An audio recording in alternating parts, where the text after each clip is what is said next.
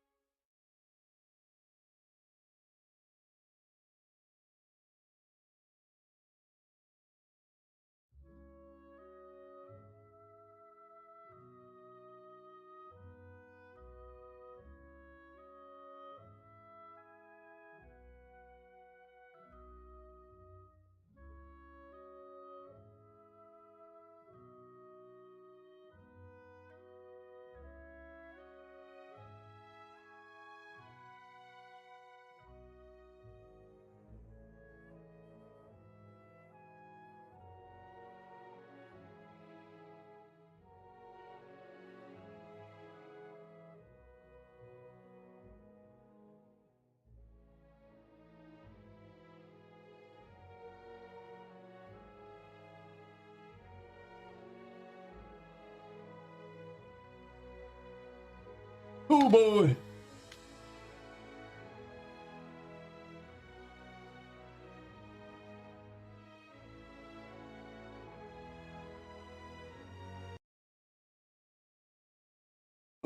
Ooh. Oh. Boy. All right. We're back. I think. Kind of.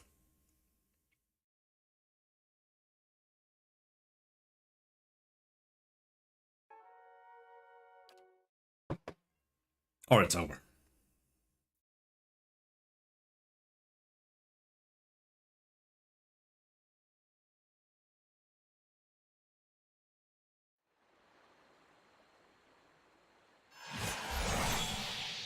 Ah!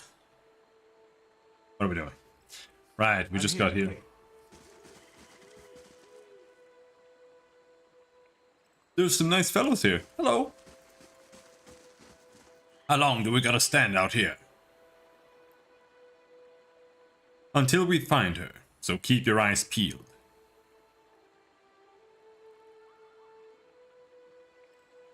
Us? We're just minding our own business. As soon as we catch her, it's back to Defiance Bay. Talk with Medrith. We're cooling our heels until Medrith says the job's done. An elf idles by the road, watching the village across the river. He nods at you. He nods as you approach, and the cowled figures standing near him fall silent. Welcome. Greetings, friend. A slow smile forms as he eyes you. I've heard of you. Word has it you've been busy in Defiance Bay. He draws closer. I'm busy too, and eager to finish my business and get back to the city. Say nothing. Strong and silent, eh? Just the kind of person I need to find her. Who? Haven't you heard? There's a murderer on the loose, said to have gone mad with grief and strangled a dozen healthy children when her own was hollowborn. He nods at the figures with him. We've come all the way from Defiance Bay to bring her to justice. Why are you standing around here? He nods at the river. She's hiding out in that village. We'd go in after her ourselves, but the problem is she knows our faces. There's no telling what she'd do if she saw us coming, and we'd like to avoid any further unnecessary bloodshed. He leans closer. Her name's Nifra. She's an Orlan. I feel like everyone's name is Nifra in this game. There are like 4 people that I feel have this name. There's like one called Nifi and one called Niria or whatever. We want to get her out of town so that we can deal with her cleanly. She knows we're looking for her, but if someone were to convince her that it's safe to leave. If she's a mass murderer, why didn't the Duke send Crucible Knights after her? A look of distaste flickers across his face. It's quick, but you catch it. The powers that be want to keep things quiet for obvious reasons. Better not cause fuss, and certainly better not to startle her into doing something drastic. This check, it kind of doesn't really do anything. It just kind of indicates that they're obviously not there for what they say they are there for. So you can just pick one of the choices you already have. I'm not a huge fan of most of these choices in this game. I hope 2 is better when it comes to the dialogue.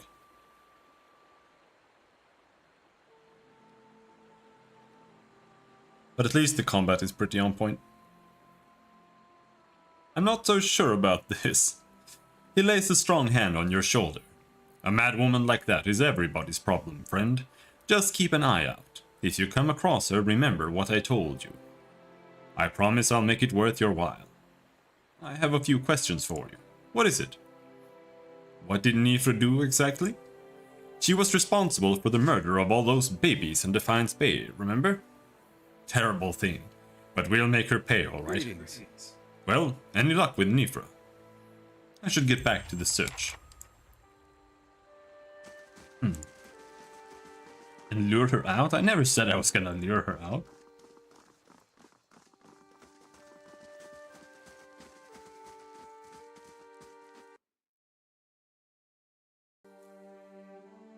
At once.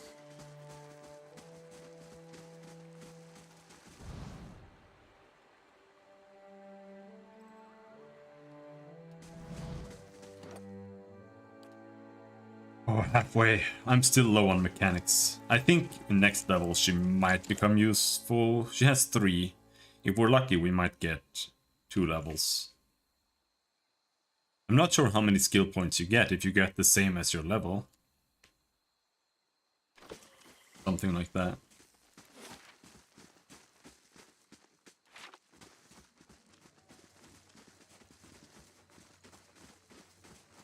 You must have seen something.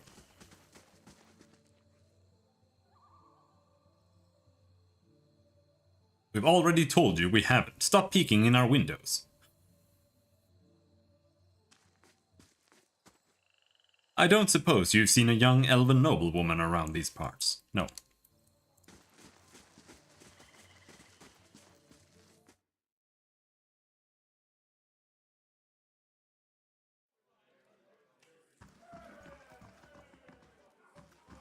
I just want to find her. Surely even you can understand that. We're decent folk, my lord. Perhaps you should leave and check the wilds.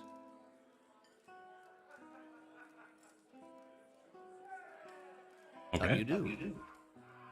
The innkeeper digs inside a mug with a dirty rag. His eyes under his thick brows are tired but watchful. He gives you a quick nod as you approach the bar. Don't see many travelers these days. Something I can do for you. What was that exchange with that nobleman about? He looks up from polishing his tankard and glowers at the lord. Folk around here are decent. No, folk around here is decent. They mind their own business. You want to stick your nose in it, go talk to him yourself. Fair enough. I have questions about Durford. He runs his rag around the rim of the mug. Ask. Do you know anything about an Engwithan ruin nearby? What I know is it's best avoided. It don't serve to anger the Glanfathans by stomping around their sacred grounds.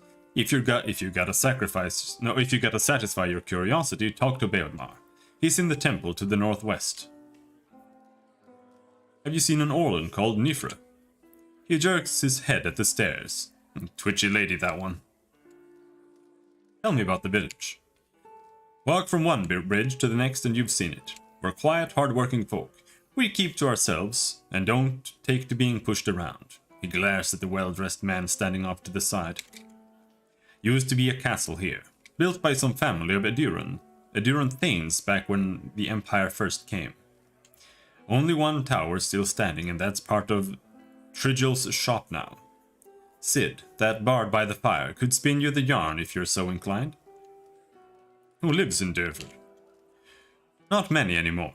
Hard to keep people around when everyone here's birthing Hollowborn. But we've got a few who stick around and do business. Trigel's the leather courier. Hindina crafts potions, and Winfrith trades in general goods. Rumble's a pig farmer, or was anyway. Something happened to Rumble's pigs, I take it? Damn ogre carried them off. Now he squeals more than his herd ever did. He shrugs. It's rotten luck. And Winfrith? Been around even longer than I have. Nice enough fellow, but could find his way to the end, but never could find his way to the end of a sentence. His shop's across the square. Tell me about Trigel. He's a courier. Treats leather and makes armor and a few other goods with it. Problem is the smell of tallow and deer shit tends to put people off their food. And his shop's right next door. What's Hendina's story? Lady's a clever hand with potions and poultices. Got herself into trouble with a nest of worms, or so I hear. Her cart's on the east end of town. You said you don't see many travelers. Course not. Why would they come here?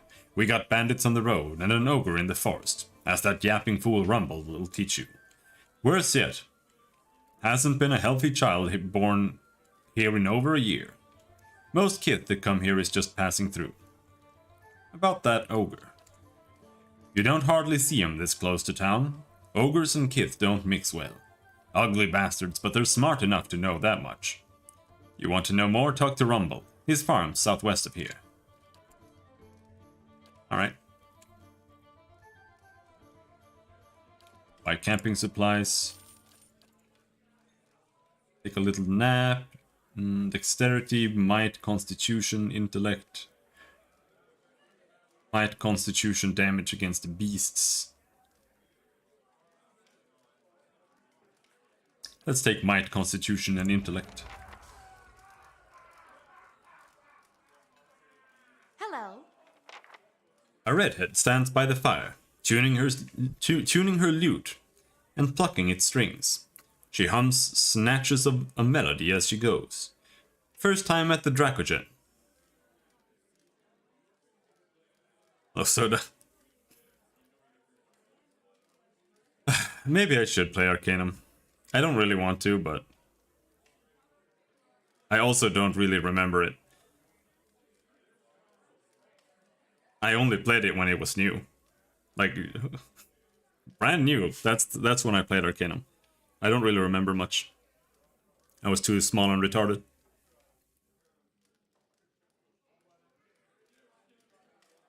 My cousin remembers a lot. He played it a lot. I never finished it. I wasn't smart enough to be able to finish the game.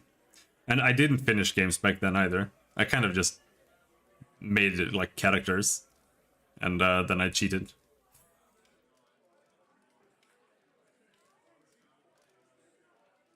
Say, you interested in the story? I haven't finished the chance, but I could tell you about it all the same. Sure, let's have it. Palagina rolls her golden eyes and exhales for an excessively long time through her nose. It was built in the time of Hadrat's rebellion. An Edirian lady Thane once had a keep here. One of the towers still stands, but the rest is said to be buried under the village. Anyway, she stuck to the side of the Empire, and a contingent of Duke Hadrat's Knights of the Crucible helped the farmers and colonists in the area turn her keep to rubble. The inn was the first building that sprang up from the ruin, built with some of the same bricks the colonists had pulled from the Lady Thanu's castle, they say. Supposedly, the quarterstaff of her chief wizard even got lost in the construction, mortared into a wall or nailed under a floorboard. Anyway, the inn was supposed to be a haven and a meeting place, where the locals built their new town. What do you mean, supposed to be? Dirwoodens are an ornery lot, and the more these new neighbors met, the more they argued. They realized they didn't agree on much besides ousting the old lord. The biggest divide was over the Glanfathans and their nearby ruins. Hadrat's knights and their supporters wanted to keep the peace, but a group of misfits with more anarchic leanings that had formed in town wanted to go after the tribes the same way they'd gone after their lord. Soon the villagers were fighting with each other as much as with the adherents. In the end, memories of the Broken Stone War and the War of Black Trees were fresh enough that the Duke's soldiers won the day. Most of the other villagers came around eventually, but some of the core troublemakers left to join the front lines of the War of Defiance, and others, I've heard, found their way into the Guided Compass. And the most forward-looking of the Glanfathan tribes. I don't know if I believe that part myself, but it makes a good story. She points to the east wall. There's a portrait of one of the chief rabble-rousers and his rival in the peacekeeping faction. Someone's idea of a joke. I don't think they were particularly amused. I want to hear about the Broken Stone Wall. Yeah, I mean, I kind of stopped being able to play games for a while. I just got bored.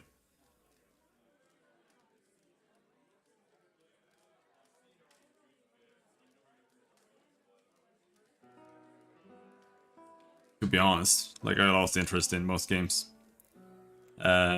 Streaming is like one of the only reasons why I can like dedicate to a game and just finish it like right away. Otherwise I just don't have the energy for the most part.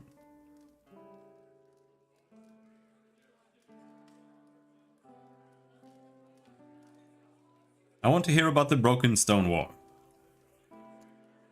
That was the first major conflict between the original Adiran settlers and the Glanfathans, happening 3 years into colonization when some farmers knocked over an Adra menhir that was part of an Engwithan ruin. The war didn't last long, but it spread quickly and claimed thousands. In the early weeks, most of the colonists didn't even realize there was a war going on until the Glanfathan raiders hit their villages. Hello, Dispiss.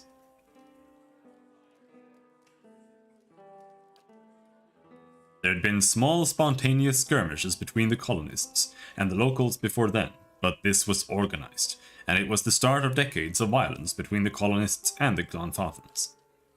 As you can see, Durwood's full of history, even in little villages like this. My problem is that I have less time and I play certain games too much. Yeah. If you end up playing games that are actually games, yeah, they take up a lot of time. I personally don't understand how people can get hooked on like Civilization for that long, but I mean, as long as people are having fun with it, like whatever. How do you like the game so far? I mean, this is pretty much my, I don't know, third, fourth time playing it, but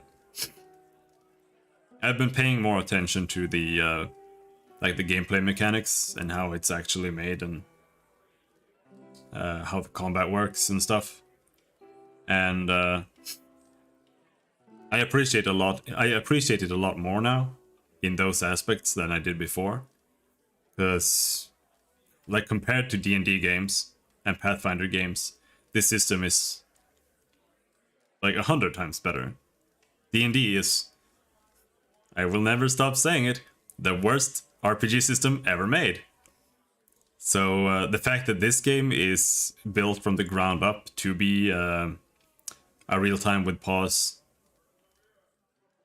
kind of RPG system, instead of just being copy-paste of D&D rules, is very nice. Because the rules in this game make a lot more sense. And it feels a lot better to play. And all my abilities feel useful for the entire game. Even like level 1 spells feel worthwhile.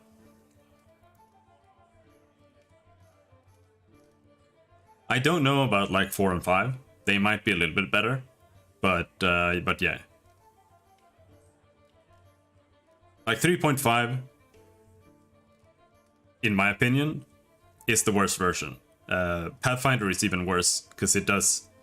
Like, it just builds upon everything that is bad about 3.5 and makes it worse. Because it exaggerates the issues.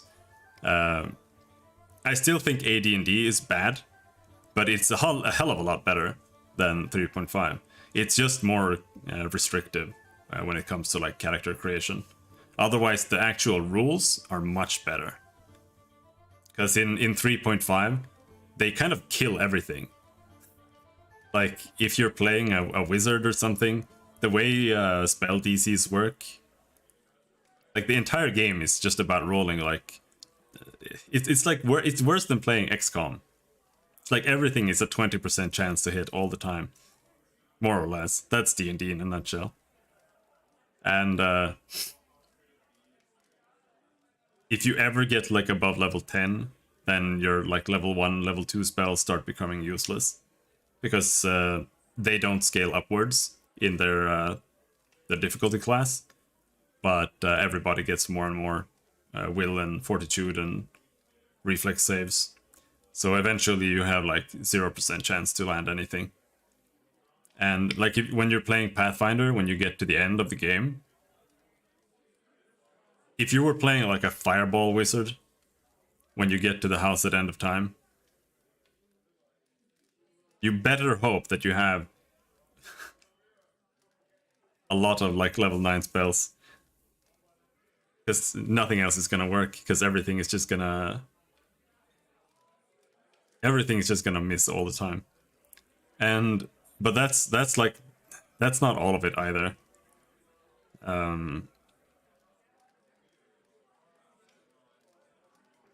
Once 3.5 became the standard, the game became a stat stacker, more or less. Like, it just becomes about having maximum strength if you're a fighter, and you just put all your points, all your stat points into strength, and then you have to play it like an MMORPG, more or less. Like, if you're gonna be fighting something big like a dragon, you need to play it like an MMO. You need to have like bless with like a morale bonus. Well, you probably want good hope, if that's a thing in 3.5, which gives you like +2 to everything as a morale bonus, and then you need to have other buffs that give you +2 to everything, or +2 to hit as a sacred bonus, and you need to have one that gives you +2 to everything as a, another variable bonus, so that they all stack together, and it just starts turning into that. In AD&D or second edition D&D, it wasn't like that. Like, all the spells just had DCs, and you didn't really, like, you do get, it still gets a little bit much there as well.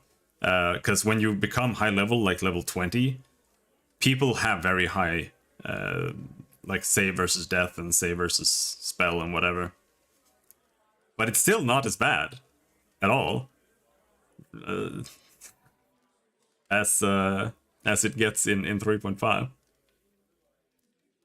Plus, in 3.5, your main stat becomes so important for everything that you want to do. So, like, if you're playing a wizard, you need intelligence, because intelligence increases the DC, the difficulty class of your spells, so they become harder to resist, which means you have to have 18, right? And the fact that the difficulty class is just based on the spell level, that means that multiclassing to a wizard to get like a couple of low level spells, like even if you go level 5 wizard to get like level 3 spells, because that's the good level, that's useless, because the spells become useless. So you need to have, like, if you're playing a fighter mage and you want to have like a couple of low level spells, the best you can do is get like mirror image and just a few buffs, because they don't have any difficulty checks to roll. Even though they will still be like super easy to dispel. And yeah. And Pathfinder is even worse, because in Pathfinder every single class, like in 3.5, I don't know if you remember what 3.5 was like, but in 3.5, when you looked at the class, like at every class it had like a little list of what you got per level, and it was nothing. Like if you picked a cleric, it was, you get spell levels here, spell levels here, spell levels here, and then it was just like turn undead is like this level, it's like your level. That was it. And a fighter got a bonus feat every other level. That was it. That was all you got. You got nothing else. But in Pathfinder, they give you like 600 abilities per class on top of this. And everything like scales with your level. So if you're playing a druid, for example, and you get the druid pet, that druid pet will be the same level as your druid class. And that means if you multi-class out of druid, then your pet will be one level behind the monsters that you're going to be fighting from then on, right? And that means that it becomes useless. Like 2 or 3 levels behind, and it's already useless, more or less. I don't know. How's a DM supposed to cope with like 600 feats in play? Because the feats don't do anything. Like you've got 600 feats and they barely do anything. They have like no impact. It's like it's like 5% and 10% things left and right. You only have a small handful of feats that do anything whatsoever. So it like barely matters. And it's super overcomplicated because you have 600 feats in play, and the players have to like figure out their like path through the feats, and even then it barely does anything, because it's just weird. Like, oh, you need a feat to be able to use dexterity for your light weapon and blah blah blah blah blah. That's why it's so much better in this game, that you have perception. Perception gives you a bonus to accuracy, and that affects everything. It affects spells, it affects ranged, it affects melee. So that's the stat to get better 2 hits, right? But in D&D, it's like this fucking clusterfuck where you need strength to have a chance to hit, which doesn't even make sense really, and it also gives you damage. But then you can grab a feat to get dexterity to 2 hits on your weapons, which also doesn't make any sense because you don't get any damage. So it's like a completely wasted feat, more or less. All it'll give you is like, if you got like 12 strength and you wanna melee with your 18 dexterity, you'll get like, what is that? That's 15% extra chance to hit. That's a pretty strong feat compared to weapon focus. But the only reason to get it is if you're playing a rogue and you want to be able to land your melee attacks, because you can't stack strength, because you need the dex, because you're a rogue and you can't equip heavy armor. That's the only reason it exists, so that rogues can sneak attack properly, because they don't need the damage bonus from strength as much. So it's literally just a rogue feat only. And there's so much shit like that that just doesn't make any sense. Like, just give it to the class, whatever, or I don't know.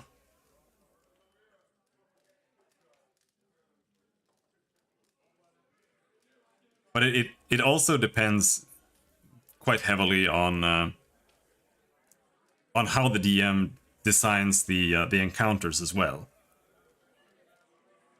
Because as we've seen in Wrath of the Righteous, even though, sure, I will admit at the end there, once you get through and you free Dresden, you're not supposed to go west, even though you can go west. Because if you go west, then you instantly fight level 20 random encounters. So you're supposed to go down. But even before then, all the bosses were like level 20 at when I was level 8 or level 9. And if you design your encounters like that as well, the D&D system makes even less sense. But it's still kind of... It's still like super RNG. Because...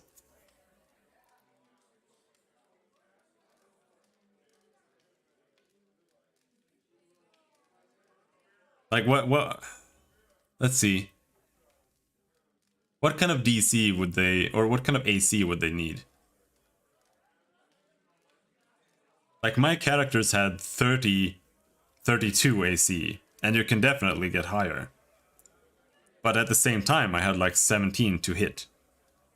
And that means if the enemy has even the same AC or lower than I have, that's a 50% hit chance for my best characters.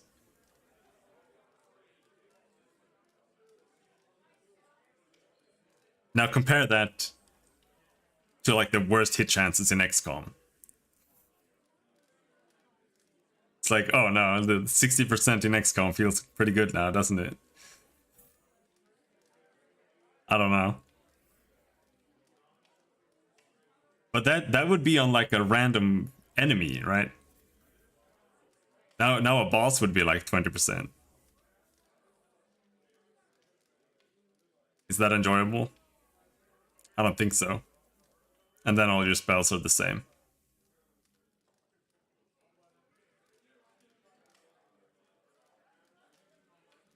Yeah. Or you just make this game and you make it more about damage resistance and stuff.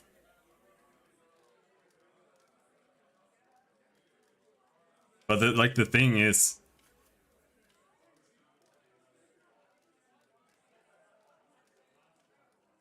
I don't know.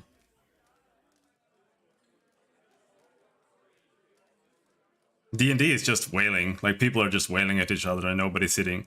And then somebody crits and the boss dies instantly.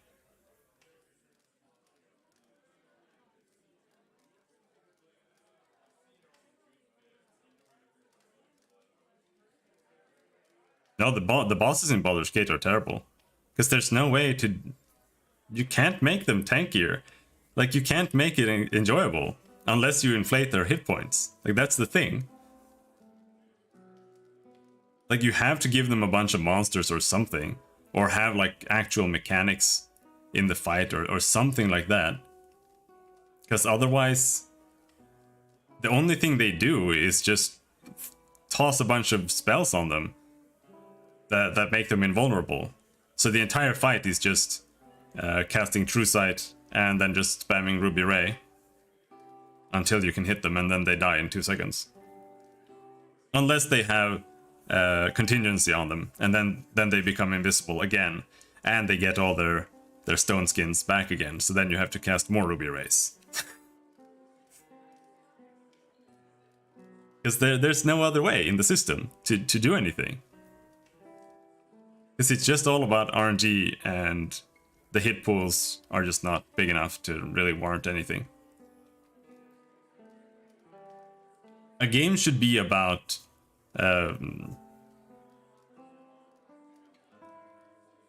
like strategies and counterplays and stuff.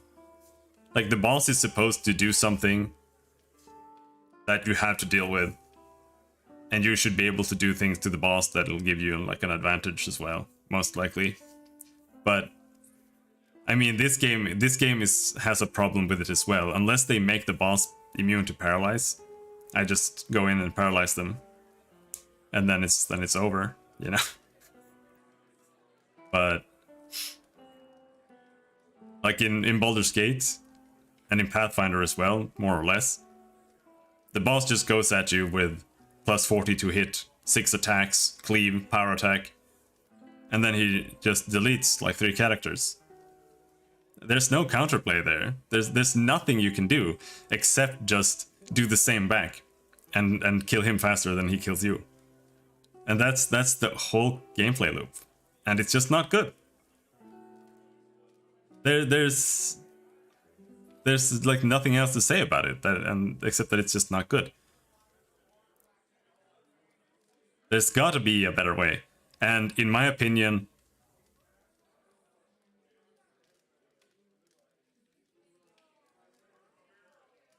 it's better to have less powerful things and a boss with a slightly bigger health pool. And you can have mechanics that actually do things.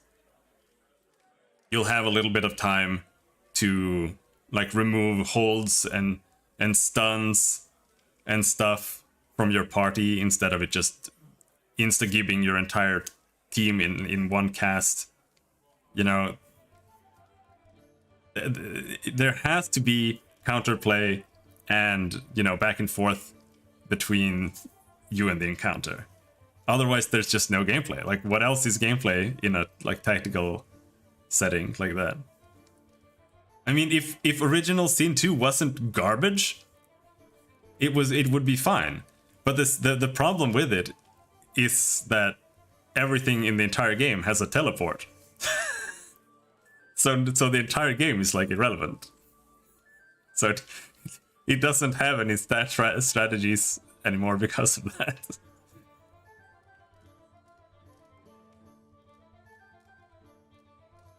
And the entire game is just chain knockdowning bosses. So I don't know, dude.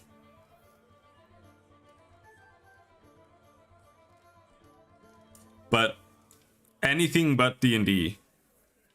Like this game is better. Your characters don't always die instantly, especially not if you're playing on normal. Enemies start dying instantly after a little while when you're leveled, but I mean, when you're fighting enemies that are around your level or a little bit higher, it's a bit of a struggle. And I think it's more or less fine, to be honest. You kind of have to think a little bit about like what you're fighting and what weapons you're using, because some weapons have, you know, they're just better at getting through armor. So if your entire party is just daggers, you're not gonna fight dragons very well. So you've got to just bring some other weapons. I'm not a huge fan of just weapon types and stuff like that for that, but it's something. It's kind of hard to do much with weapon types otherwise, but it's not really that interesting gameplay wise, because it just kind of becomes, you know, pick the right Pokemon. Yeah, kind of, you know. But it does add a little bit of a planning aspect, I guess. It's better than weapons in D&D, because in D&D the weapons are just obsolete. Like 90% of the weapons are obsolete except for from a role-playing point of view, because they're just bad. It's like, okay, you've got martial weapons. Are you gonna use a short sword or are you gonna use a long sword? The long sword does more damage. There's no downside. Which one are you gonna pick?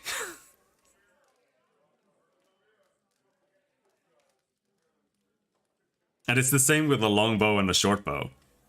Like, the short bow is just worse. And both are martial, I think.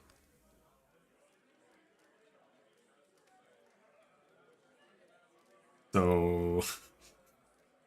No, it's not faster. They both have pierce and slashing.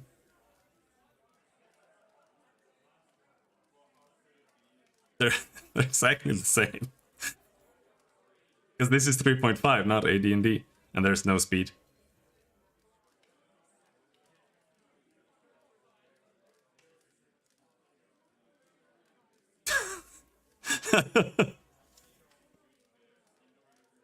Like I said, in Pathfinder, they had to implement an entire class just to make knives have a function. And that's like the problem with a lot of the D&D system, that you can't do anything in the game unless someone has specifically made a class for it to make it like a thing. And interestingly, in 3.5, there was a feat called Zen Archery, which let you use wisdom for archery, so you could play like a cleric with a bow. And you didn't have to like go dexterity stacking, so you can still play with like a full plate. And in Pathfinder, they removed that and made an entire monk class out of it. So now instead of that being like a way of playing, it's just, okay, now we need it. Now you need to play this fucking class. And then they ended up having to make like 60 classes just to be able to just facilitate certain playstyles and ideas. And it's just so stupid. Like, it's just obviously a core flaw in the entire system. You should just delete everything, like all of that shit. I don't know. The fact that you have to pick like feats and stuff to use alternative stats to be able to do things, it's just like, what's the point? That's why this stat system is so much better, because you don't need to deal with that kind of bullshit. Like, the 2 hit from certain stats is like the core issue.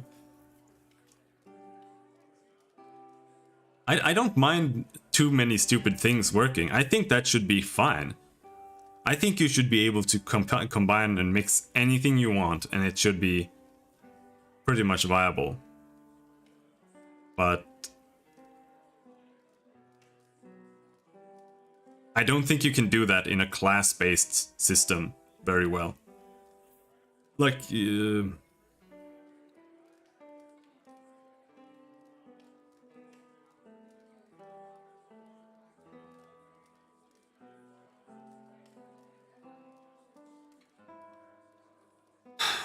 like playing a fighter with some spells or something. That shouldn't be a problem, but it's like completely impossible. You have to pick a Magus. Like, you have to be a specific class to do it. Anyway, we've been whining about this for like 10 minutes now. Tell me about the War of Black Trees. It started back in the colonial days, almost 30 years after the Broken Stone War. Even though isolated conflict still broke out between the settlers and the Glanfathans, both sides had officially agreed to peace. Edrang Hadret, Edmeth's father, was Gref at the time. As part of peace negotiations, he'd signed treaties prohibiting Adiran colonists from looting Engwithan ruins. However, he'd been unable to outlaw the use of captured Glanfathans as slaves. What's a Gref? A Gref is the governor of a colony and is subservient to the Adiran emperor. The early leaders of the Edir colony in the Durwood, including Edrang and Admeth Hadret, were Grefs.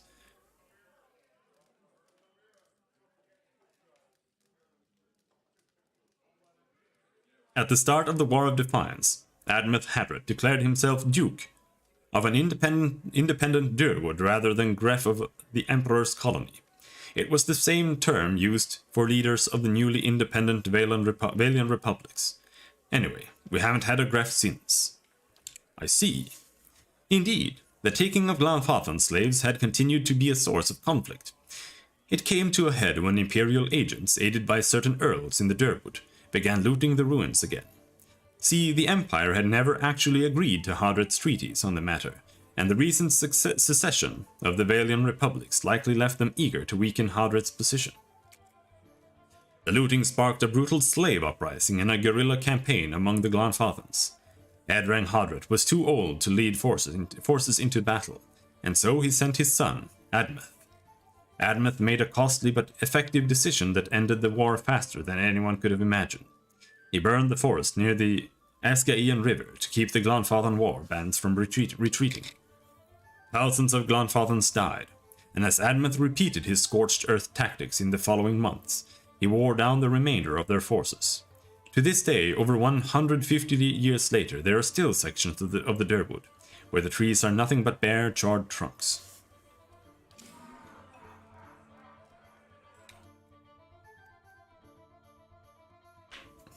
Yeah, I mean, the thing is, I don't know about how well it would translate to a video game. I don't think it would necessarily work very well, but like the kind of systems we played, it was just like, okay, you want to use a sword? You level up sword. Okay, you've got 15 in sword. What else do you want? You want to be able to avoid hits? Okay, get 15 in avoid. All right. Do you want to know? Like how to bind a wound? All right, get 15 in like bind a wound. And oh, you want to use spells? All right, sure, fine. Why not? Let's get 15 in pyromancy. And also you need 15 in spell weaving, and you need 15 in, like draw like pyro energy or whatever. I don't remember how it worked. It was something like that. Okay, congratulations. You've got like a spell mage. Oh, you want a pet? All right. Buy a pet. Get like handle pet 15. Congratulations. You're a fucking druid. It just wasn't that hard. And like, what was the problem? I don't get it.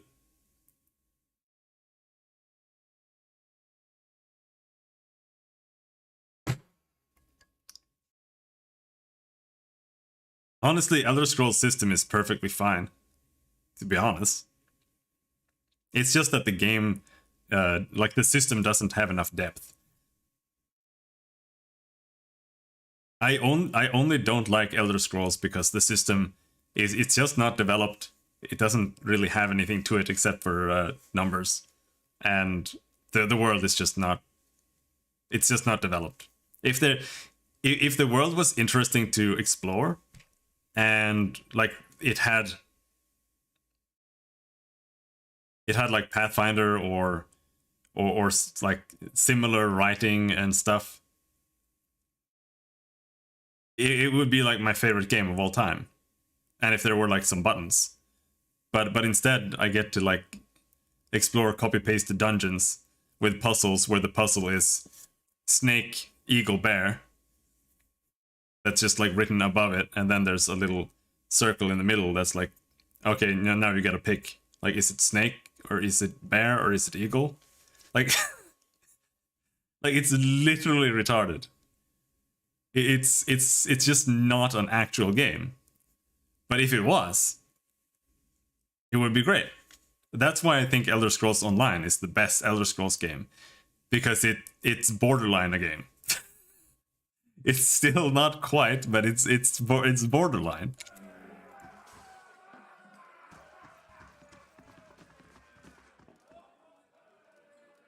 The man wears Eddar-style robes, simple but elegant. His fine leather shoes look like they were made for padding around indoors, yet they're caked with mud. He yanks at a lock of hair twined around his silky gloved finger. His fine features are etched with anxiety. My child is out there. Do they not understand? My lord, we're doing everything we can. Unfortunately, these villagers... Beasts take them all. I don't care how you do it, but find her. He jerks a few strands from his head. Oh no. I heard you arguing with the A innkeeper. petty, small-minded man, just like the rest of them around here. I've been paying him an honest fee for board and bed, and yet he can't be bothered to stir himself to concern for my Elise. Actually, he seemed angry at you. People from these backwater villages take offense for sport. You have to but show up with a full coin purse, and they'll hear insult in the jingle of your step. They forget that Duke Hadrat came from the privileged classes, as did all of the other earls and lords who financed the rebellion they're so proud of. I've asked around, but nobody in this mud hole has any concerns beyond their swine. They turn my men away like beggars and seem downright pleased to be of no use. But you're not one of my soldiers. And you look like you're used to getting your hands dirty, if you don't mind my saying so. Drifter. His guard leans in. My lord, a simple vagabond. Harold raises a hand to silence the man. If you find her, he nibbles the thumb of one silk glove. Tell her I won't be upset with her. She can come back and all will be well. I just want to make sure my Alice, my child, is safe.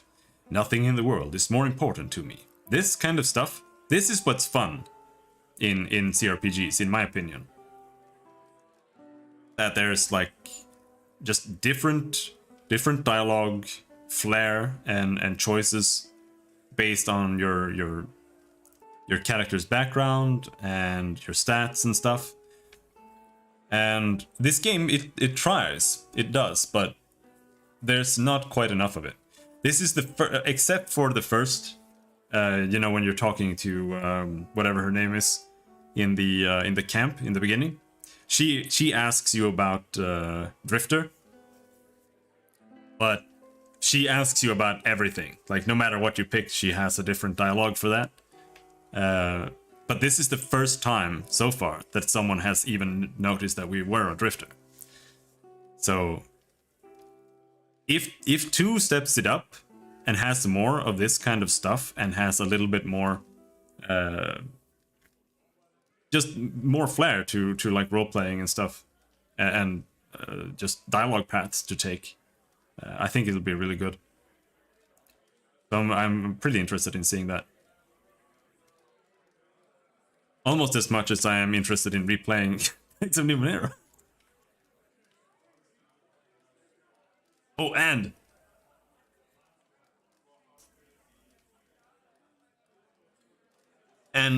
Disco Elysium. Disco Elysium has shitloads of different approaches to the game. It's really cool. I like it a lot. And you have to be like pretty narrow how you specialize your character in the beginning, especially, and that can change pretty drastically how you approach things and how you solve everything. It's really nice.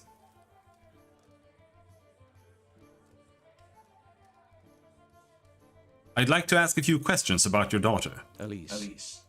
Of course. Describe Lady Elise. She's a striking young woman, bears most resemblance to her mother than to me. She has auburn hair and delicate, well-bred features. She must be, 28 or 29 now. Tell me about her disappearance. We'd stopped in Durford for a few days. On our 4th evening here, I was making plans to continue our journey. Lady Elise was feeling unwell and went to bed. When I retired a couple hours later, I found that she had vanished. None of my men had seen her go, and no one at the inn knew where she was. Since then, my people have been combing the village, but we've yet to find a clue, and the locals have been no help. Why did you and Elise come to Durford? Wait. Why did you and Elise come to Durford? It was merely a stop along the way to Aina's Rest. However, she took ill shortly before our arrival, so it seemed prudent to allow her a few days to recover. What's in Aina's Rest? He frowns, as if about to protest, but he gives it with a sigh. Lady Elise has reached an age where it is prudent for her to marry. Given this legacy business, I can't let her fertile years slip by, nor do I want her womb to fester in the presence of so many Hollowborn. Seems there would be more potential suitors in New Heomar, or New Yarna. You think I haven't considered that. Arranging suitable match is difficult. The best prospects for my child lay in Aina's Rest.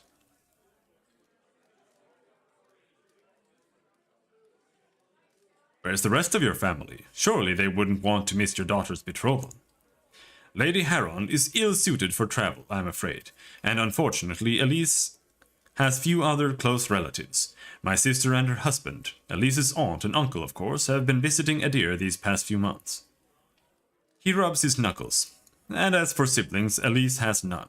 My wife has only given birth to Hollowborn. Since Elise, that is. I see, but going back to your daughter. Tell me about yourself. I'm Lord Nestor Harron of Defiance Bay. My family has been prominent there since Imperial times. Our primary estate is on the outskirts of Brackenbury, but we have holdings in New Heomar as well. Those went to my sister and her husband. Alright. Certainly. He said the lady was upstairs.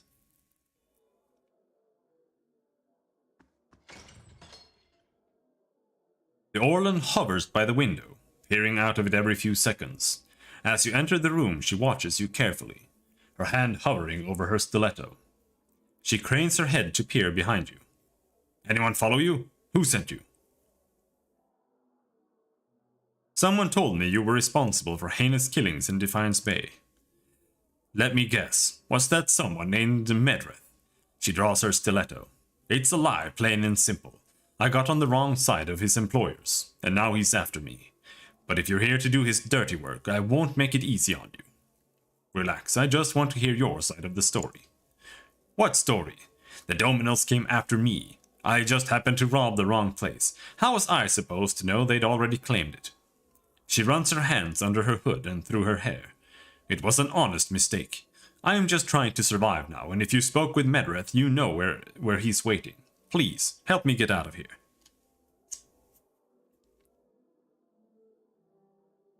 Well, obviously this person is not a very nice person, but I hate the Dominals, they're trash, so I'm just gonna help her. Go east. Medrith's waiting for you just west of the river. She nods slowly. All right, I'm trusting you. Don't have much choice.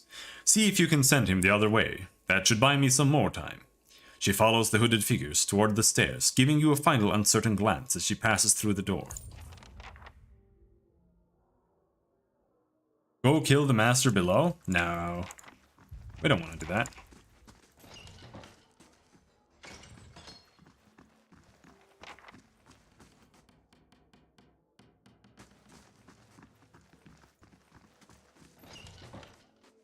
This is a Unity game, by the way. I was kind of pleasantly surprised to see that.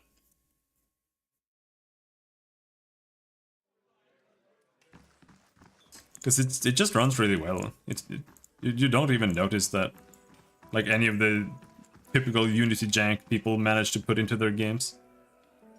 Explain the zero cache? No, it doesn't. Plus the load times are fine. What are you doing in the kitchen?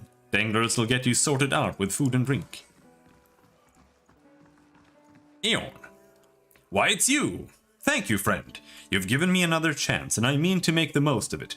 I've been telling everyone around here about how you helped me. Oh, thank you. Not that it seems to have really helped.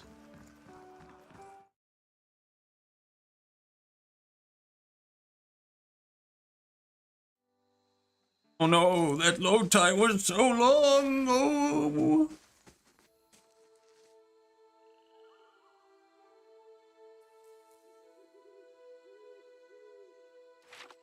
Mechanically, yes. Writing-wise, no. The writing isn't bad though, but it could be better.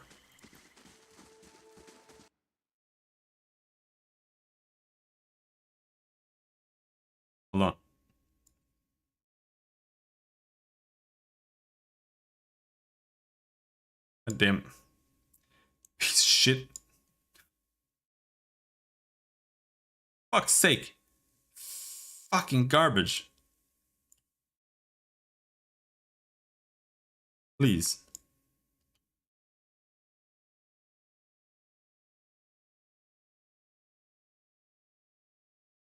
Yeah.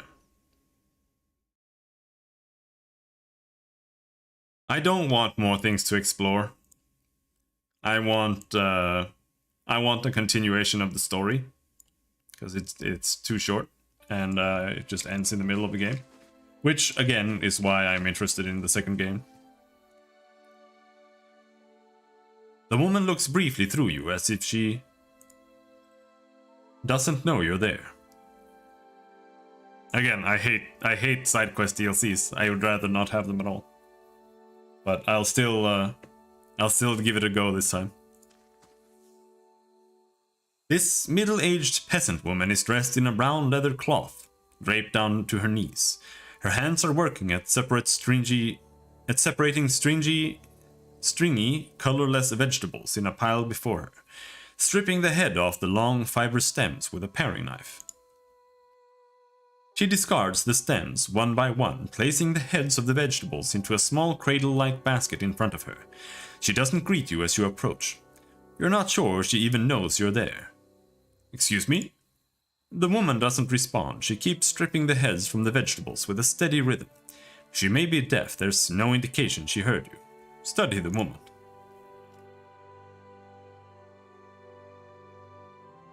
It's great, expands a lot of concepts of the universe.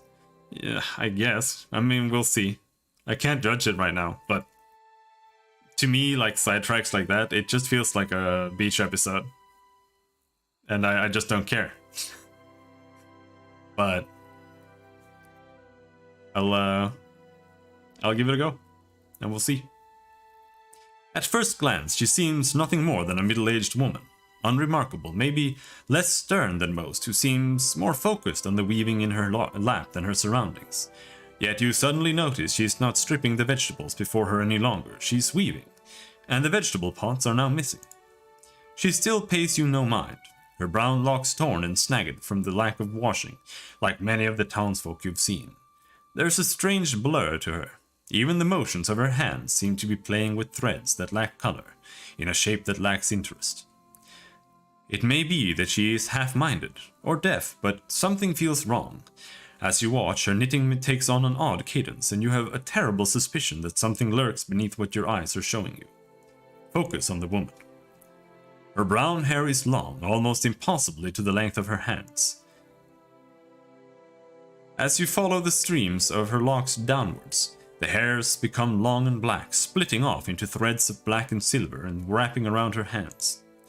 She is forming a soul cradle with the thread, braiding a net in front of you, each finger long and sharp like a series of knitting needles, almost hypnotic. The silver and black strands of her hair weave together, with silver predominating as a highlight, the black shadowing it.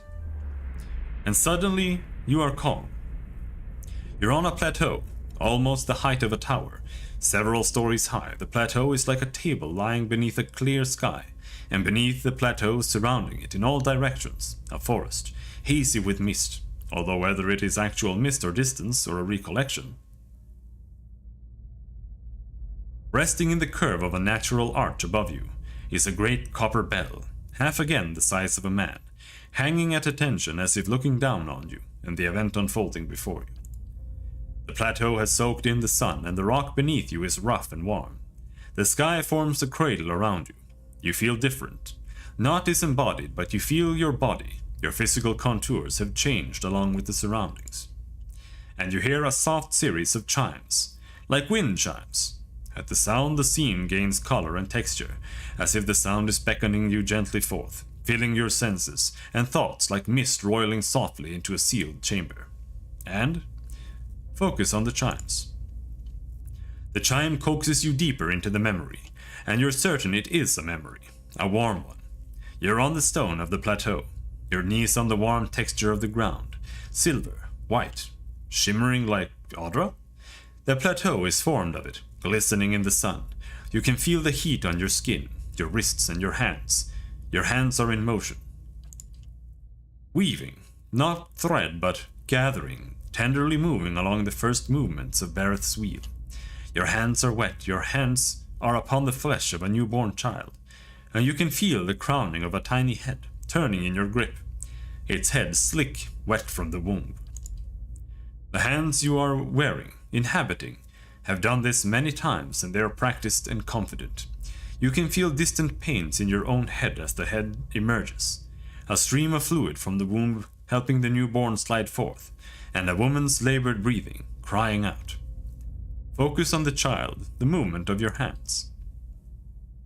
As your hands move, you hear the sound of chimes, clear, cutting through the haze of memory. You cannot see where they are coming from, but they are close and they are meant as a comfort. Of that you are certain. Draw the child forth.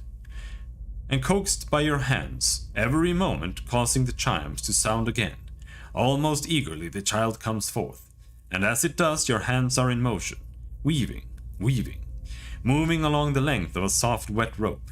No, an umbilical cord, from the legs of the naked woman before you.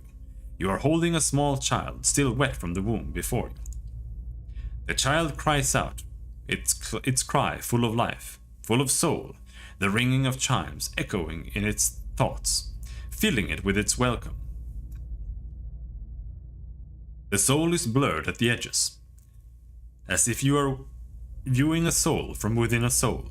But it is there. It is alive. The woman before you is weeping, and at her first cry her hands reach out for it. Surrender the child. You surrender the child to her, something you have done many times before, and as your hands move the chimes echo the movement, and you realize the chimes are hanging from cords on your wrists, and where they once echoed in the memory, they are now echoing in the child's mind as well. The chimes are intended to welcome the child, to be its first gentle greeting into the world, a soothing sound guided by the tender motions of your wrists. You are helping to weave its thoughts, its perceptions, and the experience. The experience. The woman laughs with a ragged joy. Laughing from a parched throat, her emotions seem soothed, but the physical demands of labor have left her exhausted.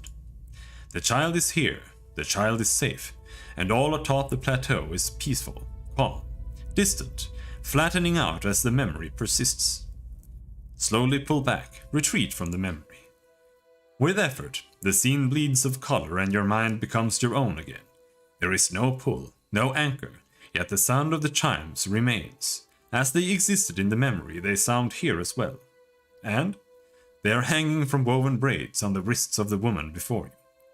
Even as your head is spinning from the touch of her mind, the sound of the chimes on her wrists is sharp and clear, as if coaxing you back to the real world.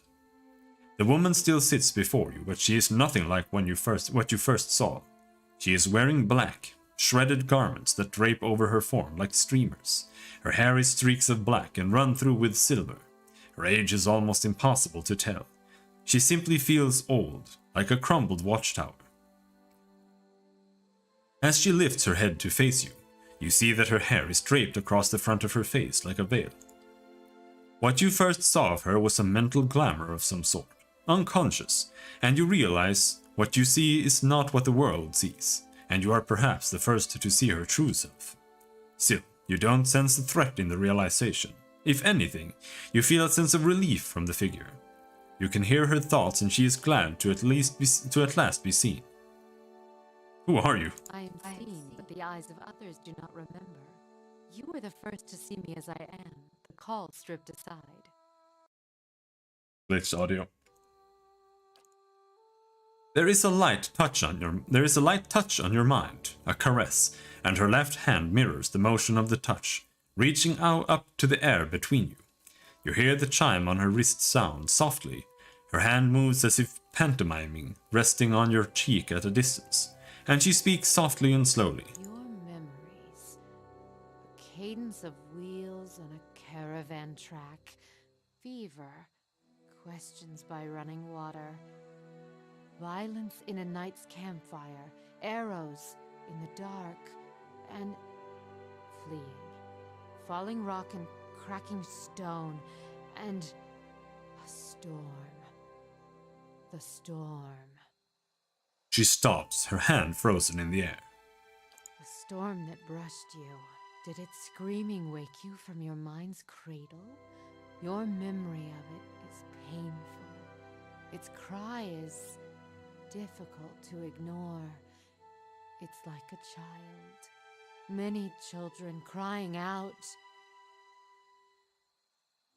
I encountered a Bewick, yes, and it did something to me.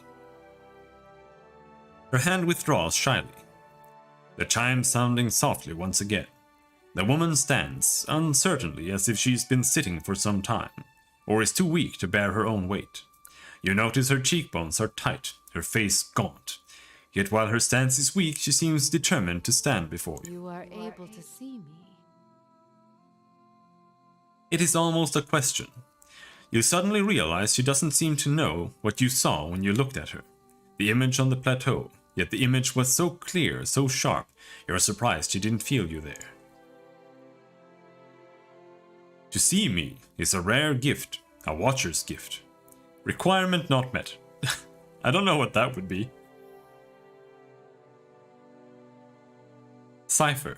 It felt like a pathway between our minds, but strange, gentle. So many questions, thoughts whirling like storm winds. That storm still roars through you, deep beneath your thoughts, yet muted and secret, like an underground river.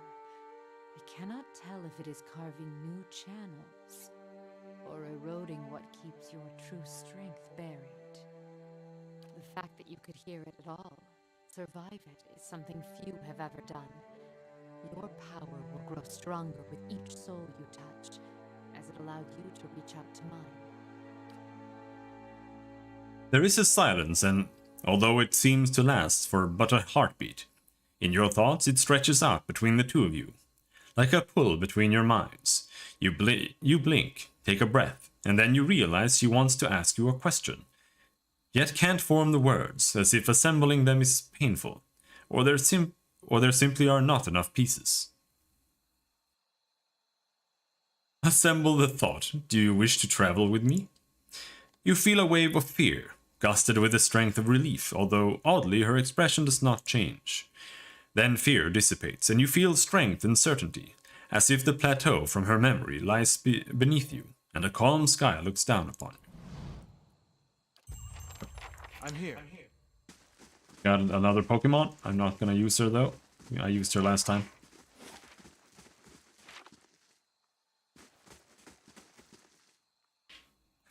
Honestly, I don't really know. I kind of want some kind of term to describe it, but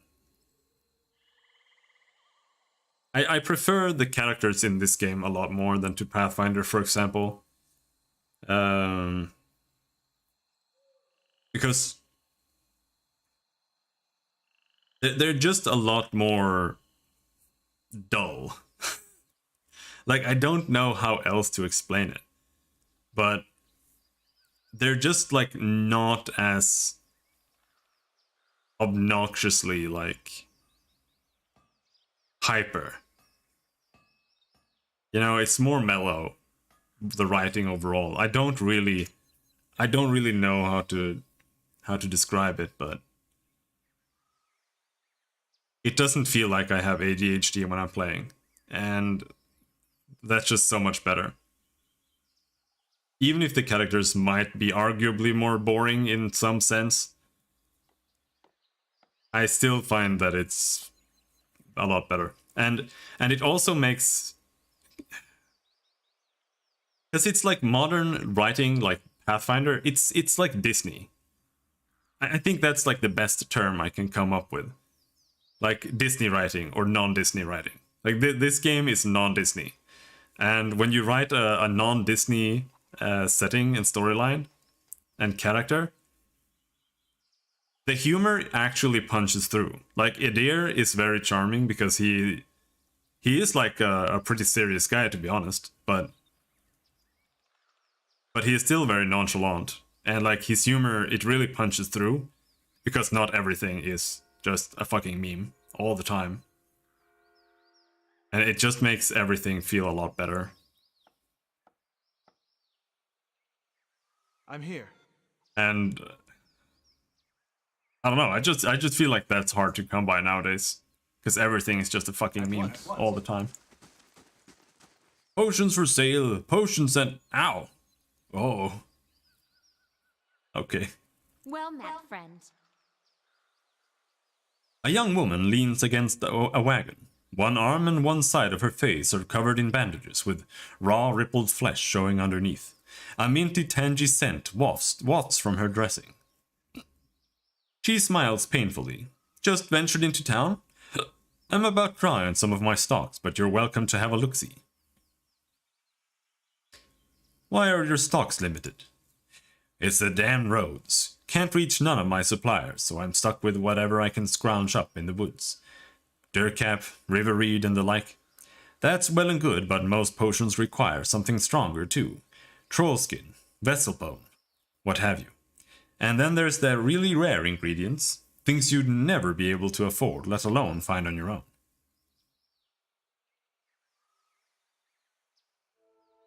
What? What did you find? Hendina winces as the rest of the story comes tumbling out of her.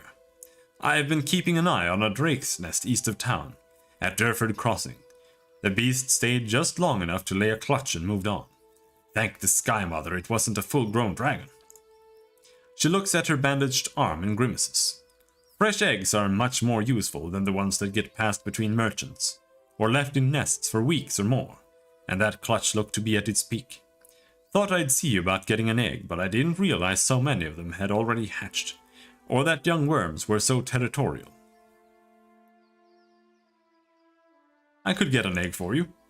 She keeps her gaze steady, but you see hope kindling in her eyes and twitching at the corners of her mouth. I sure hope you're not leading me on. I don't think I could stand getting burned again. She bites her lip. If you really mean to go after it, I'd certainly pay you. Just remember, big as they are, dragon eggs are fragile. And there's a lot more I can do with the whole one. Good day to you. She adjusts one of her bandages. Anything else I can do for you? I've got some handy ointments if you're braving the roads anytime soon. How'd you get burned? She turns her face to the ground. By the flame, how bad does it look? Just say it. I know you'll tell me straight. It looks like it hurts. She laughs ruefully. That's a mighty soft way of putting it. She sighs. I told you about my run-in with the worms. I reckon you put the rest together already. Yep. Show me your wares. She steps aside. Sure thing. The shelves of her cart contain jars, vials, and bundled paper packets. Crap. Okay.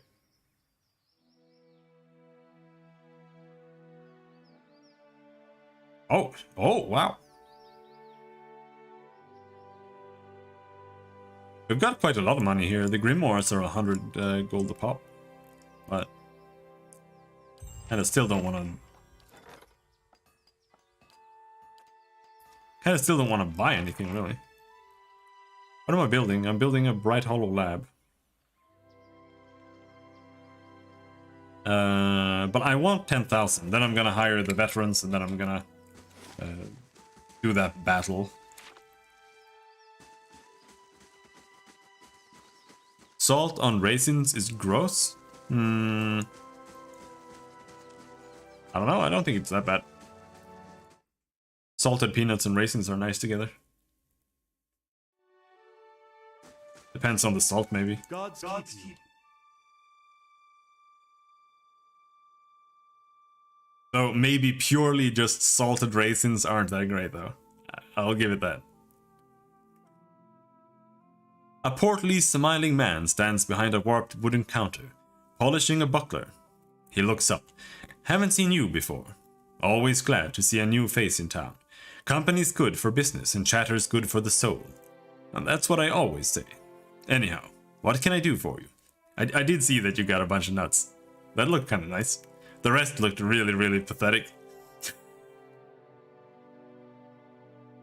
Of the food that they gave you. Like the sausage just looked so sad. Show me what you have for sale.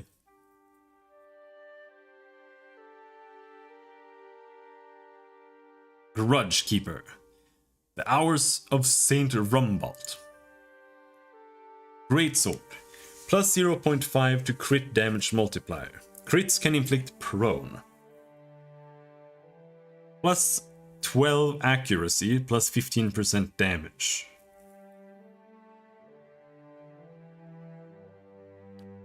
Costs all my money. They were slimy as well as grey and wrinkly. Gross, dude.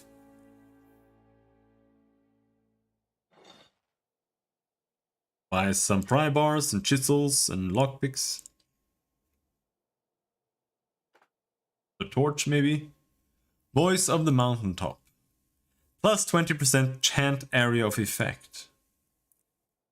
Boots of Zealous Command. Plus 20% Zealous Aura area of effect. Angios Gambison. Deleterious Alacrity of Motion once per rest. No.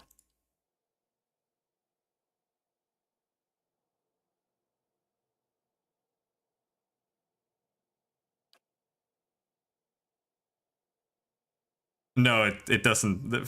Face down isn't part of it. It's literally just laying like this. As far as I know. I mean, objects can lay prone.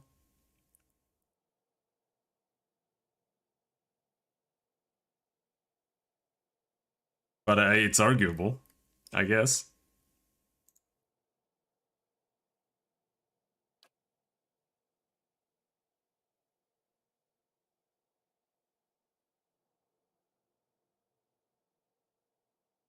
Jama can suck my balls. That's what I think about that.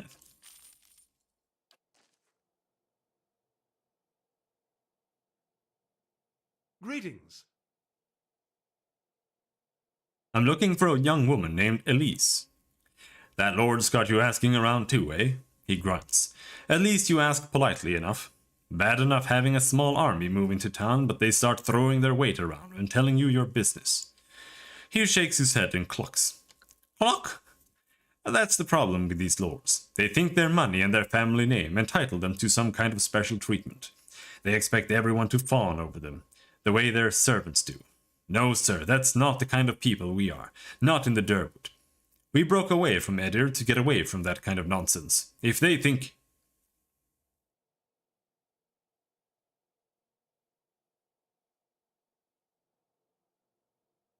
I can certainly understand why you feel that way, but at the moment I'm just looking for his daughter. Of course, I was just getting to her. He clears his throat. I haven't seen her. Not since she went missing, anyway. She mostly kept to herself. He shrugs and wipes at the buckler again. But you know how women are, always carrying on, full of palaver once you get any two of them together. Perfectly harmless, mind you. I'm not criticizing, it just feels like they never run out of things to say. That girl seemed rather quiet, downright shy, if I do say so, but even Hedina got her talking. Just goes to show. Hedina, an alchemist, runs a small stand near the center of town. Talented lady, but she had a run-in with some worms not long ago. She's lucky it wasn't that ogre that's been roaming about. It took all of Rumble's pigs the other day. Did you hear? But don't get him started. He's still sore about the subject, and once you get him wound up about that ogre and his pigs, he just won't stop talking. They will have both. In Guilty Gear, you have both prone and supine states. It affects how quickly your character gets up, and that affects how fast you have to delay doing the Okuseme, which is the wake-up game, when you jump in to attack someone who's waking up. You know?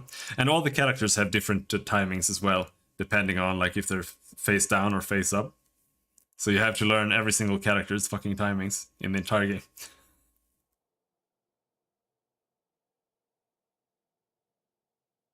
What's been going on in Durford? Oh, we're a quiet little town, not much happens here. Especially not since the legacy hit. people realized they couldn't have babies and just stopped trying altogether. And that takes a lot of the excitement out of the day-to-day, if you can believe it. Farewell.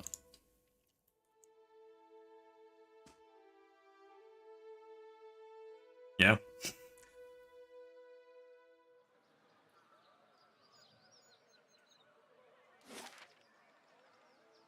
Certainly.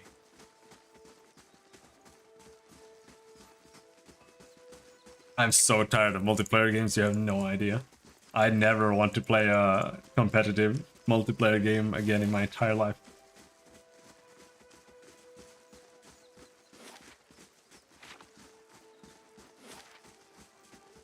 Where is Pig Farm? Down there.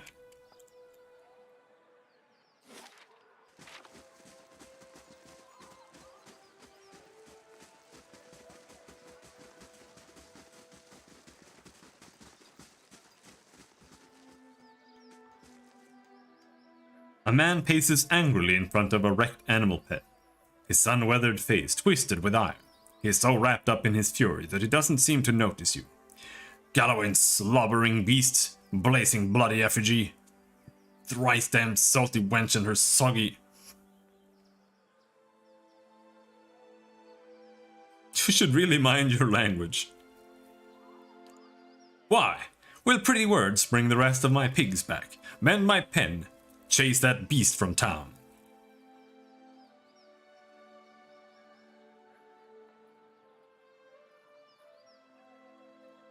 At least you're in one piece. That's something to be thankful for. But these pigs are my livelihood. What am I supposed to do now? He bites his lip and closes his eyes. His nostrils flare with each quick, angry breath.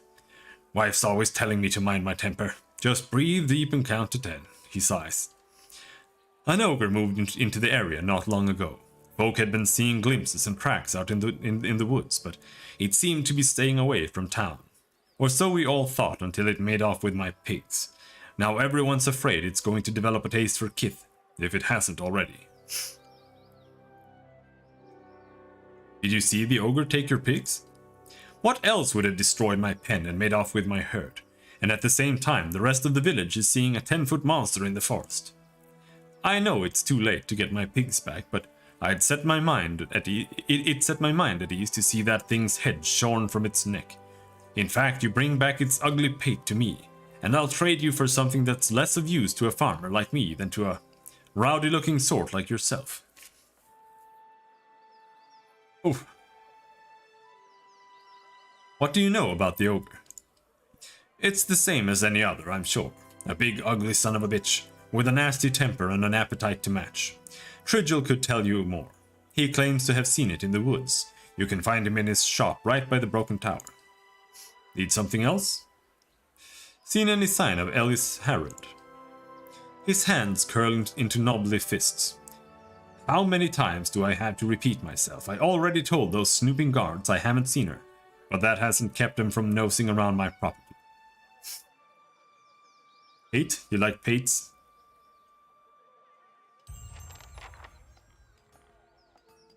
Certainly. Yeah, I don't mind the dialogue content. And I don't mind the story in itself either. Again, it's just that the game is cut short because they underdeveloped the story because they had too many Kickstarter promises and that ended up taking up way too much time. At least I think that is why. And the game doesn't involve you. Like, the writing doesn't involve you. You're just some random asshole, and you just kind of have to stick your nose into everyone's business for no reason. If those two things were better, this would be definitely on my top list of CRPGs.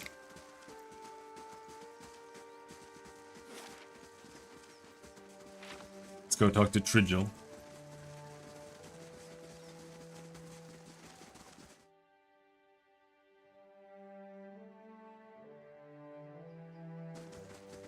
I can't find it anywhere, We'll talk about this later. Get back to the dice. I'll take care of our customer. Greetings. A sturdy, broad-shouldered man wipes his hands on his slacks. He reeks of the same foul compound wafting from the vats, and his arms are stained with dye. You looking to purchase some leather? Show me what you have for sale. Oh, exceptional light armor. Troll hide belt. +1 endurance per 3 seconds. Girdle of mortal protection. Minus 27% crit damage taken.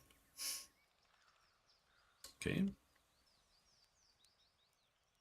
Exceptional.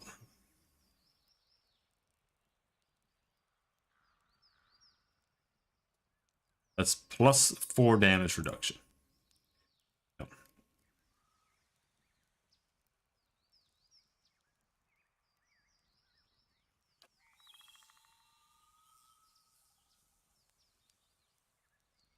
He wipes a splotch of dye from his elbow with his shirt tail. Something else you need? Rumbold mentioned something about an ogre. He's hardly talked about anything else since those pigs of his went missing. The whole town's been worried about that monster. People are starting to see shapes in their windows at night, hearing its growl in the snoring of their mates. It would put a lot of minds at ease if someone got rid of it. He scrapes at red pigment under his fingernails.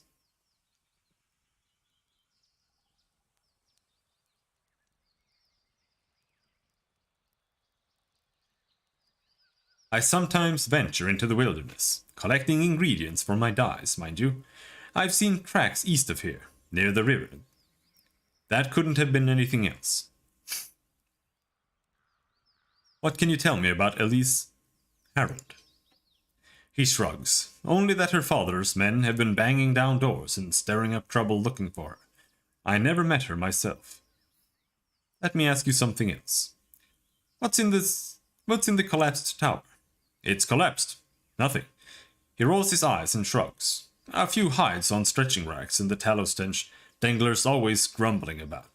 The rest of the keep's dust, just like the fool lady Tane, who tried to hold it. There's a bard at the inn who'll tell you the whole blazing story if you want to hear it. Thank you. Oh, Saban. I'm not one for chit-chat. I'm not one to chit-chat, human. Speak to Trigil if you got questions. Okay.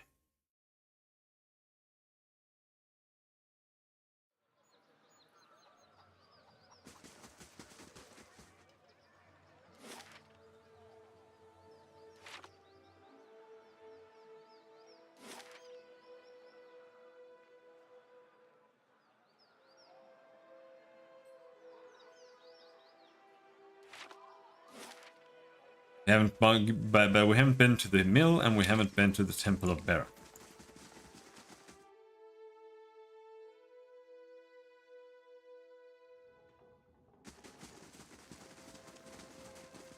Villager, villager, villager. Yep, those are villagers.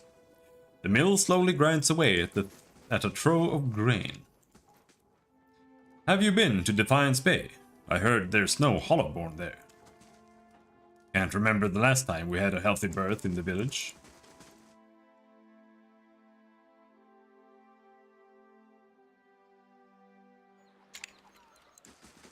Next time we get the chance, I'm buying you a pint. That means a lot, Adair. Oh, do you want one too? Sorry, I meant for Isselmere. I'll get you one too. Very, very kind of you. Medrith. How do you do? He picks at a long blade of grass. Found Nifri yet? I am ready to get out of here. Yes. She snuck out the back of the inn and went north. He squints at you, pulling the grass into 2 flimsy threads. Did she now? And how would you have known that? Resolve 14. The innkeeper told me, said the bed sheets were hanging out the window. She won't get far. He grins and hands you a pouch of coin. You've been most helpful. My employers in House Domino send their thanks. He turns to his posse. Let's go. I hate the word posse.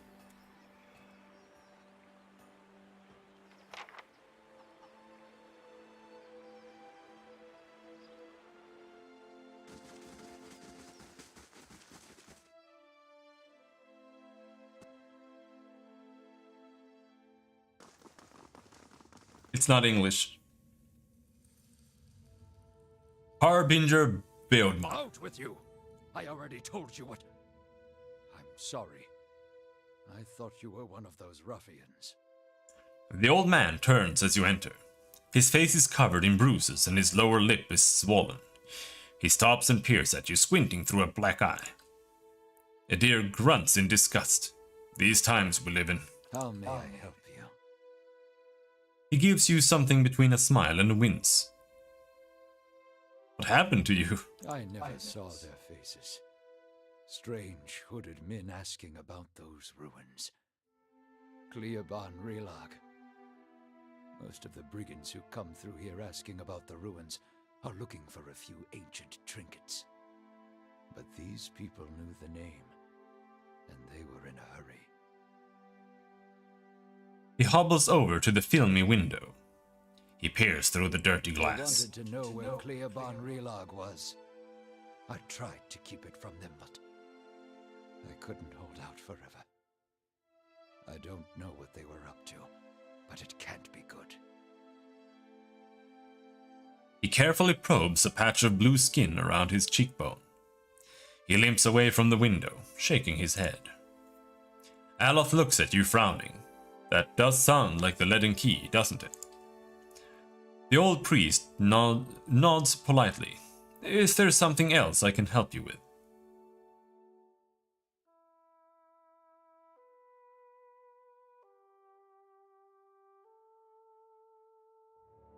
This is a temple of Barroth? What can you tell me about Barroth? Barroth is the most universal of all the gods. It oversees portals and cycles of all kinds, even life and death itself. Under Barroth, an ending is merely a passage to another beginning. Barroth has many representations across time and across cultures. Around the Dyrwood you'll commonly see it depicted as the Pallid Knight or the Usher. The Glanfathans, however, know it as Bunen. Bunen I Anku. And Anku I Bunen.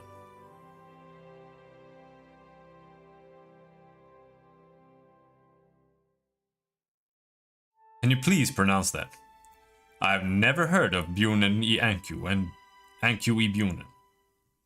It means life in death and death in life, respectively. You see them as two skeletal figures, one male and one female.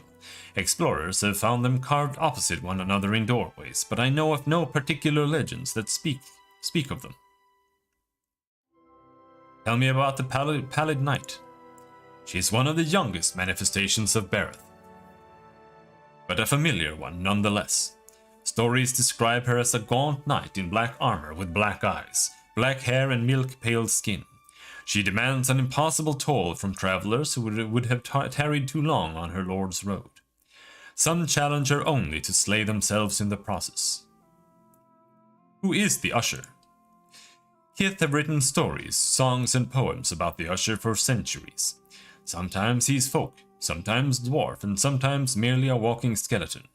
He never speaks, but he guides the way to death and the next life. He also creates the circumstances for the wayward to stumble into their own graves.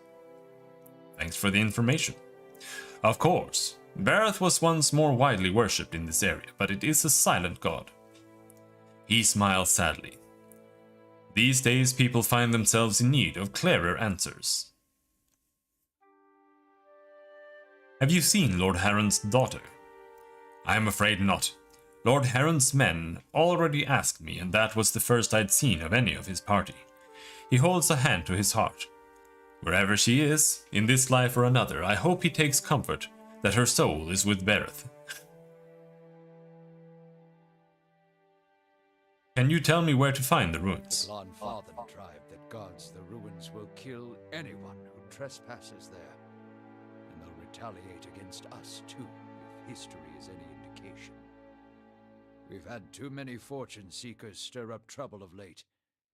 If I'm to tell you, I'll need to know your reason for wanting to go. Alright, a dangerous plot is unfolding there. I've got to stop it. If that's the case, then we may already have trouble headed our way.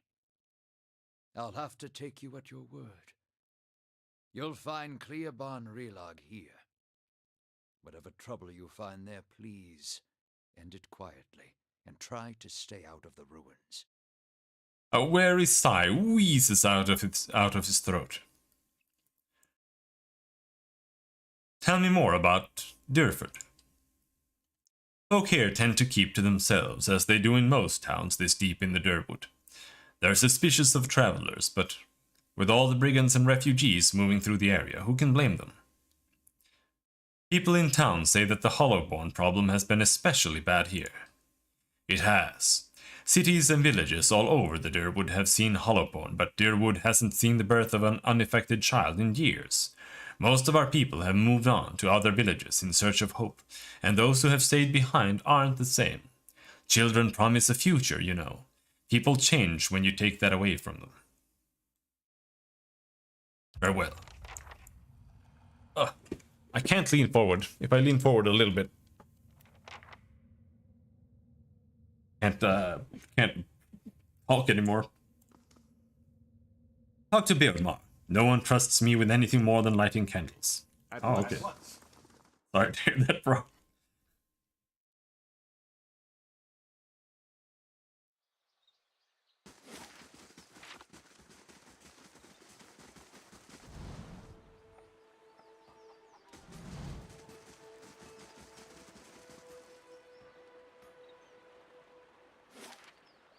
Cleoban Relog.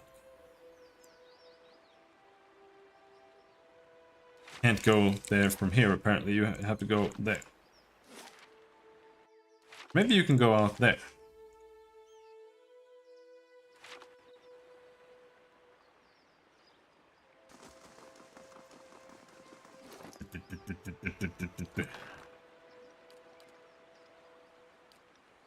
No, we don't have anything new.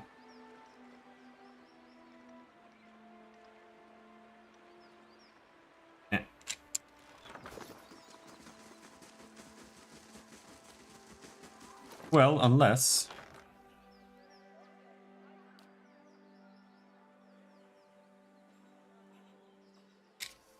he uses a rod, but it's not like...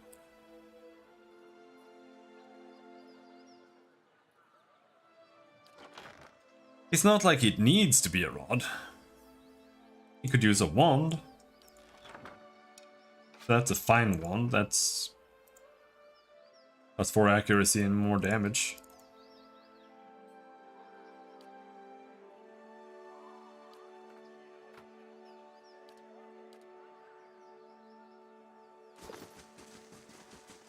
I don't really know if there's any point in using a torch.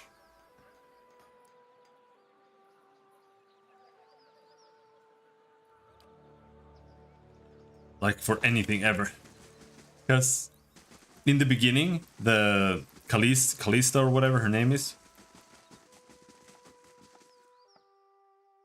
she dual wields a torch, but there's no real point to that either, because the game isn't dark enough to warrant it, and you can't make her not attack with it because it counts as a club.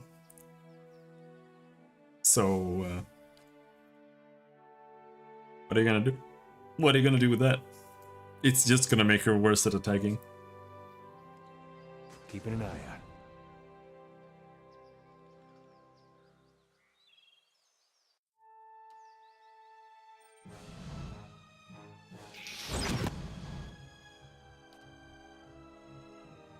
One thing that I do find very impressive, though, is painting these maps. Like, I think a lot of it is 3D, but still. I do, when you stop to think of it, I do think it's kind of impressive how much work and how hard it is to actually make levels like this. Where's the dog? The dog is over there.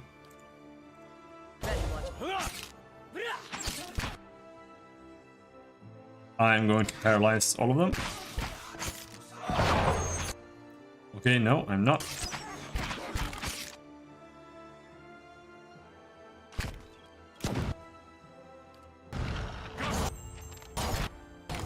is a lesson to be taught.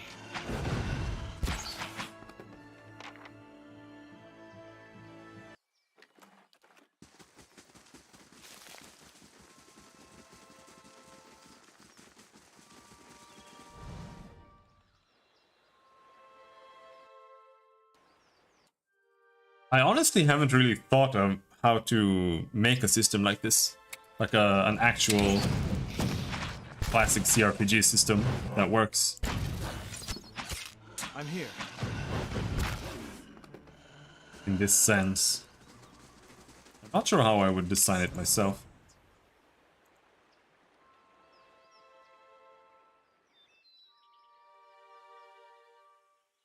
Like when it comes to more of a like a JRPG aspect to the games, especially like for turn-based, I do think I have pretty clear ideas for all of it. I'm here.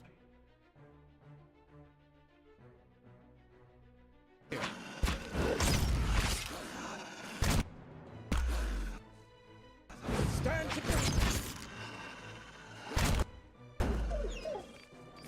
This is a little bit more difficult, I think.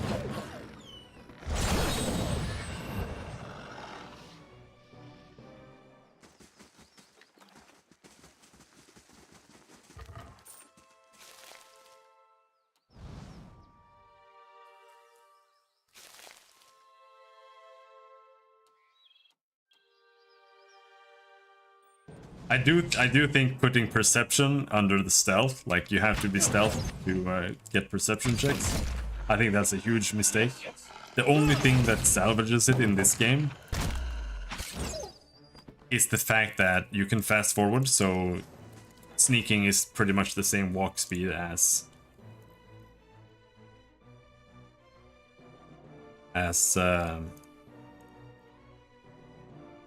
just walking normally.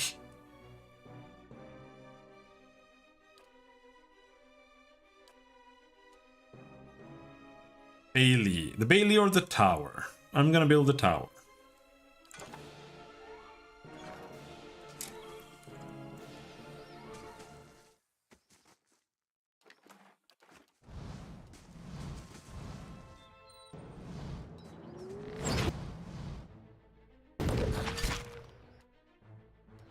Miss, I think. Oh! That's it. Settle!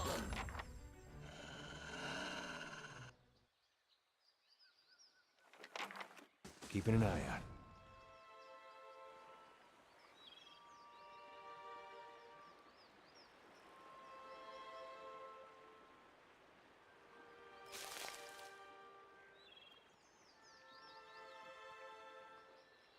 A large reason that I'm not pushing for doing more in the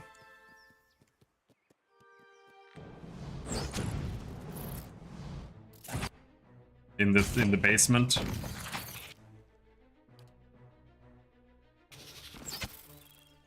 is because it'll just overlevel everything. That's why I kind of want to just do some quests and stuff from the main story. Like we're already overleveled, I think, for everything. Hello, Lucas. But I think that's hard to avoid.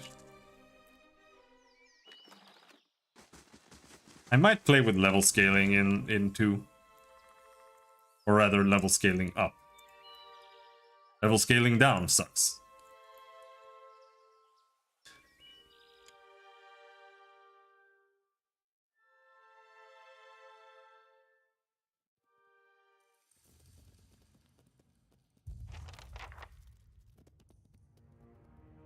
I actually think level scaling up only is a much smarter way of doing it. Level scaling everything, it's just not really good almost anyway, almost ever.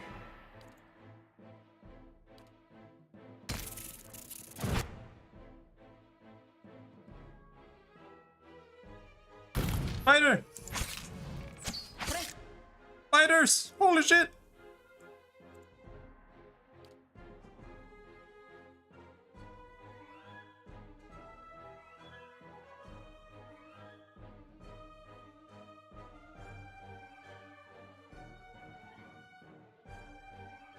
Hmm. He only has a pistol equipped. Itumak! Itumak!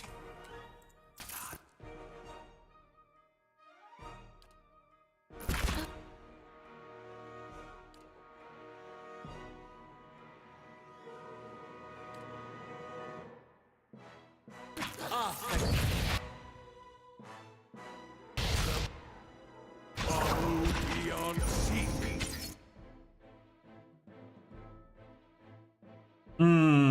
That's a lot of spiders. Shoot up here.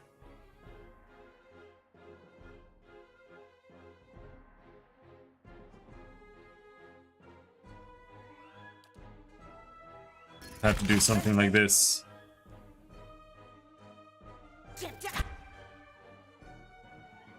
Shoot more fireballs.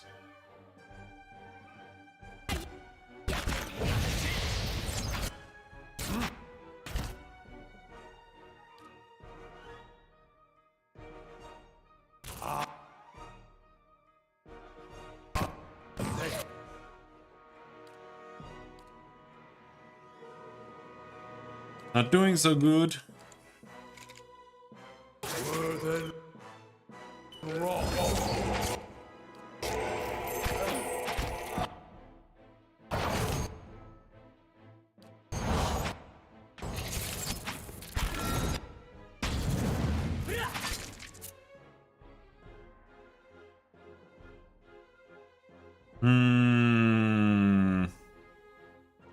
Near death.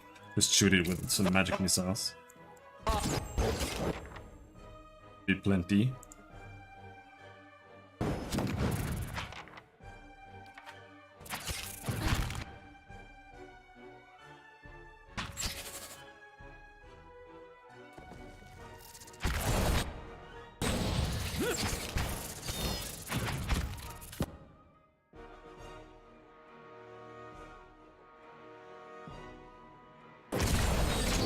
I'm here.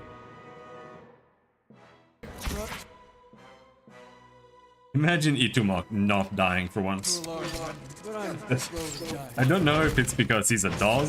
I don't know what kind of animals you can choose. He's terrible.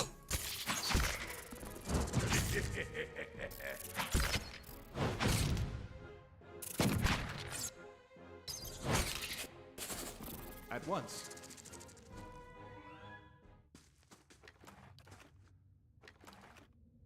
I don't even know if he does anything. Like, I don't know what his damage is, really. All he does is die over and over and over.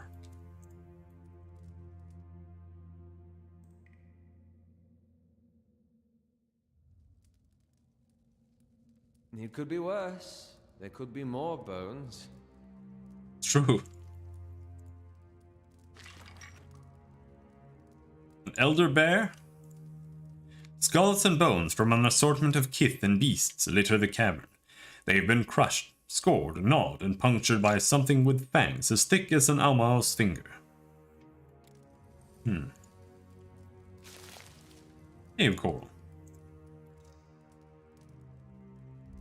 Hello. As you advance into the darkness, the ground begins to tremble. You hear plodding footfalls, growling breaths, and bone-snapping crunches. An ogre steps out of the shadows, 10 feet tall and bulging with muscle. He tears a mouthful from a hoofed pink-fleshed limb and tosses it aside. He watches you from under the thick ridge of his brows. Too well equipped to be a villager. A bandit from the road, then, must be. The ogre snorts and tightens his grip around a club. I have kept to myself, killed no one but the fools reckless enough to chase me down here. Why have you come looking for me? A farmer from Durford claims you ate his pigs. He rams a fist into the wall and roars. Then I should have eaten the blazing farmer. I underestimated the love these villagers have for their swines. Calm down. Perhaps you could tell me something else. His toothy frown deepens. What? If you've been minding your own business, how did all these bones get here? He grinds his teeth with impatience. Spiders got most of them. The rest blundered in here looking for trouble. I'm looking for a young elven noblewoman. She's gone missing. Korgrak's snarl reveals a row of large, stained teeth. I've done my best to avoid Kith, especially that kind that might give rise to search parties. He scratches his knuckles and eyes you. She never came here, of that I'm sure. Then I'll look elsewhere. First, I want to ask you something more. He glares at a spot over your shoulder as if he expects to see someone lurking behind you. Speak, fast. What are you doing in this cave? Hiding from your kind. He scratches a tusk, glaring at you. Kith driven from their homes by strange storms, bandits out for blood and coin. My kind is unsafe around Kith at the best of times, but now, tempers run hot, and ogre blood is valued among your alchemists.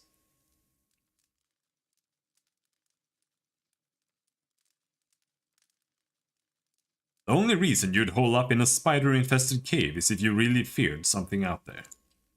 He smashes his club into the ground. I told you, the Kith on the road these days hunger for anything they can eat or sell. I wouldn't last a week wandering the open, not by myself. He clutches his club with both hands and draws it closer. And you seem sensible enough to understand that now that you've found me here, I can't let you leave.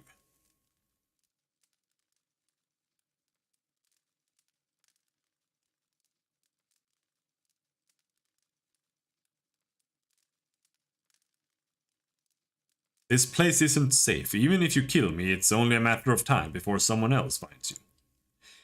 He grits his teeth and glares at you, his eyes hard and narrow with rage.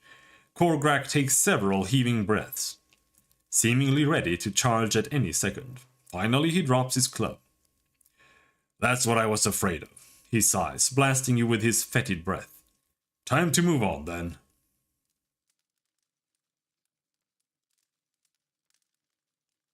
I have a stronghold in Kednua. Help me defend it, and you can stay as long as you'd like.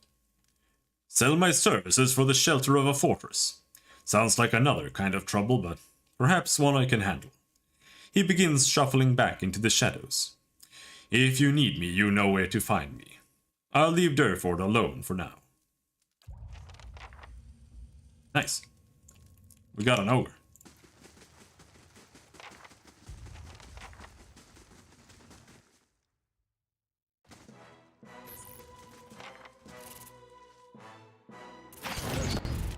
Fighters!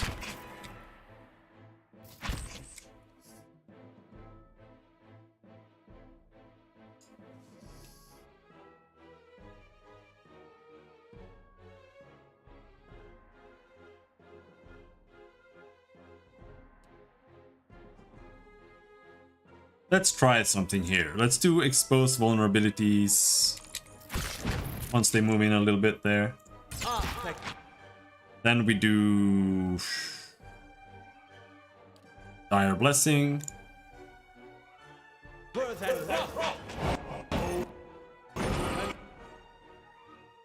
Then we scream at them.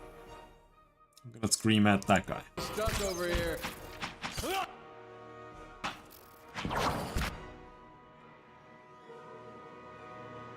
2 crits. Crits the Ivory Spiderling for 52 raw damage.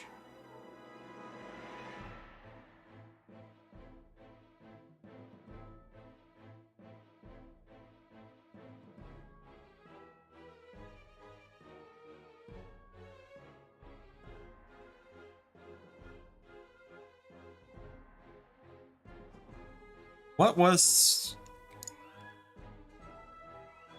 52, 28 raw damage? What does raw mean?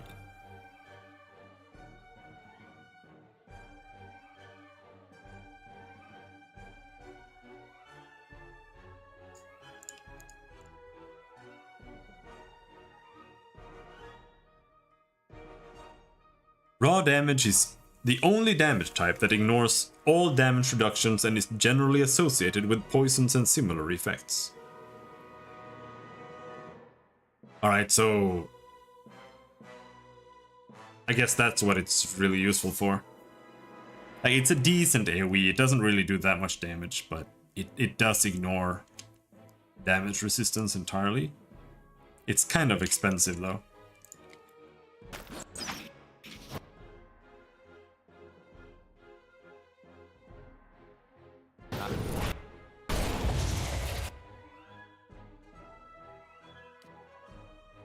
Ready, Watcher. After each mark. I'm here.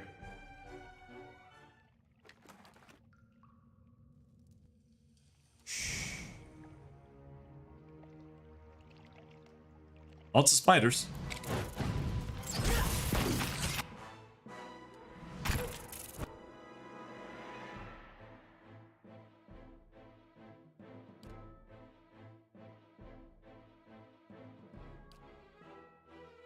This one hits like the entire universe. Kinda stuck over here. Now he's sickened and frightened for 35 seconds. Like, I still don't really buy this. But it does reduce everything, right? Like, accuracy is reduced by 10, sickened reduces fortitude and will saves. So... what floor is this? This is the floor of the random cave outside of Durford.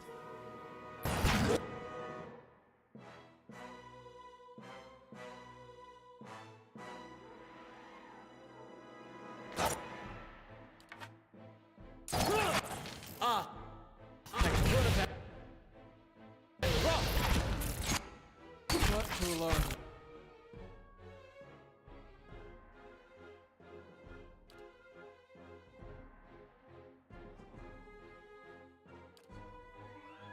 Done.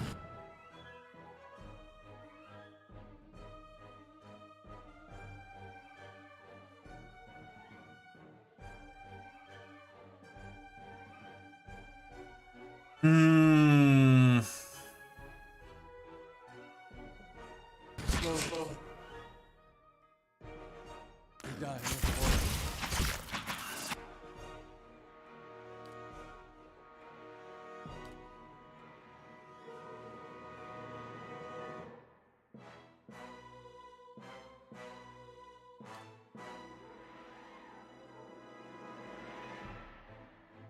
Well, we do have a spider right in front of us, right?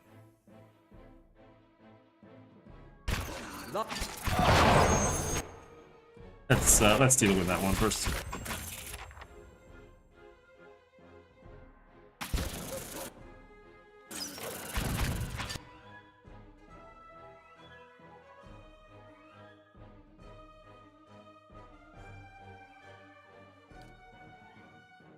I'm here. I'm here.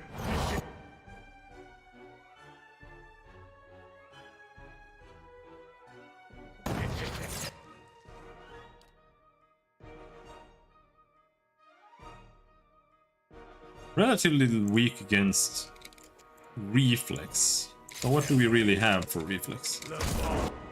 God damn, stuck again.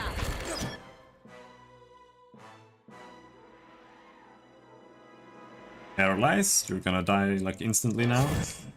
Sorry, bro.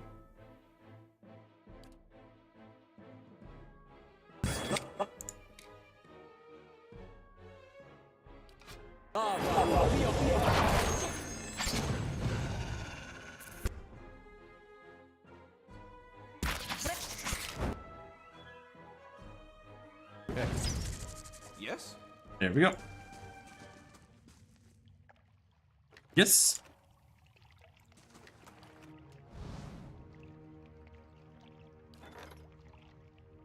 Valfathan's Soul Hunter has arrived, seeking employment. 100 CP per day. Borgrak. Minus 6 prestige, plus 6 security though.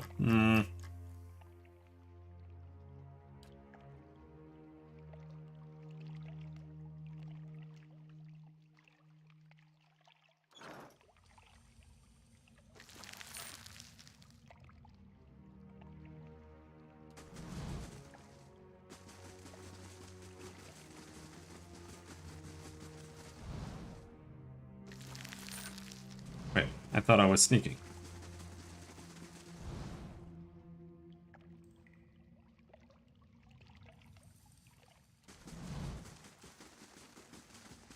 Light, flame, and sound. We'll keep to ourselves.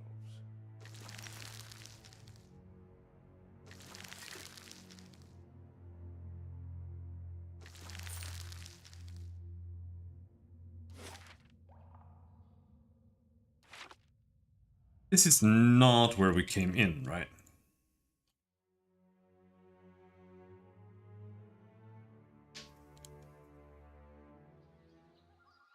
Oh, there.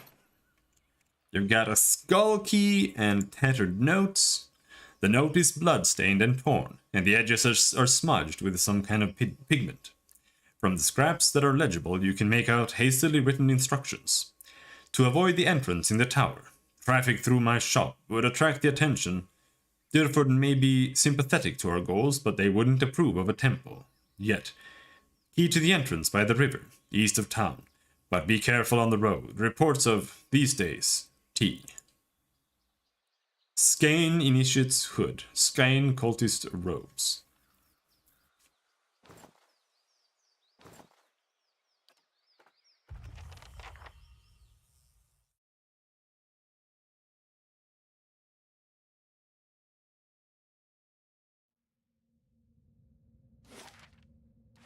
Does this show, like, my... No, it just shows damage statistics. Here's my reputation. Benevolent, stoic, diplomatic, passionate, rational, honest. Okay. Party reputation. Dyrwood neutral, Twin Elms neutral. Knights of the Crucible hero. Gilded Veil hero. Moderately good, that's hero. The Dozens, troublemaker. House Domino, terror. Overwhelmingly bad.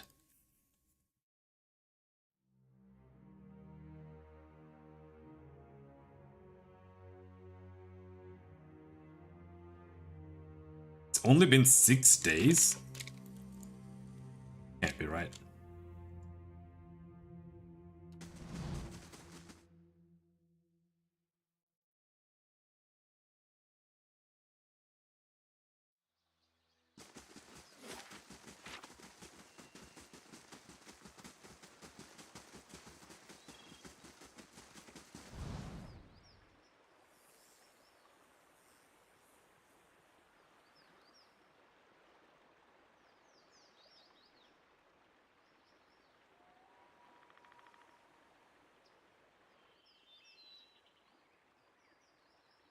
That's a bunch of dead little whelps.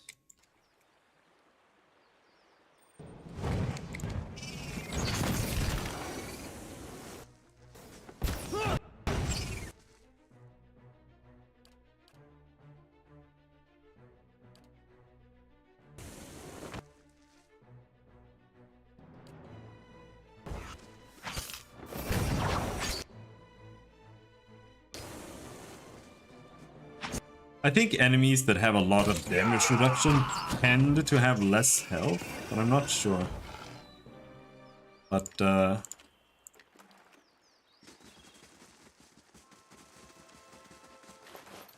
Not a sound. I do think that the Scream skill seems a lot better against those kind of enemies.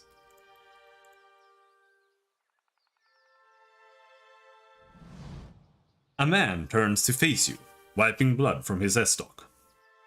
His knit brows betray a moment of confusion, but as he watches you, a slow, confident smile creeps over his face. The Iron Brand does not meet many travelers this far from the road. What would they be doing out here? An elven man cocks his head at the other. Probably after that dragon egg, same as us, boss. A dwarf curses and spits into the grass. It's a rhetorical question, you dimwit. He tightens his grip on his sword. Everyone knows the roads between the villages are crawling with brigands. They're obviously bandits, same as us.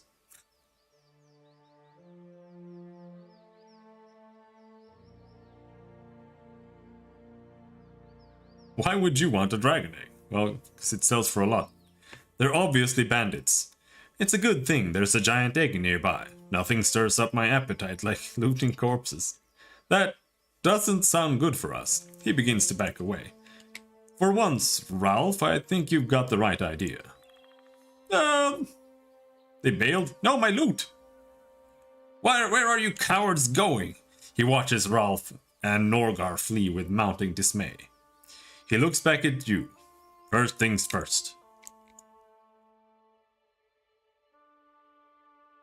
What's first things? First thing is shooting that wizard over there in the brain.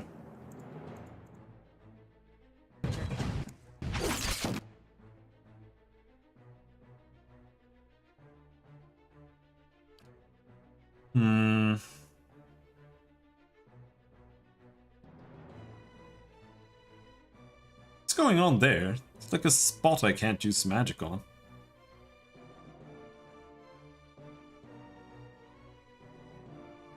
The black hole seems kind of useless.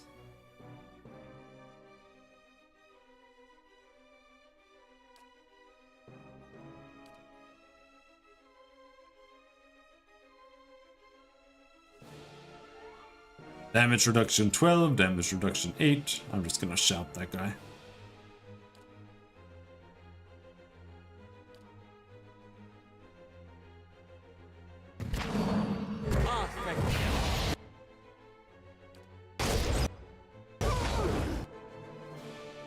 That guy's dead. Damage reduction 11.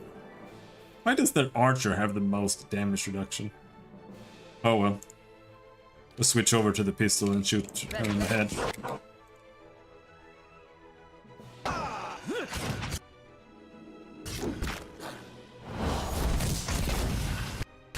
Blam! Itumak hits Talina for 29 pierce damage. He does shitloads of damage, dude. She had 11 DR.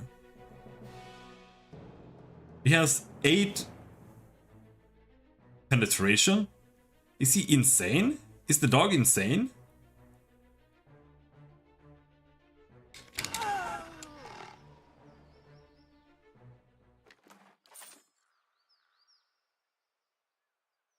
Because it wasn't even a crit, it was just a normal hit.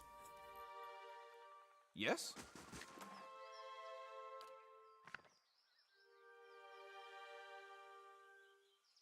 Fine crossbow, piercing damage. I don't know if there's any real point in using the crossbow other than it feeling a bit more, I don't know,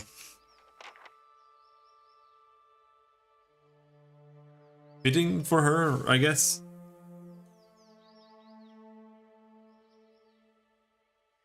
Hurl a grappling hook to the outcropping. You toss the grappling hook over the ledge. Holding the attached rope with one hand, the hook lands with a satisfying clang, and you secure the line with a firm tug. Climb the rope. You take another look at the cliff. There may only be space for one person at the top. Send a deer. The rope makes for a quick ascent. A deer climbs to the nest in the cliff with ease. The nest is surrounded by glowing embers. Twigs and bones litter the area. An egg the size of a small keg is nestled among the detritus. It looks heavy and awkward to carry. Take the egg and climb down the cliff. A deer tucks the egg under an arm and climbs down the rope to safety. Constitution 16. Good job, deer. I'm here.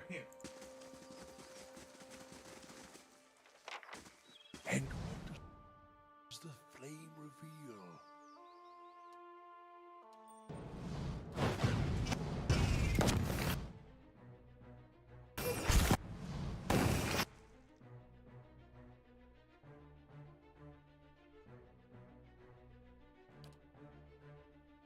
Using the shout a lot more recently. Blam! 73.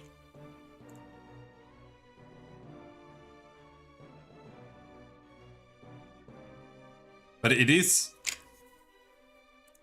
one of few abilities that do damage against will. Like, but I mean, Cypher do have more abilities that do damage against will. It's not just that one, but like compared to a wizard, the wizard has very little skills or spells that do damage against will. That would get through. Like it might be dominate or something, but that's not damage.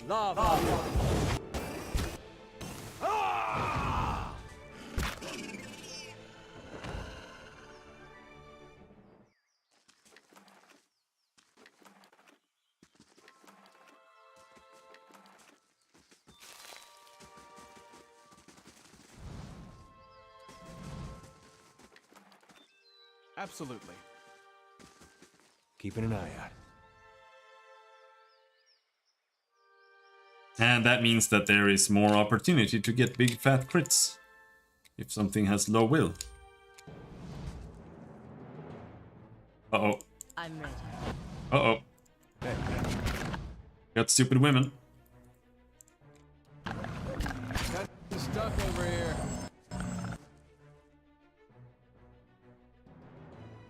They have 15 damage reduction. Holy shit.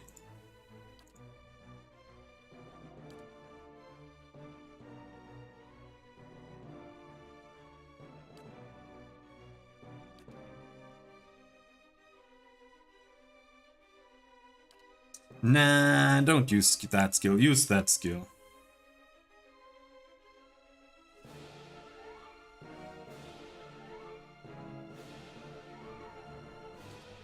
And then Aloth uses expose vulnerabilities.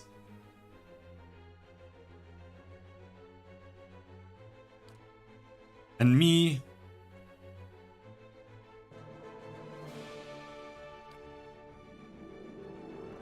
Alright, fine. Let's heal Pallegina here.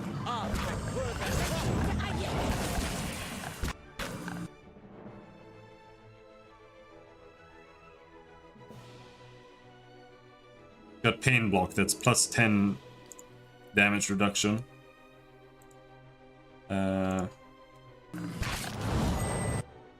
Cast a heal, please. Still haven't cast the spell I told you to cast.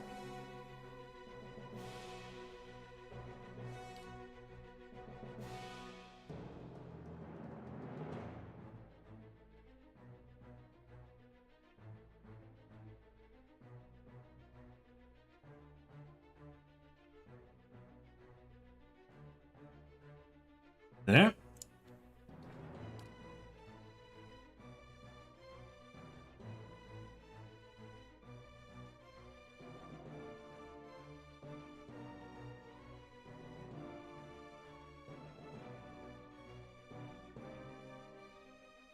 Shoot the men Perugra.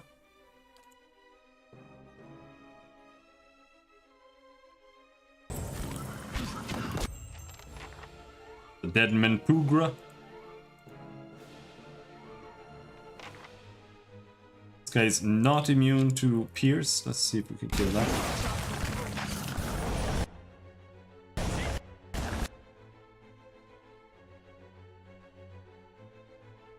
We're immune to Blunt. That does Blunt.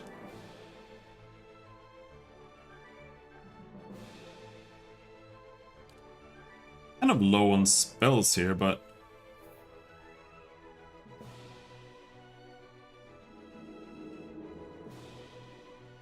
let's nuke Forest Lurker there.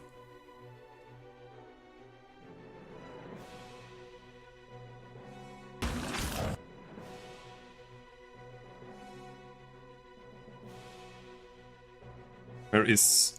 Holy shit! Ow, wow, wow, wow, wow. Not very good.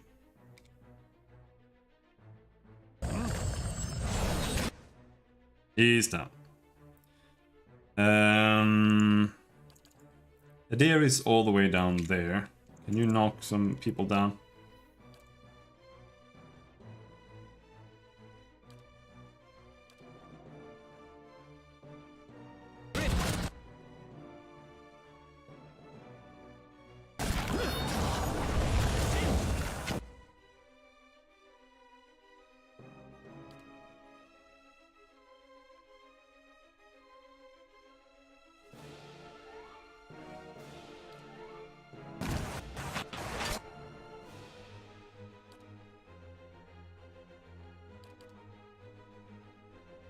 They are truly insane.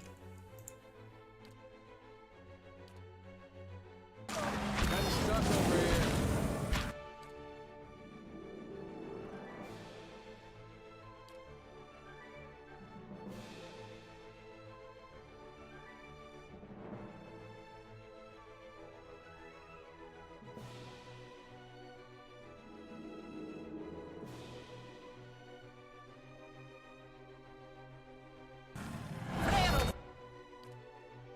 This lad is up.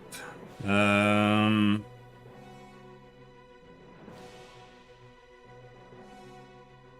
don't know if he really has anything to like carry us though. Pop the healing circle.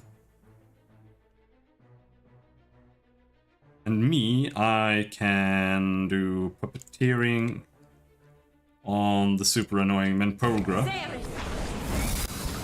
There we go. Lasts for 23 seconds. It's a pretty big step.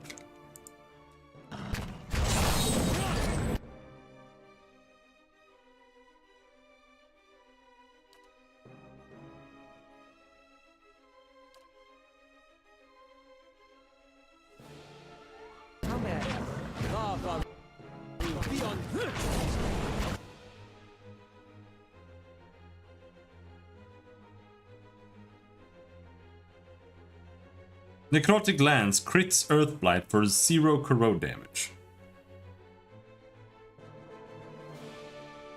Does it count as a poison?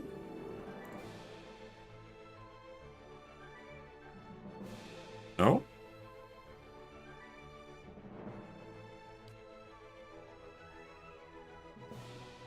But he doesn't have immune to disease, ground, hobbled, petrified, poison, prone, sickened, stuck. Damage reduction 10, immunity to slashing, hammer. There's nothing here that says that he should be immune to corrode. But I guess he is. Either that or it counts as a poison.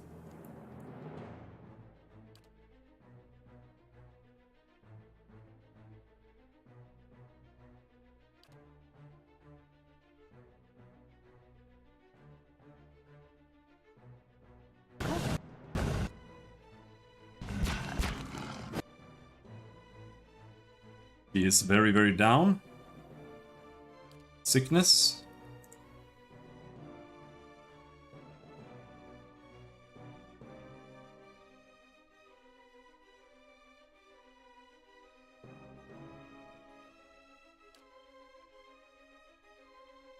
Man, I don't really know what to do with him. Just gonna blast him. No, that heals that one too. I think for now you'll do nothing. Pump that guy in the head. That's it. Okay. Kill the Earthblight. And then we have an Empogra here somewhere. There she is.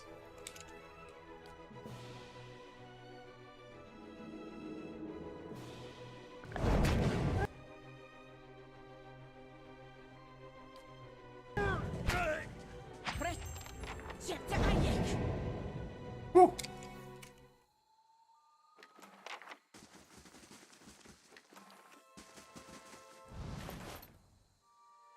Max endurance bonus athletic.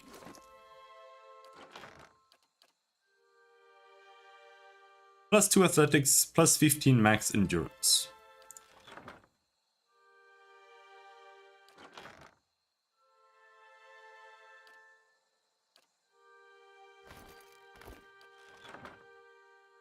I'm not using any boots, I'm gonna put those on me.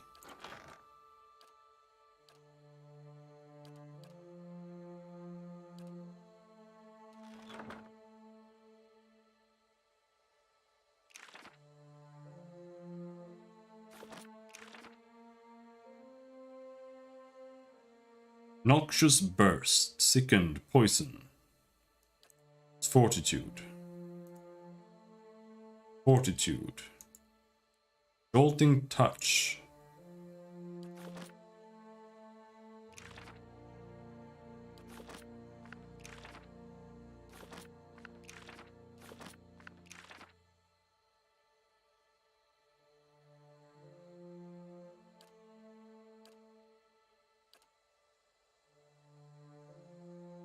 Sickened and terrified for 2.8 seconds.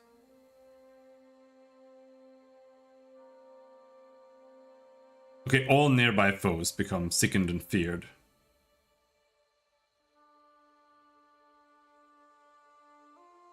This might actually be pretty good. Like AoE terrified.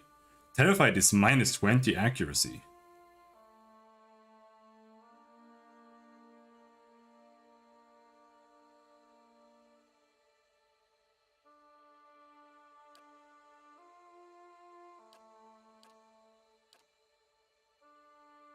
Minor blights, not very interested in minor blights.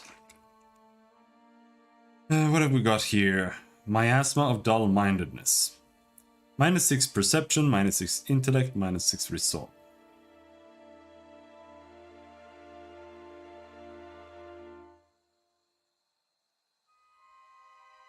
The one thing that I will give this is that it stacks.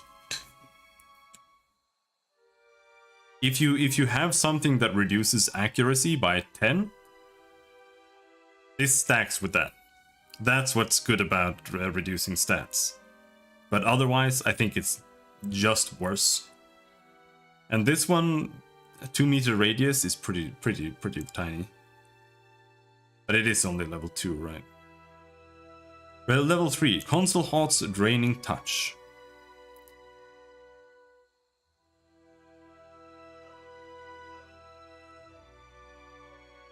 Drains 33 corrode damage as endurance. This is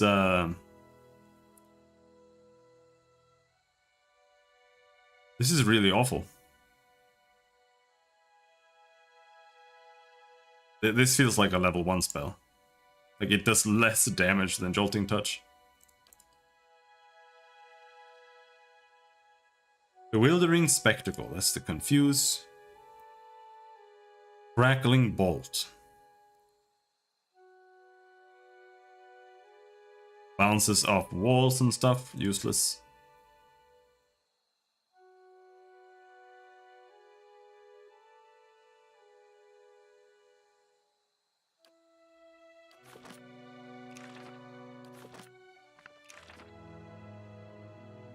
Noxious Burst. Level 3. I don't actually have a fortitude targeting thing there. Get that.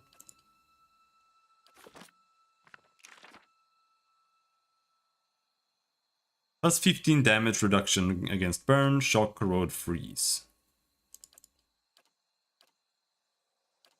Come in handy sometime, I guess. Curse of Blackened Sight. Blinded for 28 seconds. Foe AoE. 1.94 meter radius.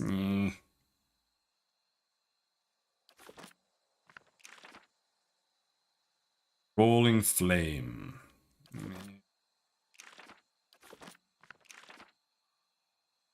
Web.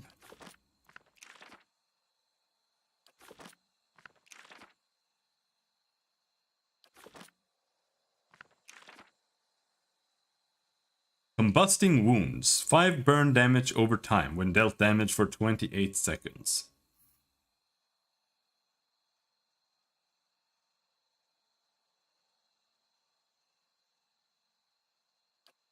I don't know what I think about that.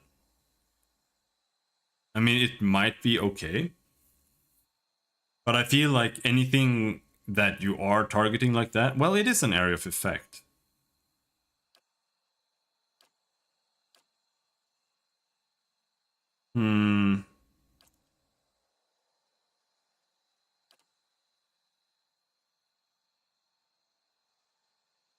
Because then you gotta wonder if it does, because this is 3 projectiles, right? So if you cast Combusting Wounds, then if you cast like minor missiles on him, is that gonna do 15 more damage? Because I think damage over time isn't reduced.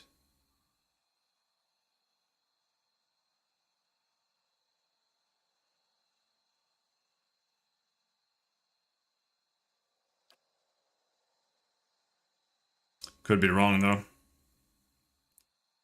Minus 30% attack speed, minus 2 move speed.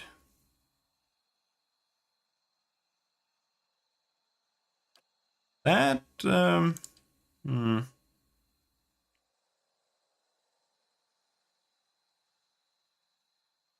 That could be decent.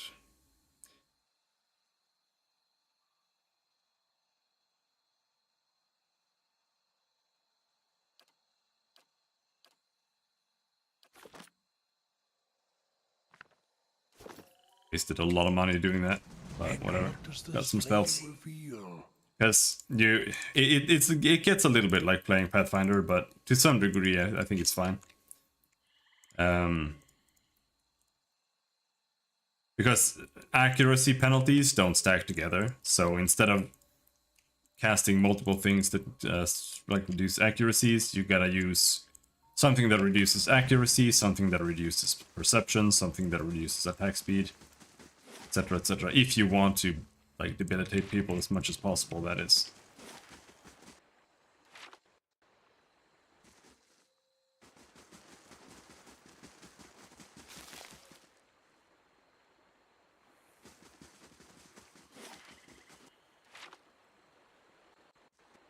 I think we're gonna go back to town. Well, we can go out here, right?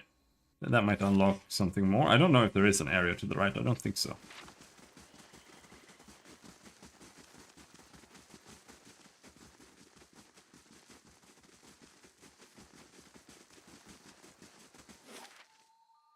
No, but there is Clearbound Relag, which is north.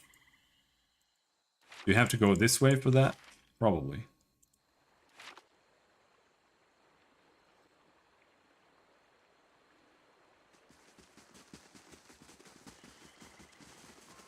The waypoints could use some work. Like you can move and then shift click and click, and they'll move there next, but you don't get any indicators where they're moving or anything like that.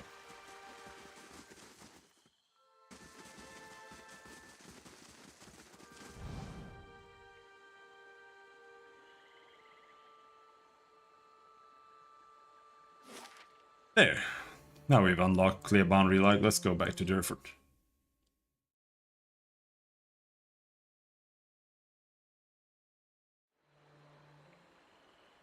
You work for the Dukes of the Vailian Republics, huh? Ah, for as long as they will allow.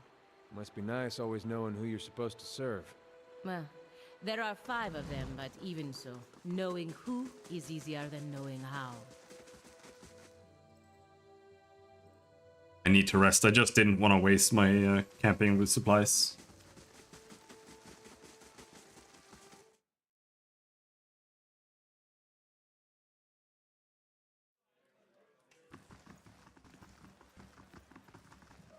Well met, friend.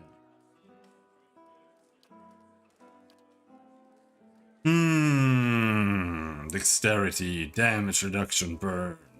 Might, constitution, intellect. Might, constitution, damage against beasts.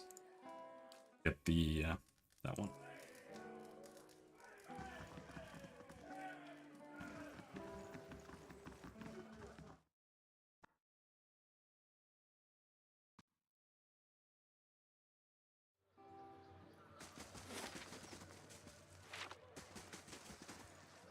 Nice and quiet. Hello, guy. You know, I found a little letter outside in the woods. What do you have to say about yourself? He wipes a splotch of dye from his elbow with his shirt tail.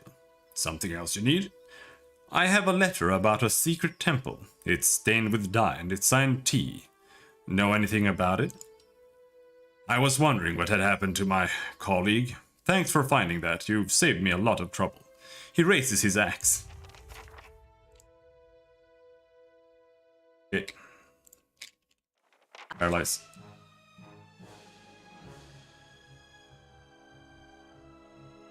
I'm ready.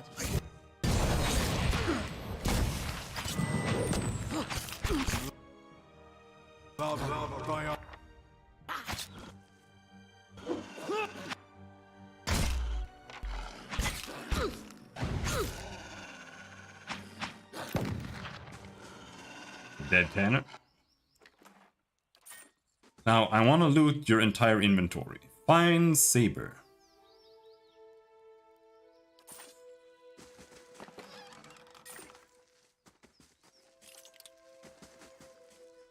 What do you mean locked? I have a fucking key. Stubborn bastard.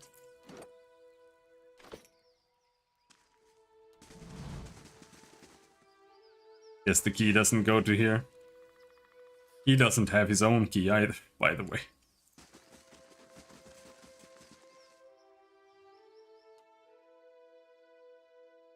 I need one level.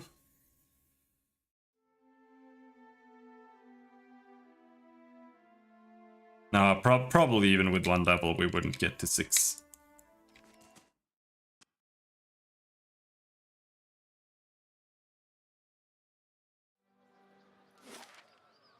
You know, just because you follow the goddess of fire doesn't mean you need to literally consume everything you come across. The fire is a favor I grant to those I meet. It makes them stronger, or it ends them mercifully if not. The remaining unemptied beer steins of the Deerwood quake in fear. Good day, stranger. Any sign of that ogre? Or its head? I convinced the monster to leave. You won't be seeing him again. He balls his hands into 2 shaking fists. His face starts to redden. But that's... son of an Orland whore. That thing devoured my entire herd. I wanted it dead, and I wanted to mount its head on a pike.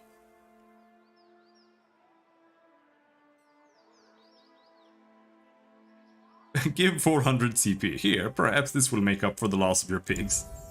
His mouth falls open. You do that for me? I don't know what to say. He snaps his fingers. Wait right there. He darts into the house and returns with a blunderbuss in his hands. I call it the Lead Spitter. It belonged to my father and served me in the Saints' War. It's old but sturdy and it packs a real punch. Should be more useful to someone like yourself these days. He crosses his arms and looks at his piglets. And now to get back to business of rebuilding my herd. Only... He takes one of the pigs and gives it a quick examination. This runt's still looking too small. I don't expect to get any good litters out of it. And I just as soon not have it weaken the rest of my stock. Why don't you take it? Gives me one less mouth to feed anyway. The piglet trots over to you, its pink snout wiggling. Nice. Oh, we're so close. So close, so close. I'm here.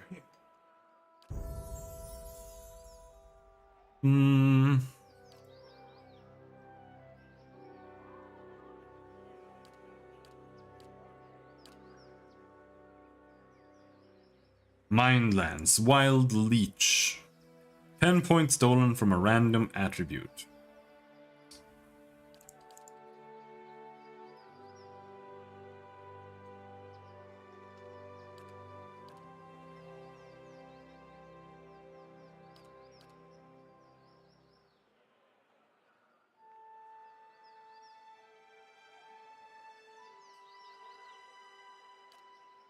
None of these are good.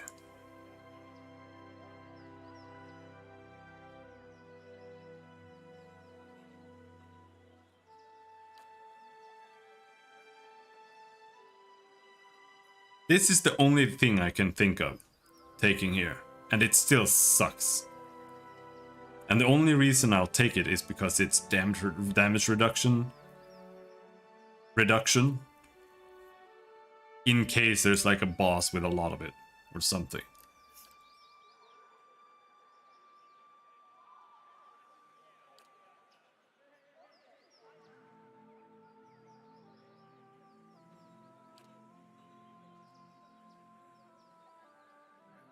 Now, I have two choices here, really.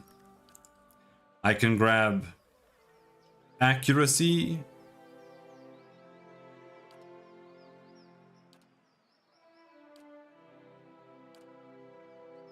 Ruffian. Or I can grab Gunner. And I think I'm gonna grab Gunner. Reduce reload speed is pretty decent, I think.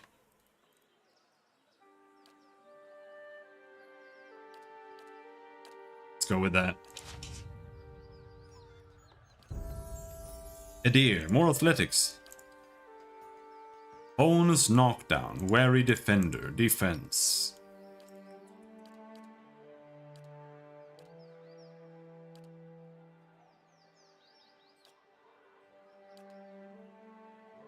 +5 deflection.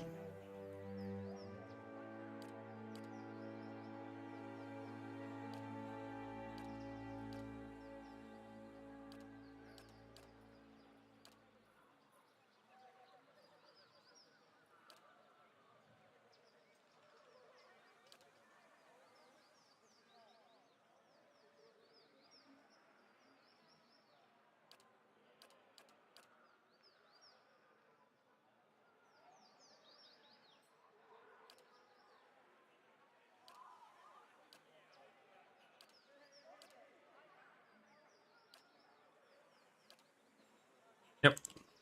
+5 deflection. It's not a particularly interesting feat though. Or whatever, talent, whatever you want to call it.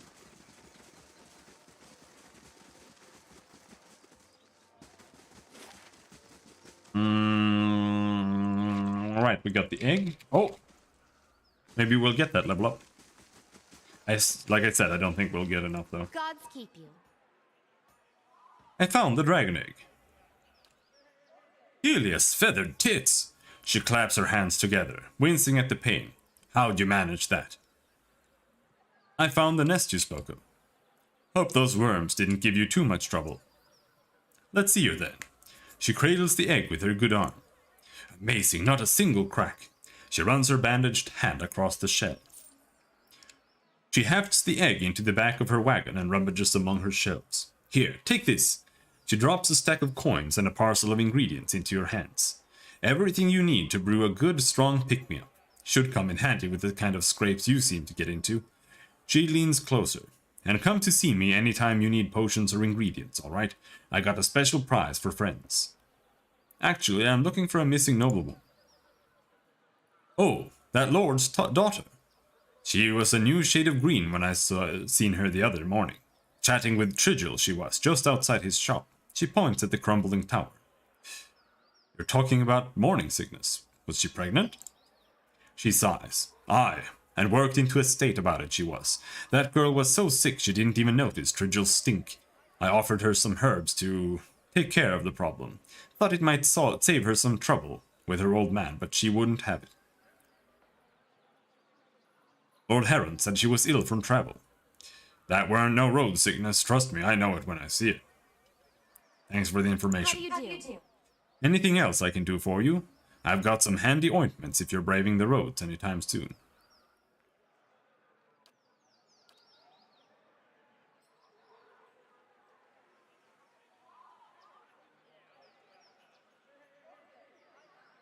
I mean, I don't know what I need. Could buy some potions, I guess.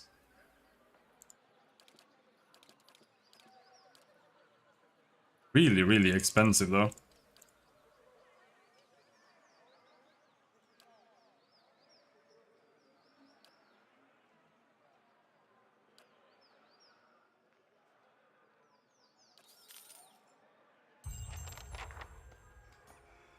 I'm here. That was not a level up. Absolutely.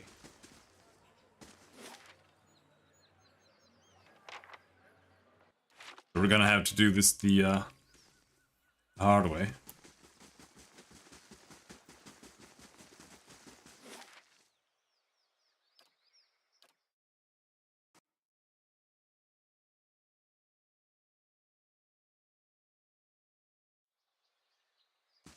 Hireling payday. Total wages paid 1,650 CP. Oh.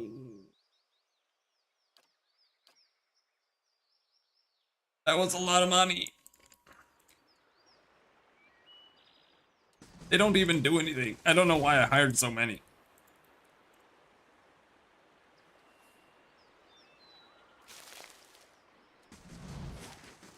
We're not making any money from the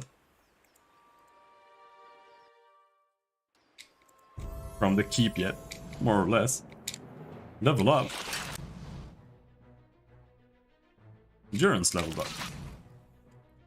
Oh, tons of Zaurits. What can I do for you? Can I scream at you so that you die? And not really. I'm gonna do it anyway because they're just Zaurits.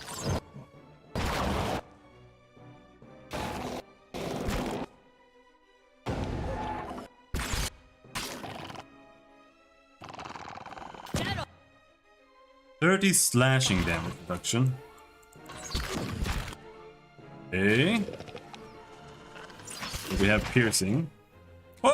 Whoa! Bye.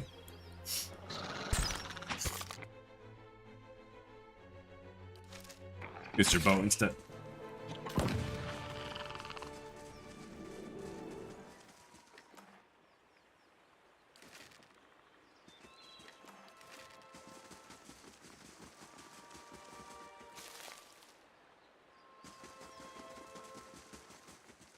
Laying low.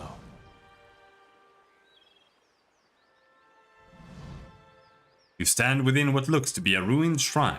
The moss-covered remnant of an ancient statue lies before you. Examine the statue. Only the broken legs and feet of the sculpture remain. Long grooves alongside it suggest that it could be moved. Near the base of the statue, you discover a skull carved into the stone. Examine the skull.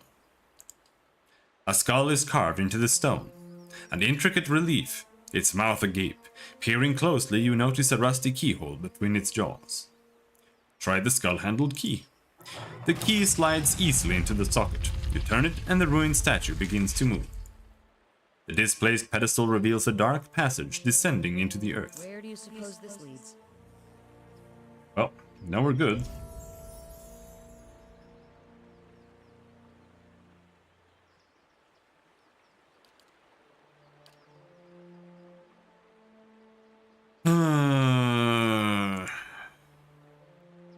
One bonus spell.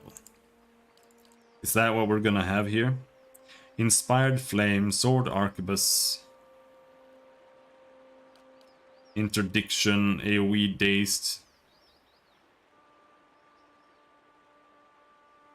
What does Dazed do? Accuracy reduced by 10, Intellect, Perception reduced by 2, Attack Speed reduced by 15.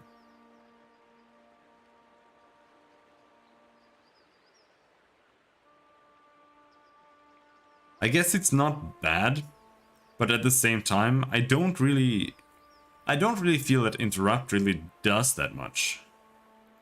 It kind of just wastes a turn for them.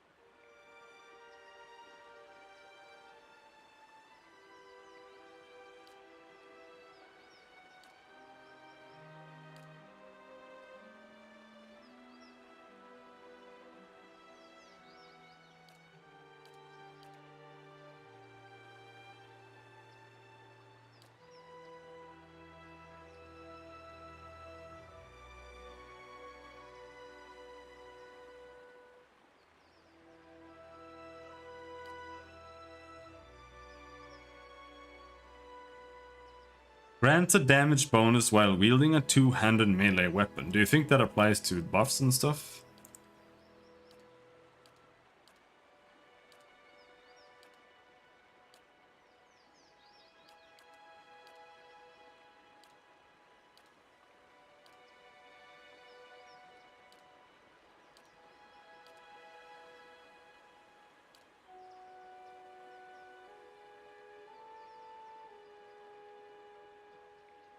Plus 20% health over 12 seconds. User plus 40% health. This is actually good now that I look at it, because it's health. I thought this was just endurance, kind of.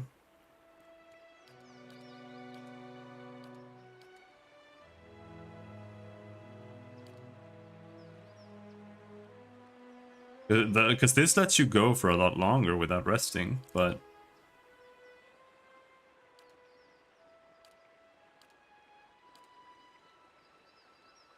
I'm going to give him... plus 10 will.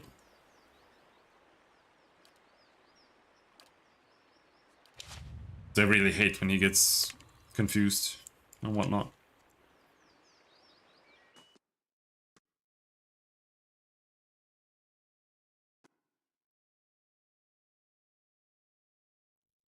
Keeping an eye out. The effigy is made of several crooked sticks tied together with rough twine. It casts an ominous flickering shadow on the wall.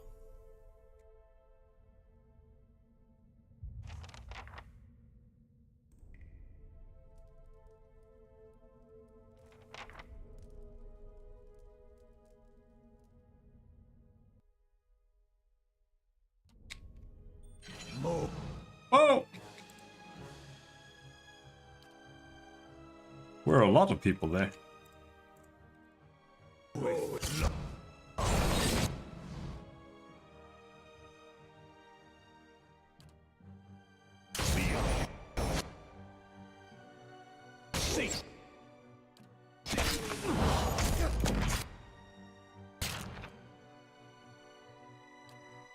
Now, these guys have armor. I'm gonna yell at them.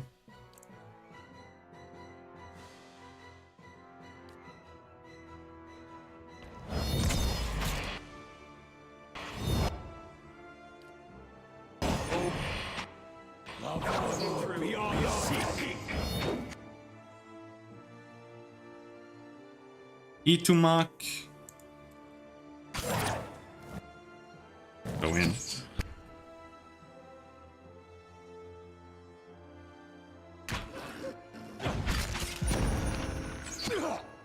Whoops. Someone got knocked down. Also, it is very important to get... I think next time I'll probably take that. Just more fortitude saves for Idir. He has really high fortitude, but still. Well, maybe I'll take Will.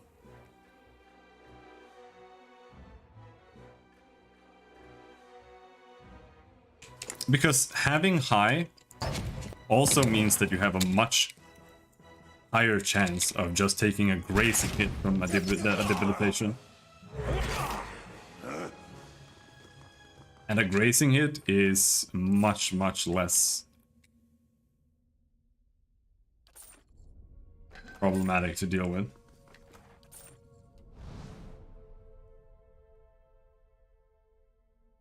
Obviously.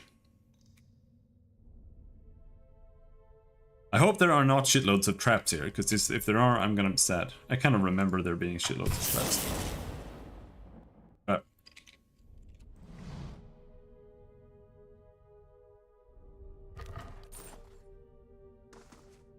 Nice and quiet.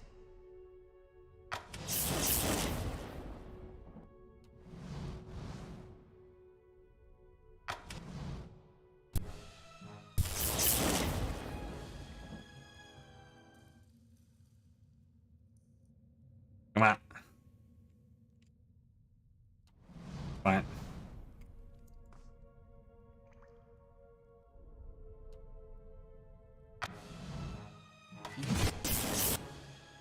Ay.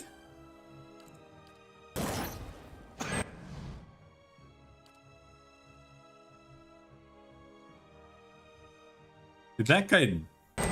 Oh no, he's frenzied. Let's mind bend him.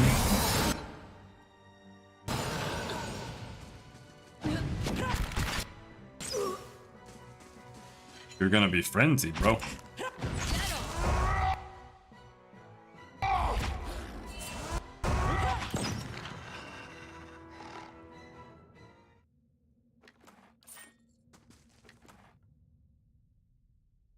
I'm not sure, but I think Absolutely. humans and stuff stop giving you XP like almost right away.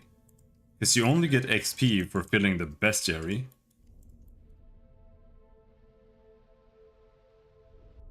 So if that's already filled, then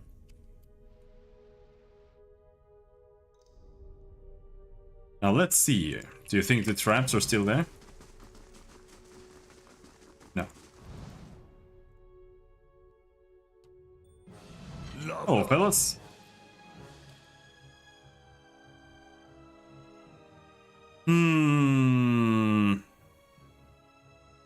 This guy is casting that. Now, how do you interrupt? This is an average interrupt. So I could shoot you.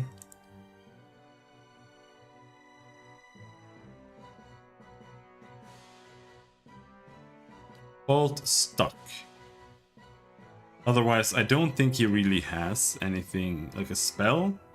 Right. You can use Thrust of Tattered Veils. Didn't make it in time.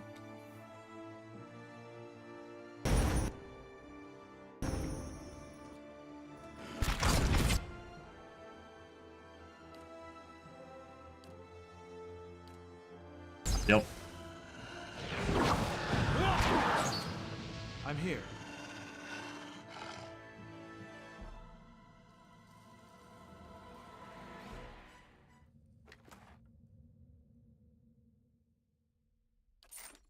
I'll see what I can find. Absolutely. Lock the doors. I cannot open these locked doors whatsoever. Not even remotely.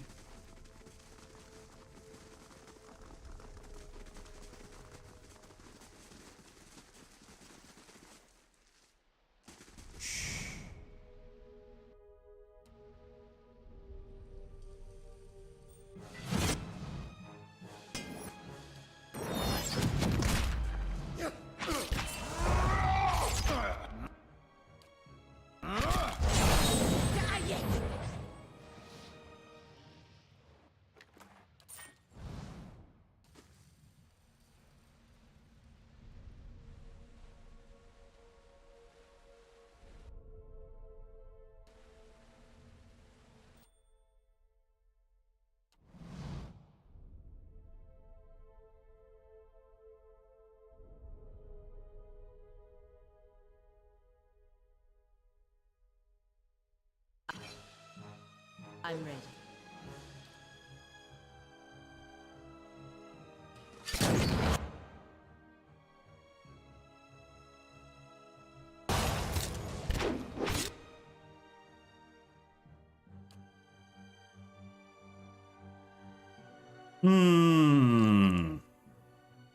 Well, I think that's a bad idea. He's almost dead. Already. Now there we have a cultist. He's trying to heal people. Let's yell at him. 2 grace, 1 crit.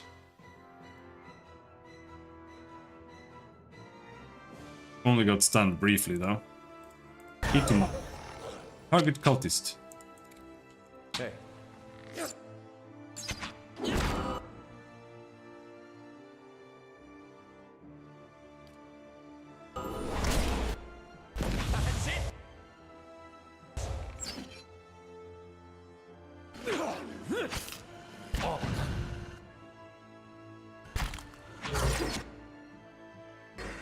That's it!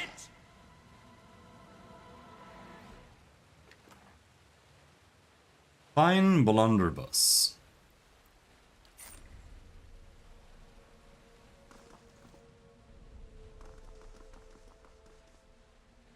Two posts stand firmly in the stonework, with broken ropes falling into the dark chasm of a large cavern. On the other side, there is a slight opening of where a bridge may have led. Inspect the area. The darkness below continues as far as you can see. Broken stone pillars, remnants of the missing bridge, rise from the abyss. Across the gap, you see the mouth of a tunnel. Wooden beams protrude from the stones on either side of the chasm. Despite their age, they look sturdy enough to hold a grappling hook and rope. 2 posts stand firmly in the stonework with broken ropes falling into the dark chasm of a large cavern. On the other side, there's a slight opening. Apparently I don't have a grappling hook.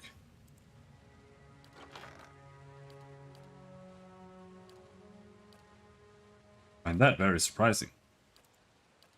I guess I just bought one. Yes?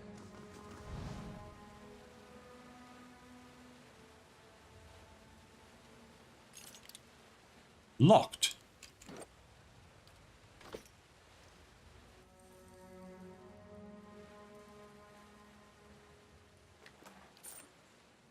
Yeah, place has the stains of animancy on it.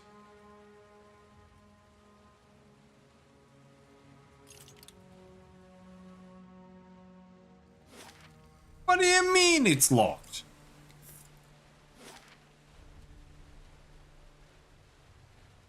How does this make any sense? That's locked. Can you smash doors in this? Not sure how I feel about this. No? It's no trouble. What do you mean?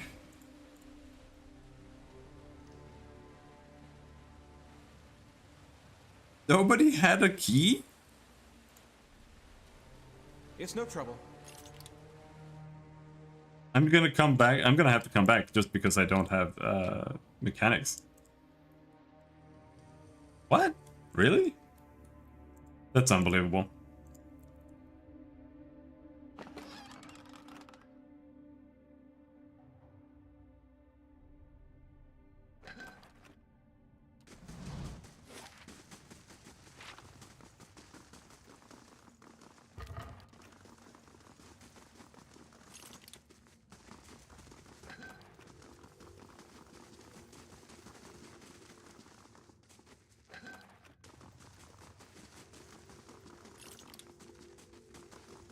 No, they're serious. There's no way in without mechanics. That makes no sense. What? This is retarded.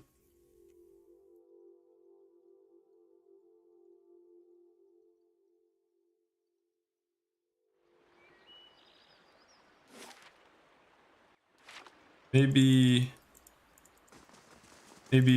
someone up in Silaban Relag has a key? This is so weird.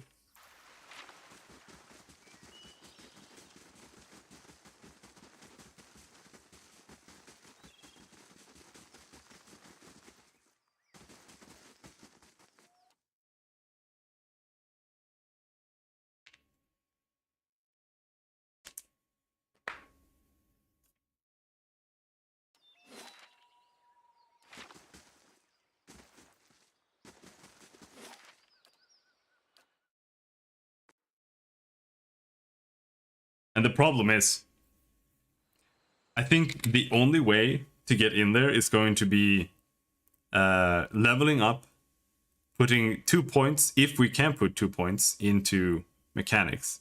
And then we have to go and find an inn that gives mechanics bonus.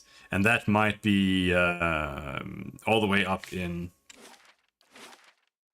Gilded Vale. I'm pretty sure Gilded Vale gets you mechanics bonus. This is the place. My big brother's last battle. I wish I could tell you what we're looking for. Edir scans the lush landscape before you in all directions. He presses his lips together. Anything from that battle, I guess. Whatever 15 years of rain hasn't buried. You see my brother's ghost, you give me a holler, all right? He winks. All right, dude. Laying low. Not much here.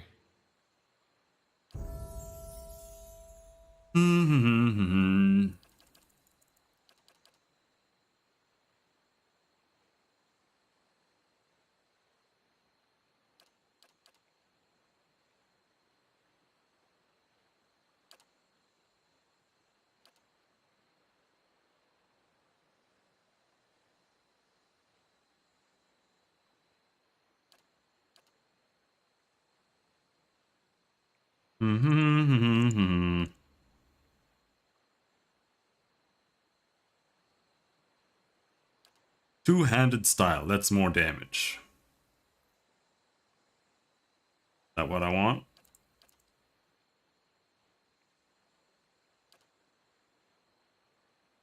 She still has plenty of things that I can take.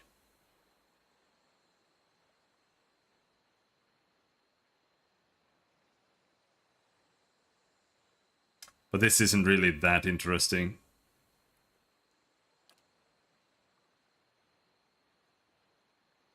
This is pretty good, I think. The aura gets crits to hits to crits.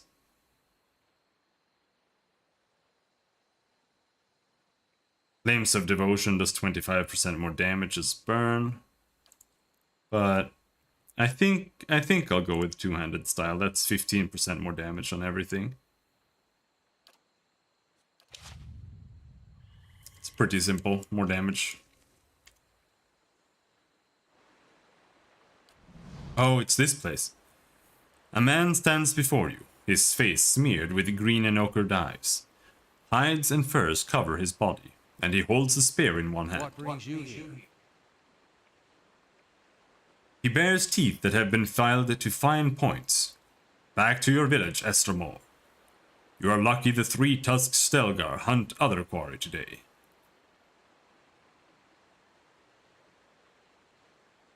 Three-tusked Stelgar. His snarling grin widens. Have the farmers grown too fearful to even mention our name? We are the fiercest of the 6 tribes of Aer Glanfath, and we are the guardians of the monument here. What do you know about Cleaban Rilag? It is a sacred place of the builders, and neither your feet nor ours shall sully its stones. The grasses, however, he grins and hefts his spear. I will gladly water with your blood. I've never heard of the builders. He makes an exasperated clicking noise with his tongue. They are known by other names in the heathen tongues of farmfolk. They are the ancients who built this place and many more like it. And we of the 6 tribes guard their legacy. I'm looking for a group of people who may have already entered the ruin. So are we. He runs his thumb along the smooth wood of the spear. That is why we wait here, Estromor. And that is why I have decided to let you leave in peace. What will you do? We will wait. If they are inside, they must come out. And when they do, he slides a fingertip along the point of his spear and shows you the drop of blood. I'll be going. And do not come this way again. Keeping an eye out. Too recent. Freedom, pierce-proofed. Defense against hobbled, 25 defense against hobbled, stuck, paralyzed. That's pretty damn good.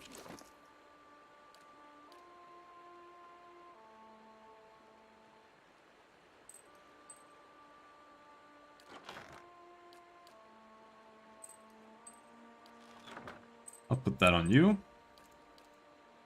Someone else needs to equip the +5.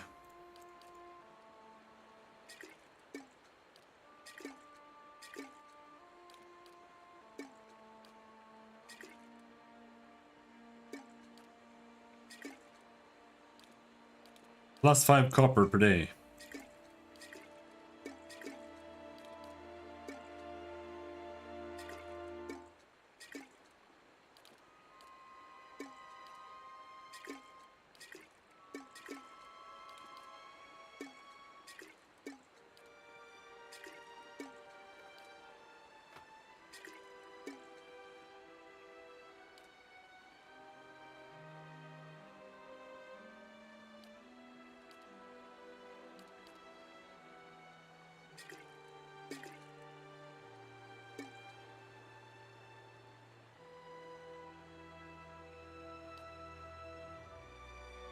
Lead Spitter.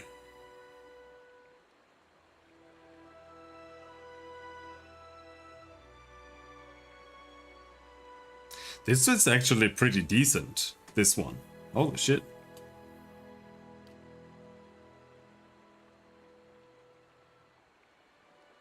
damaging.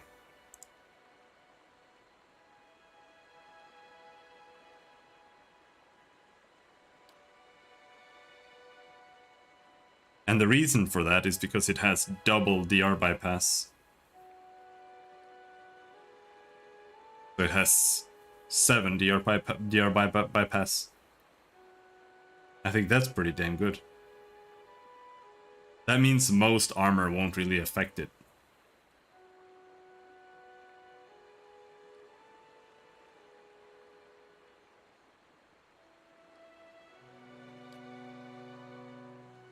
But that's the main issue with the blunderbuss otherwise. Like, it's really strong, but it sucks against armor. And most things have armor.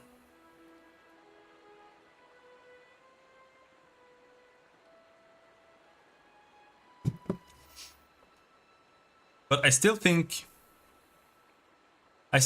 having 3 sets of weapons is really, really strong in this game. Like, sure, if you do this, you can have Slash Pierce, and you can easily have Crush with you on one character, but it is really strong to have a ranged weapon on everybody and initiate with that. It is not bad.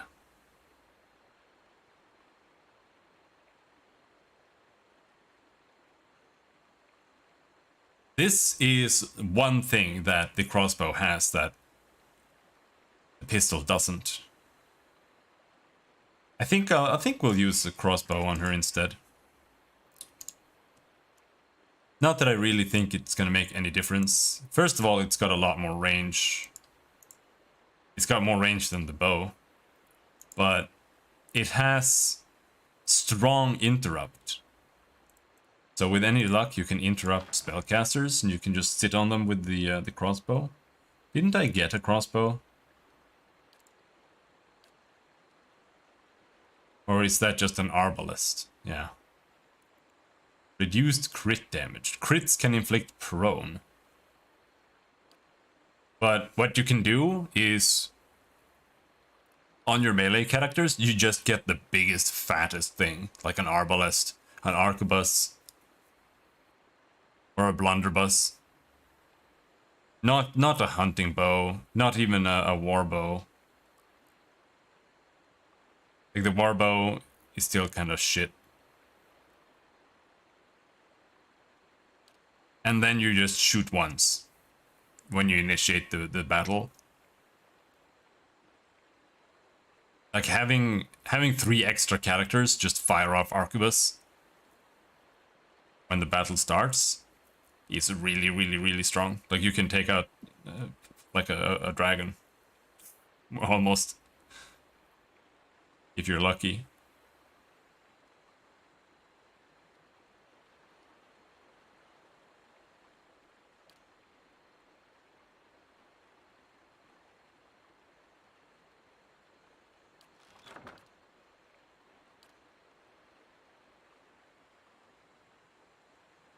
I still have not given him weapon focus. I'm still hoping we're gonna find like a curved sword for him. The issue with that though is that like a normal sword, it's just such a good weapon because it has both slash and pierce. The only thing that the saber has really is that it does more damage. It does 20% more damage. It has higher damage and it has 20% more damage. So I do think that's really good. But this is more versatile. Plus, this weapon is just really good overall. Just 20% grace is converted to hits. Bonus accuracy versus spirits. Like, it absolutely demolishes spirits.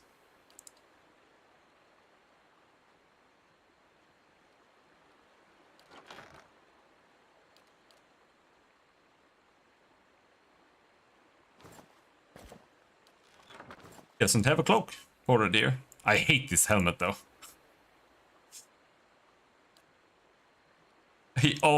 he always looks like this. He always has this shitty helmet on him. And he always ends up looking like this for the entire game, because there are like no helmets that are worth equipping at all. And this is a good helmet too. Like Resolve and Perception, that's like the best stats to put on. Because that's more deflection and it's more accuracy.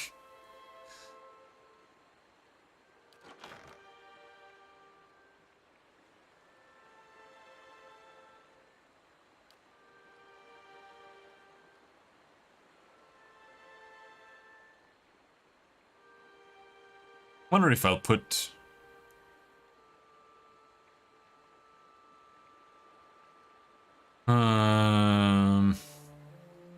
maybe we'll put a fine shield on him instead.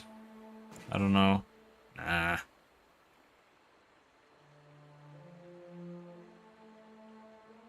Medium shield. I'm not getting any fine medium shields.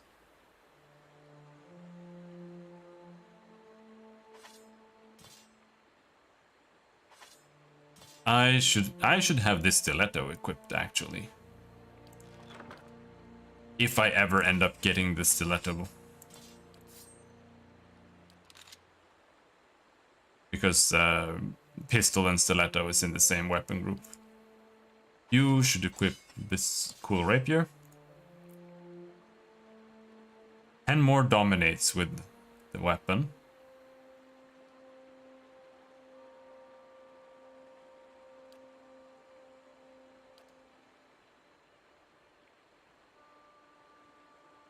There's a fine crossbow. That's what I thought.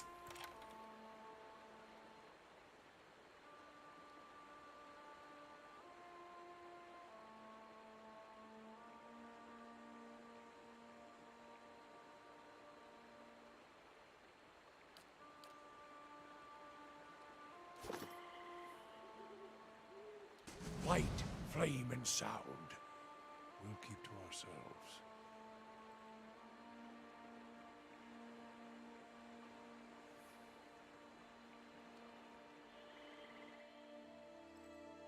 Nothing over here.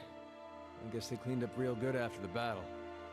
This is embarrassing. I think I see... No. Never mind. Shut up, Those idiot. space painters can't guard that place forever. These ruins are claimed, friend. On your way.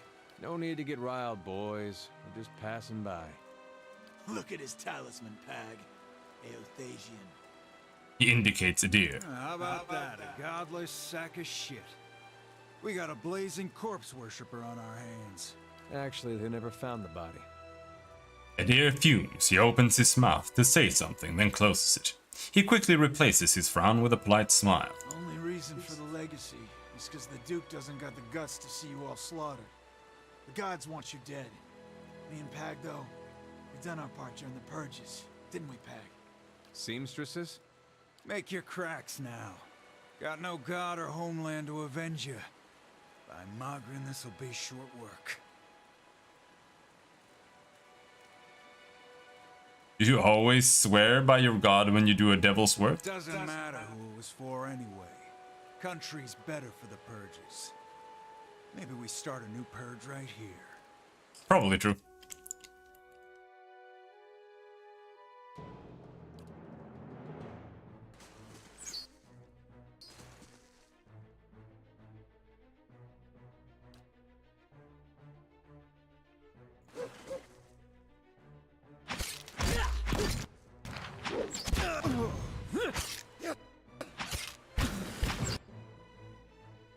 One dead. I'm ready.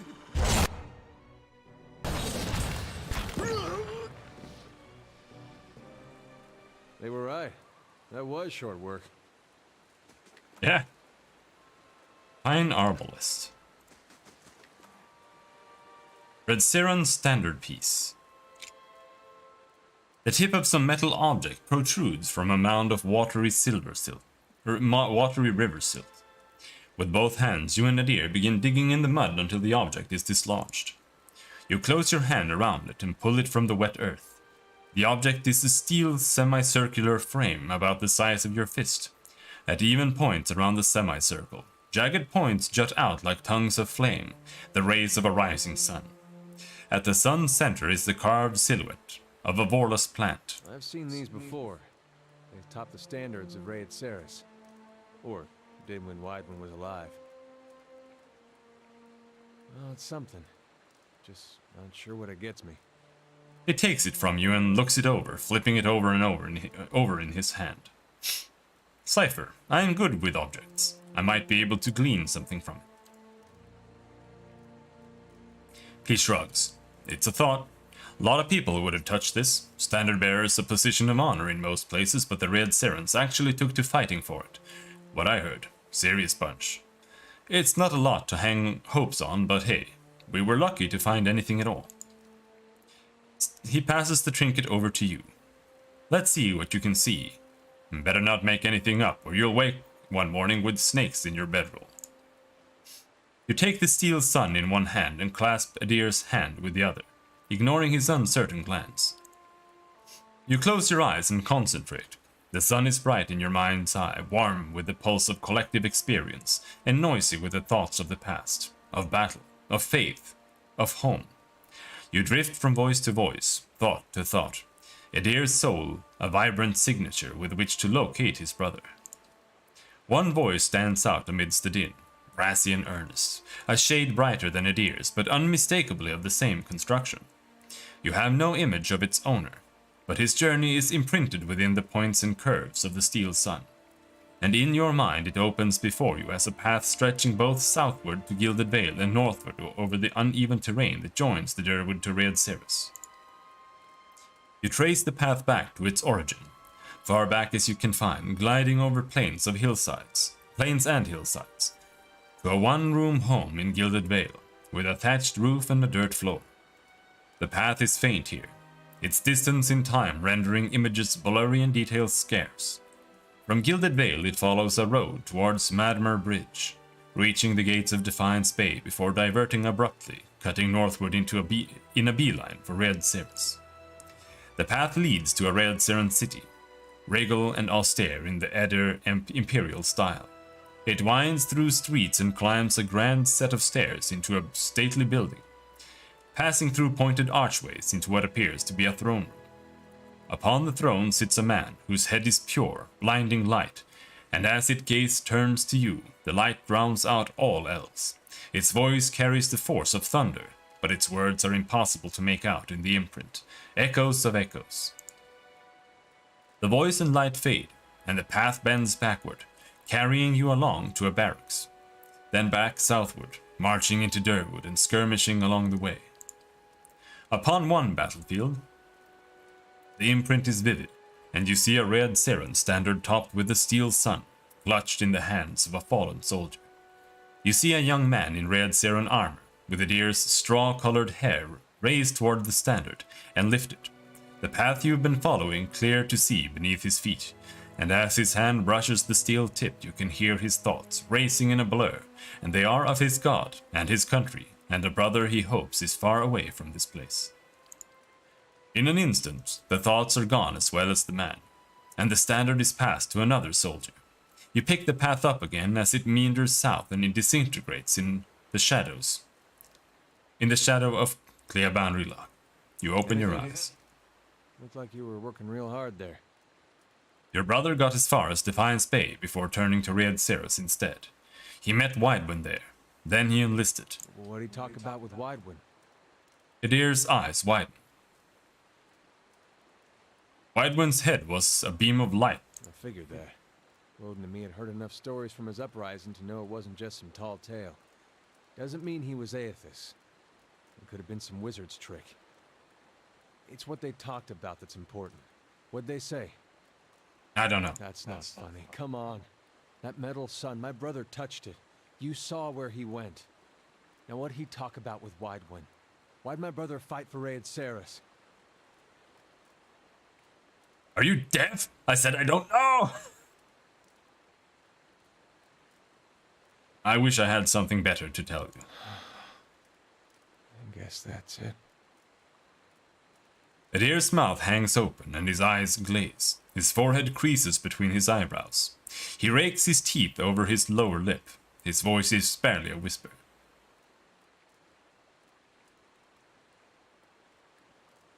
We'll find some other way to know why he did what he did. I don't think we will. What will we do? Look for more war relics? We were lucky to find this one. Soldiers that fought with him are long dead. The battle was a massacre. Whatever Aethys knows, he's not talking to anyone. A new look has come over Adir. Lifeless and dull as ash. We can go now. I've seen what I needed to see. Where's my fucking level, you stupid dwarf?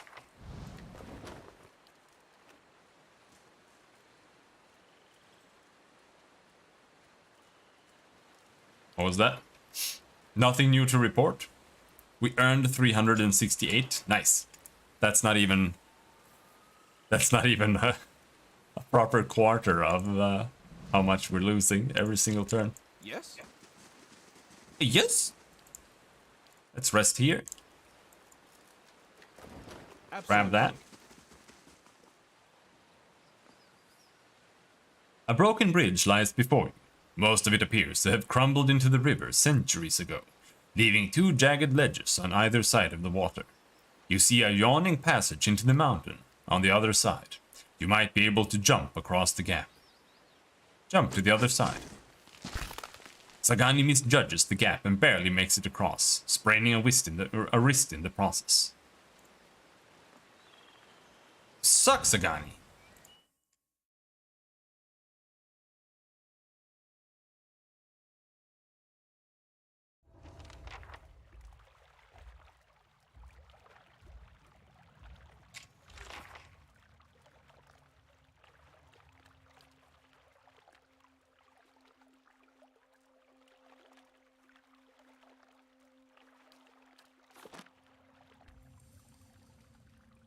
The page unturned added the quest expires in 1 day. The Blind Monk's Venom, minor item, expires in 25 hours. A series of murders have shocked and terrorized the scribes of White Rock Isle. Sequestered in their island monastery in the Boot of Andra, they have had little success reaching out to the mainland for help. Though renowned for their integrity and artistic talents, the scribes may be unknowingly harboring someone who is attempting to sabotage their work on the forbidden books. Yep, she's a fucking scion. Send her. I'd be glad to. I'd be glad to.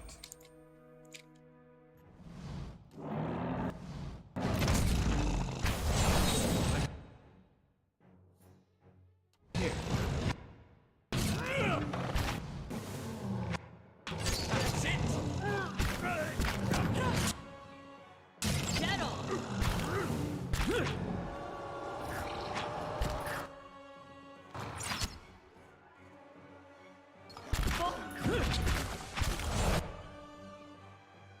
Alright. Scream. Let's see. Sagani, shoot the... that one.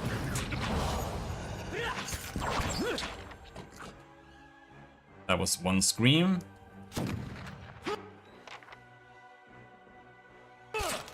Can't get a good shot with this. This thing isn't doing... That's a lot of damage reduction.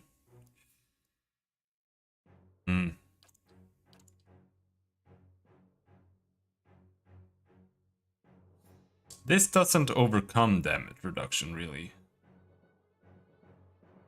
It is really fucking good, though. They have the same damage.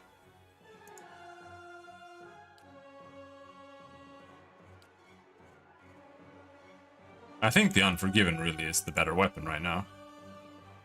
Looking at them. Yeah, switch to that.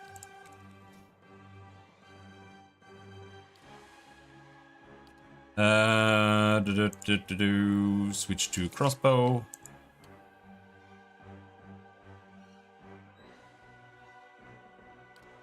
job. Go in and we flamethrower them.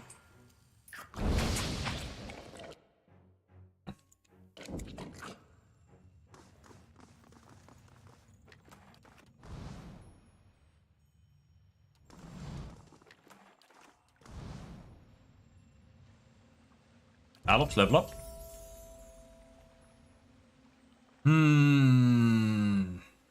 The thing is, I don't really even want to use scrolls, so like these lore levels are completely useless, to be honest. Level 4 spell, Flame Shield, Iron Skin. This is... Well, I guess technically Iron Skin could be really good. But it would assume that he has like a lot of armor already. Because if you have shitload of damage reduction, this might... Oh, lasts for up to 10 attacks. Okay. So that's not true until hit.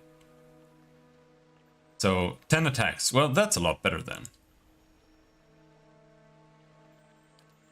I might grab that. Wall of Flame.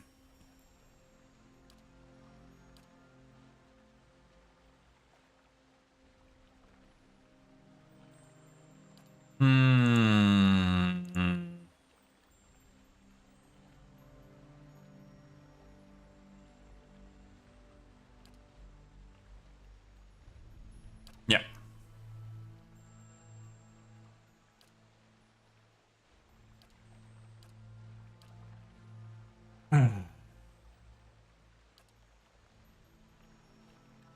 Now, what about you, really?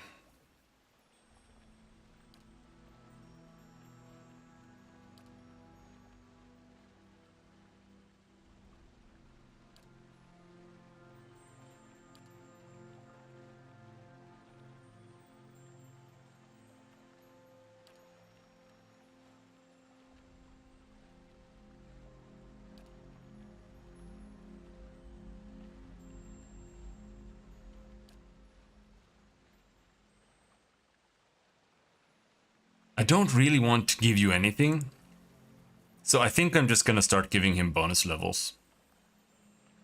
Bonus spell levels. Not much, but it's something.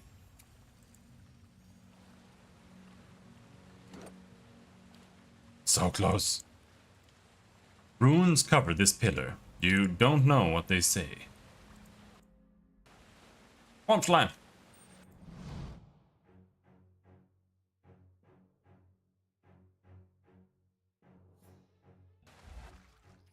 She does fire damage, a little bit, right? 50% damage as burn. Oh, that much? Okay.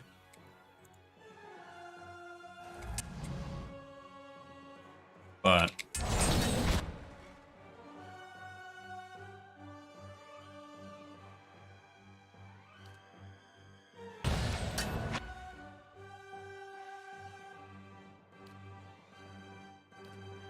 Gonna nuke him.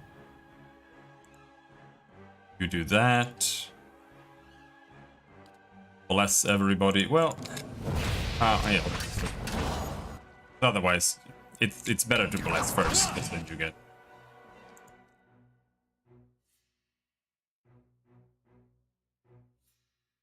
more damage on the spells too.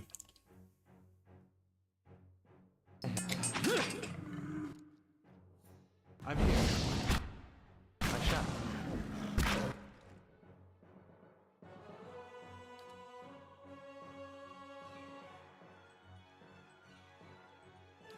The bow does crushing damage, so it's actually better here.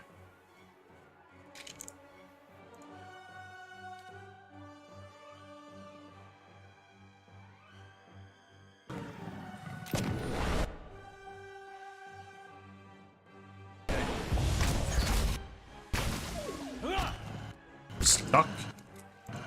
Dead on.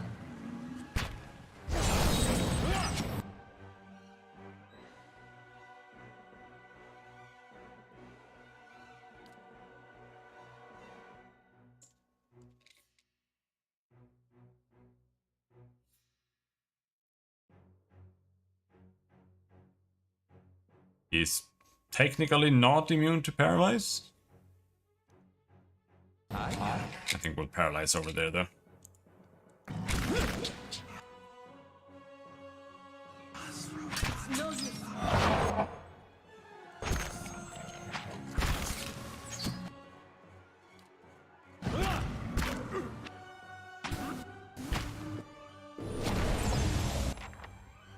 I'd be glad to.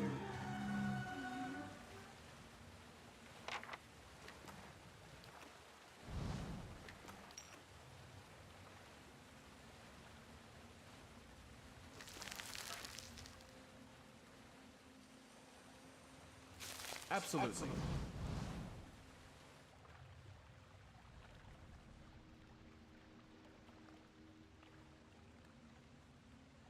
Oh no. Adir wants to have a little chat. Hope I didn't seem ungrateful back there in the battlefield. And you went out of your way.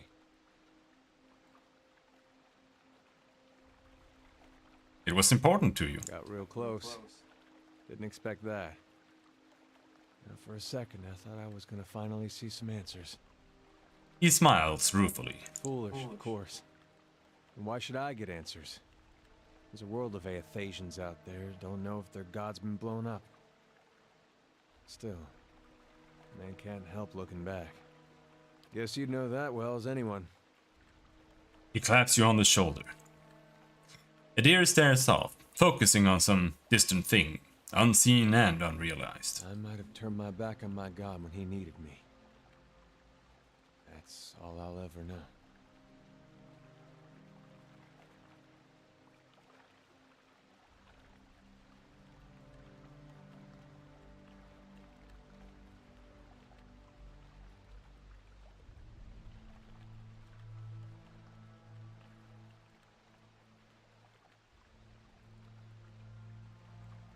What would your brother have to say about that? Tell me to trust. Of course, it'd be a lot easier if I knew it was mine. But, maybe I don't need to. He cocks his eyebrow and his mouth perks up at one end. Something to think about, I guess. Yes?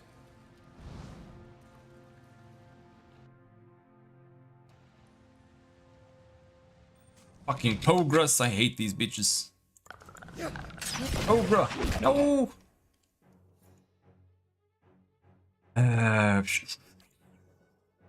Use this for once.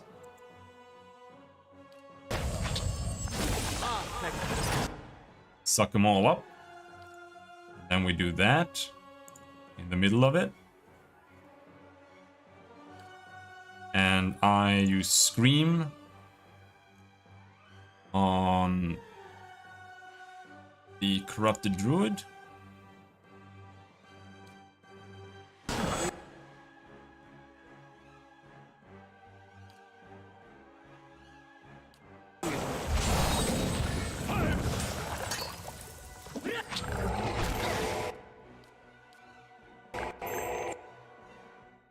Did I scream? No. I'm stuck. That explains why I didn't scream. Scream. That's it!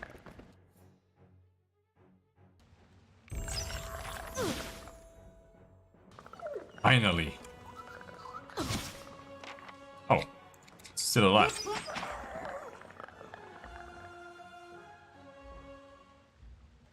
Pagani. Mechanics. Yeah, I got it to 5. So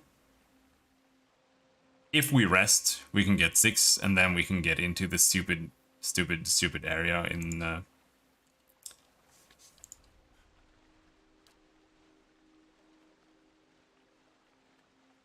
30% sneak attack on the pet. Wounding shot plus 10 accuracy. What was I thinking? I was thinking of giving her something, but I don't remember what I was saying. Oh, yeah. Arms bearer. Plus 1 weapon sets, right?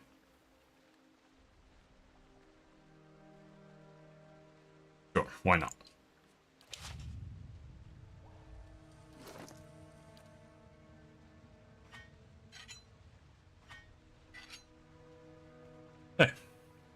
Now she has that as well. She has really, really high accuracy.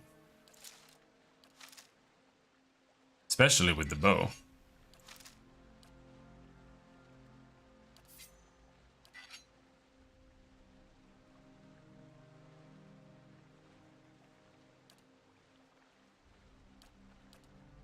His accuracy sucks.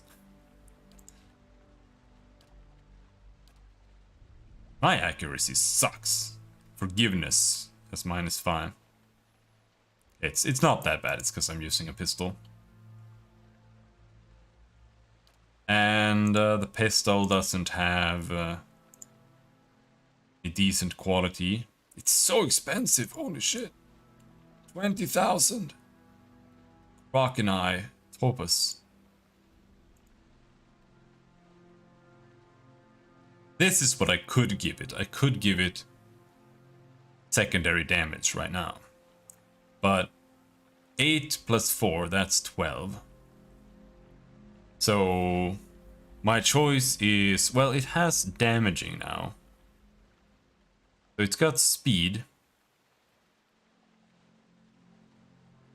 So if I replace this, then that'll be 3 plus 8. That's 11. Then I can have Burning Lash and Slaying. But what would I want? Shocking Lash, Freezing Ash, Corrosive Ash, or Lash, Burning Lash? I don't really have an opinion. Could put burn damage on it.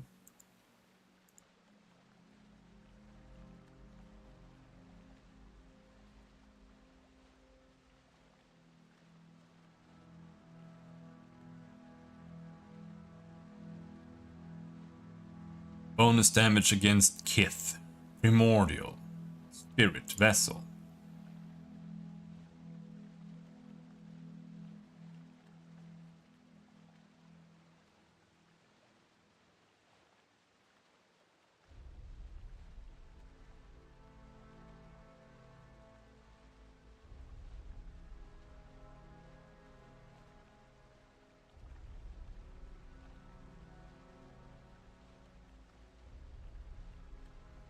No, these are too expensive, aren't they? Am I retarded? 11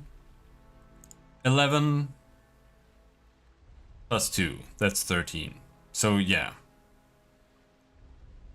We can pick a secondary damage or Slaying. But we cannot pick Kith. Spirit. Vessel.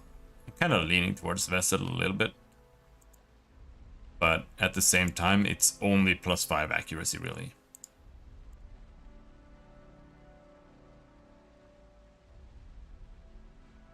I'm gonna put Burning Lash on it.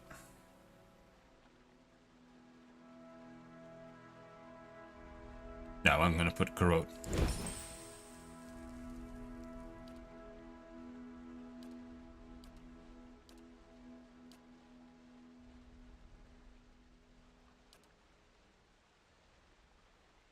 Now this bow, it only has accurate, but accurate is still really good. But I could give her something else. Beast Slaying. Because she...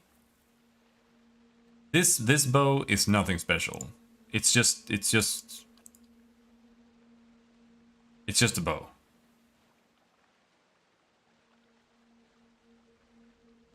It's just her bow. So it can have legendary, and then it can even have Kith, but I think I'll go with Beast for her, just because it feels better.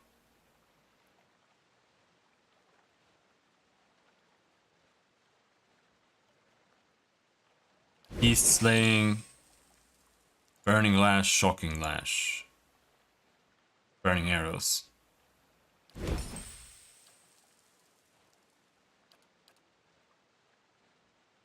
I kind of don't want to bother upgrading the Fine Greatsword. I'd rather...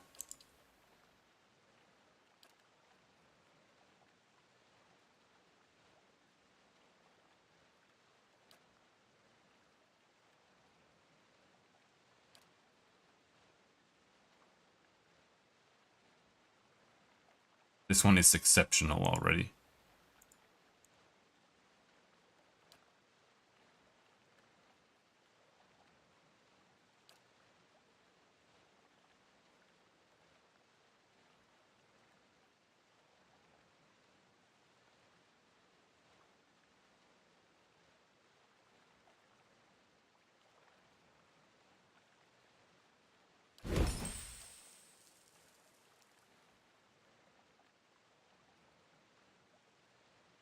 +2 DR on his armor. Hers is already fine and defiant.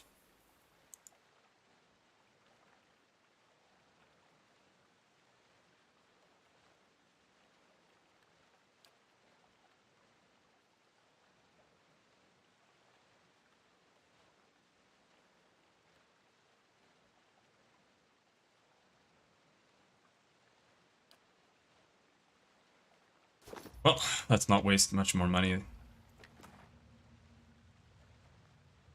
Opus. I'm here.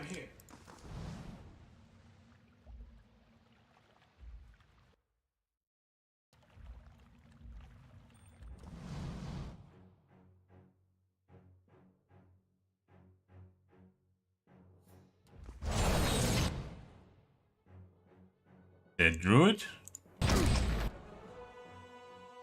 Have another druid. I'm gonna yell at that guy.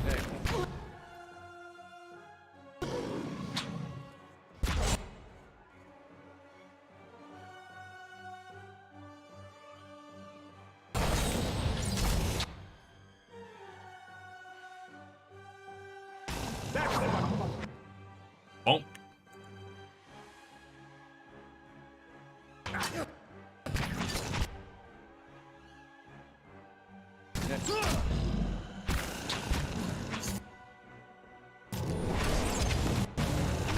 Going to check out some Spanish metal bands, hopefully songs that are in Spanish. Do you think that's particularly common? I mean,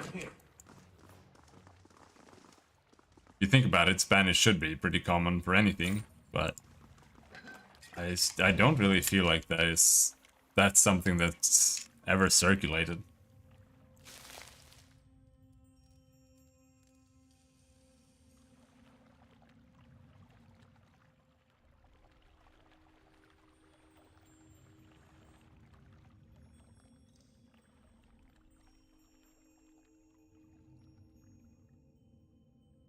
Spaniards are too Christian to play heavy metal.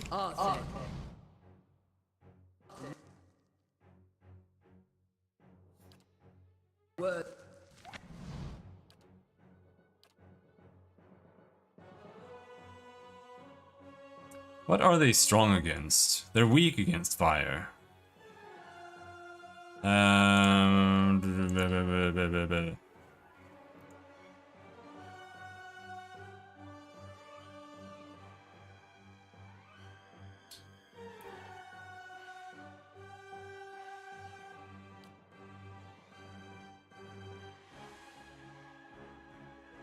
Stuck. That reduces reflex by a lot. Let's stuck these assholes, especially the Menpogra.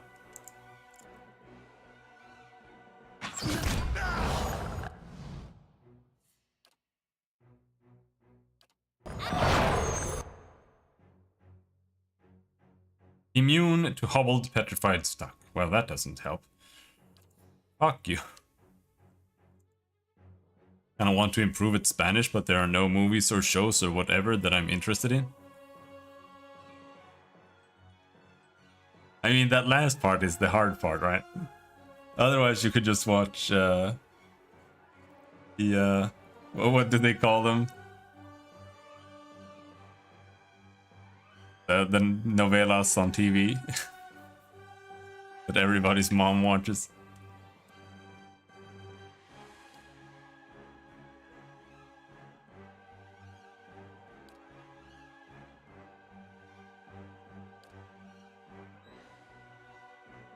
Target the oh, it wasn't weak against petrified, but they are Or it wasn't immune to petrified, or no, paralyzed.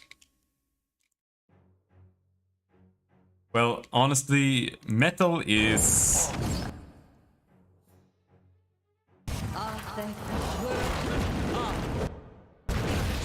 I kind of get people who don't listen to metal anymore, to be perfectly honest.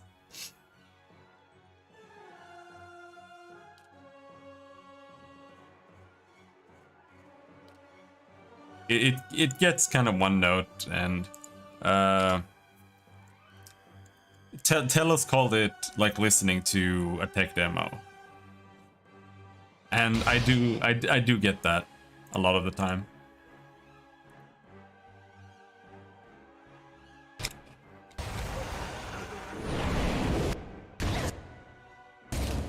Can't get a good shot.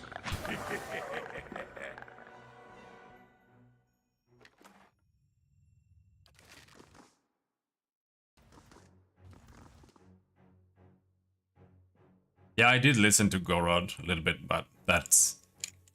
I mean, that sounds exactly like your kind of music, but it's too gritty for me.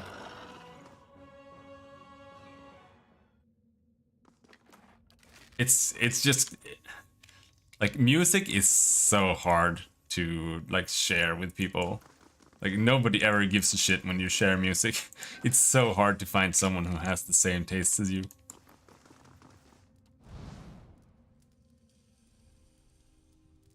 Because it's usually like very, very specific things, right?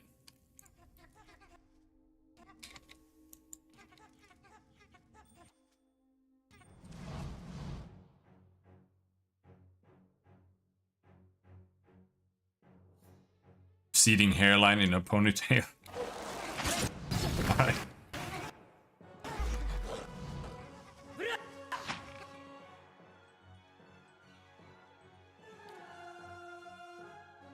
What is this? Oh, these are killable. What should we do here?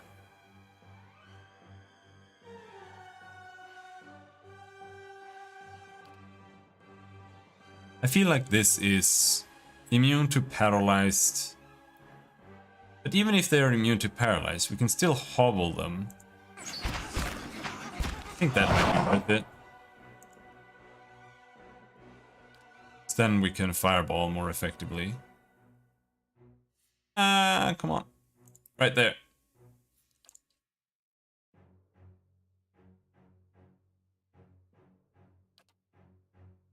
Then we do that.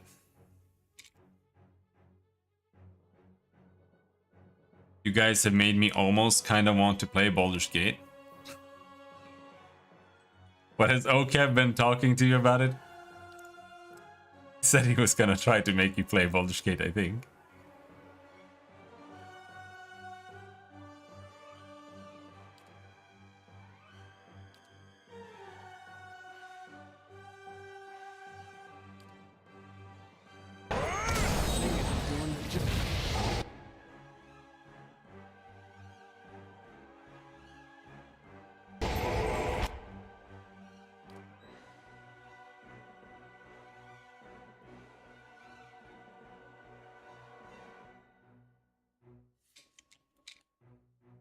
Me and LB only? Okay.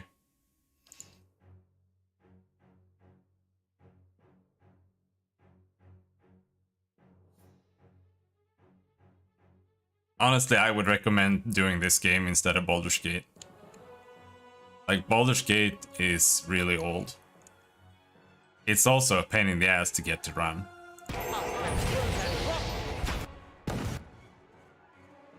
Baldur's Gate 1 is also not good.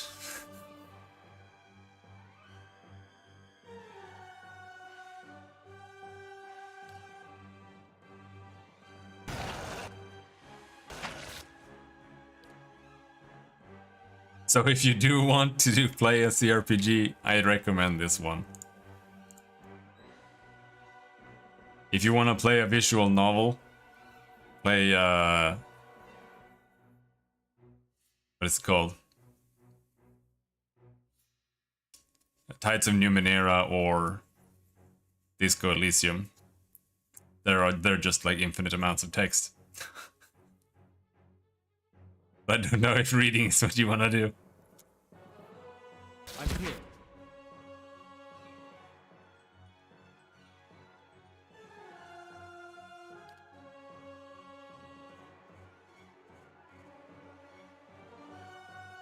Oh no, he's confused, so this hits him here? Okay,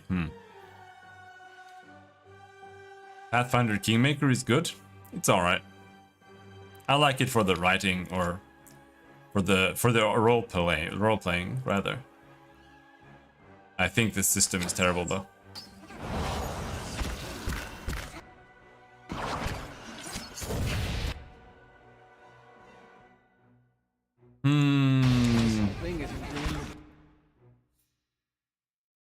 I don't even want to play Baldur's Gate 2. Maybe it's good, I don't know. It looks gross.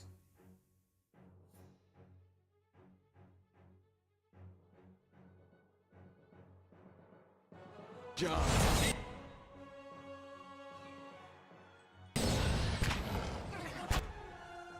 He's dominated for 1 more second. Come back here to mark there. Let's heal.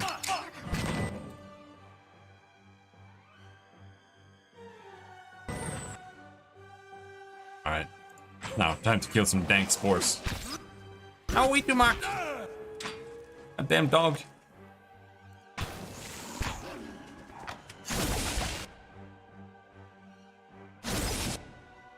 How do I suppress that? Don't I have something like that? Is that all the way up here? Yeah, confused and dazed. No, nothing against dominate. Grindcore? Isn't that what you listen to? It's just like a bunch of noise. Nothing else. I feel like whenever something is called core, that means it sounds like trash. It's kind of how I feel.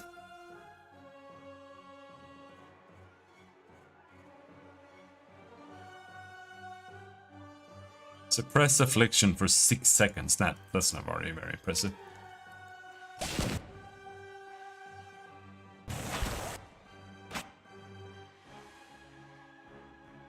Alright, what's going on there? That's it. Dead on.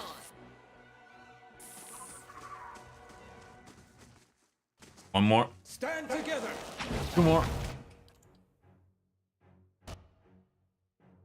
I have to rest soon anyway, just pop a heal here. Oh, no, never mind.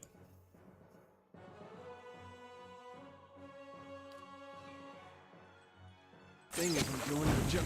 Navaru, be on seat!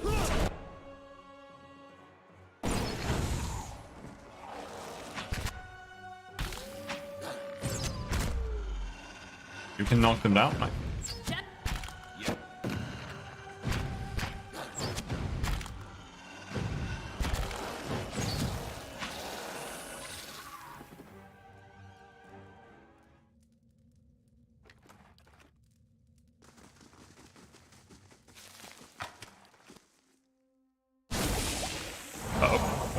Whoa. Alright. I'm here.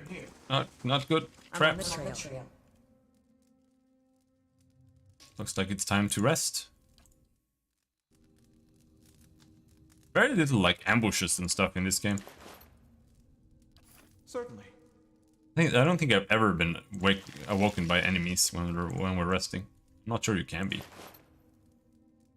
Fine stiletto.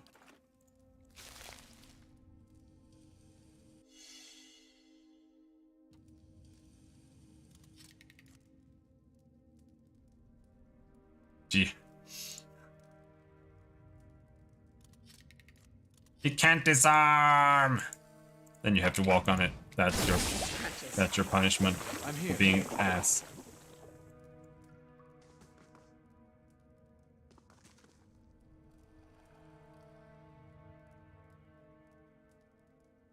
I never really listened to Napalm Death. Like it's that kind of band that I just hear about.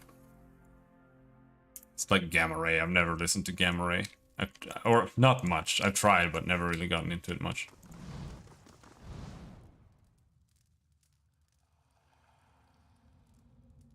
feel like you hear a Gamma Ray, or you hear about them, or hear the name all the time.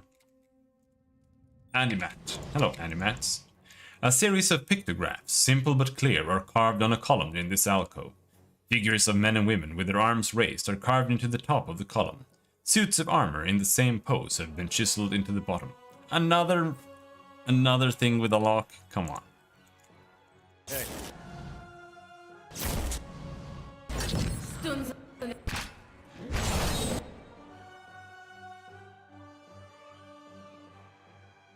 They can be paralyzed. I'm gonna paralyze that guy.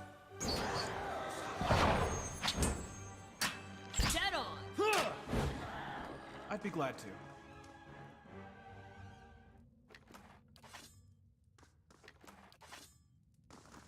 Keeping an eye out.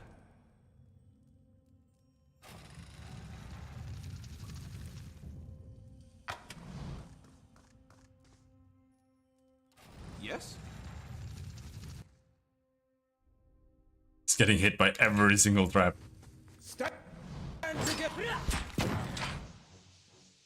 Phantom. Finally. Yenwood gets to shine. Knock down the Phantom. That's how you do it. Does this count as a vessel? That means that you can burn it. I'm here. Holy Radiance.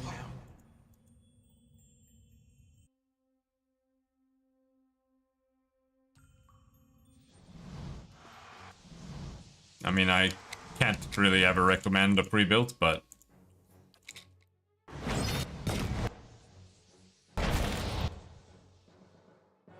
find a good deal, then why not, I guess.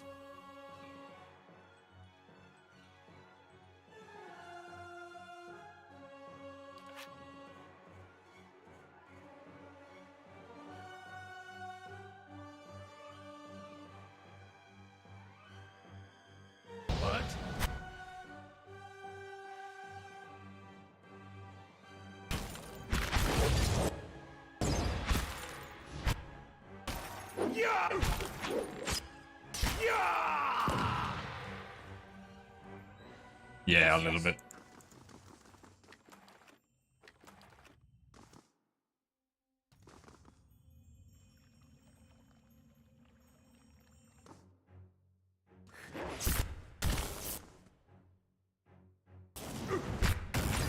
A little bit of research you would probably have to do.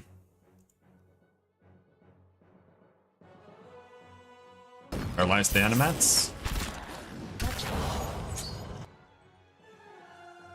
Will-o'-the-wisps have no damage reduction. Why were they ever a pain to deal with? I don't know.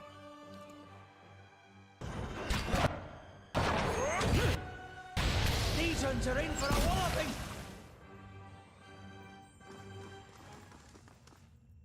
The pictograms in this alcove portray a procession marching to an altar.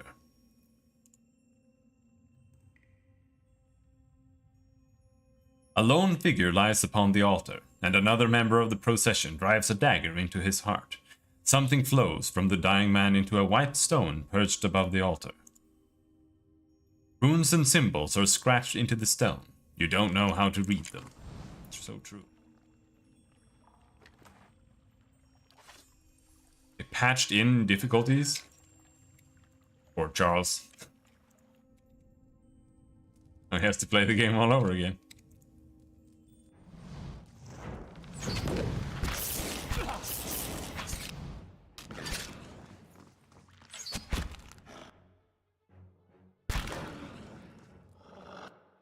The images in this alcove depict a row of pale stones surrounding a suit of armor.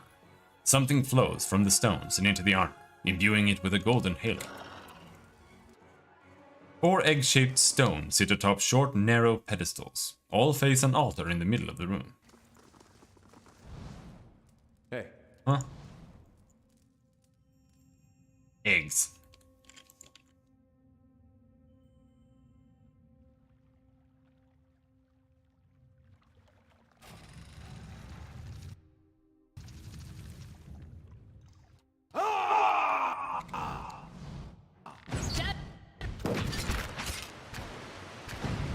I might play that game eventually. I'm not sure. Star Ocean, no chance. Never. That can happen.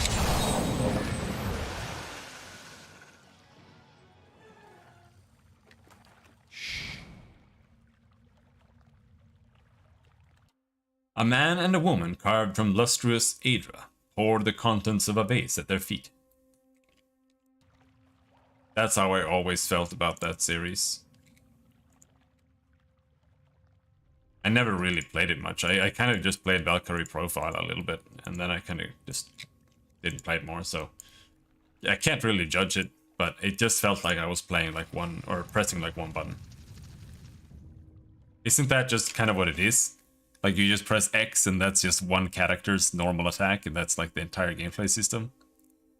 Square is another character. Triangle's another. That's how Artonelico plays as well. The first game was like okay, but in Artonelico 2, the entire gameplay system just became that system. Like you have 4 characters, you press the button and then like one character attacks. I kind of gave up on... I kind of liked Artonelico 1, it was alright for a standard JRPG. But I didn't get Artonelico 2 at all. Or Artonelico 1 felt like a porn game, kind of. Without any porn.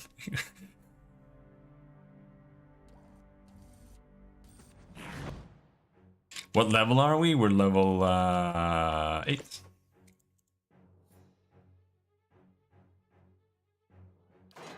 Over to that. Ouch, ouch.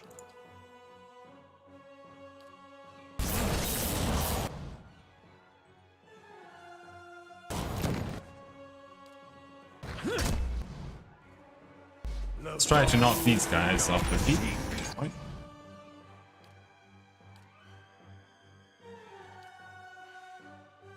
Gonna yell at them. No, Charles, you don't have to get... You don't have to get achievements, Charles. You can just not get the achievements. Charles would have to play the enhanced version of Baldur's Gate so he can get the achievements. And then the game looks like shit and sucks ass.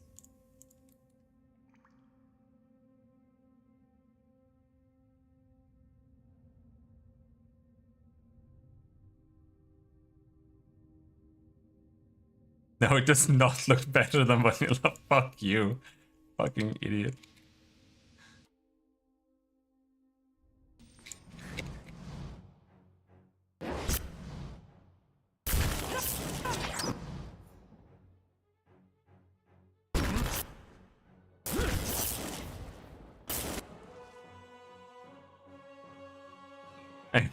I'm seething a lot. Okay, here we've got some damage reduction going on, so let's do that.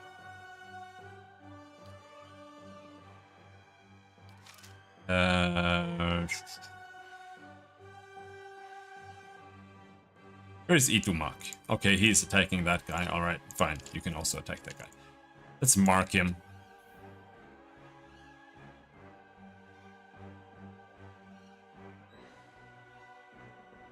Blast him in the ass. You can also mark him.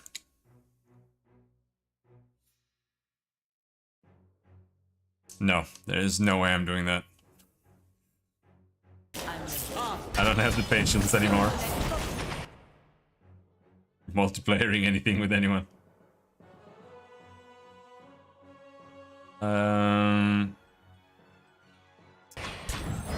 It does suck. It is not great.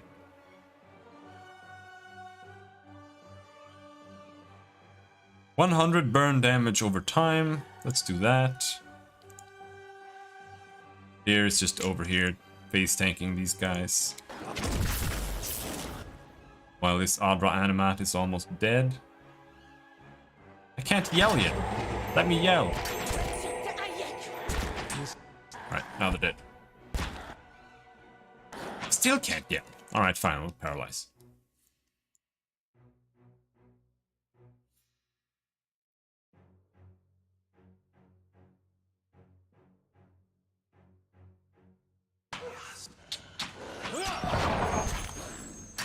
That's not very helpful. Don't even.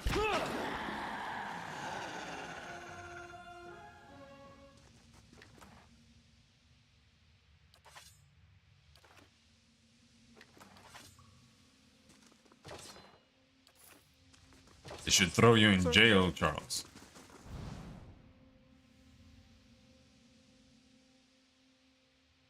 Images of men and women swinging hammers and heating iron over a forge fill this alcove. What was that amulet? It was perception +2? Yeah, that's pretty sweet. I think I'll give it to Alof. His perception wouldn't hurt for him to have a little bit more to hit. Healing amulet. Man, who even? Fine. You. Yes? Don't know what they say.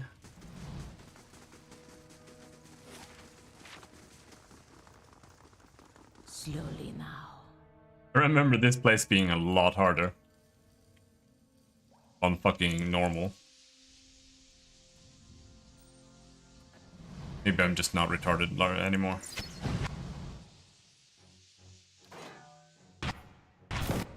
Actually switching to Denwood when fighting Spirit. Or I'm overleveled. Because I did the That is actually something that happens in a lot of games. Like when you play on harder difficulties, they just give you a bunch of extra enemies. So in the beginning it's harder, and then you get more XP, and then the game becomes like a cakewalk because you get shitloads of extra XP. Stand together.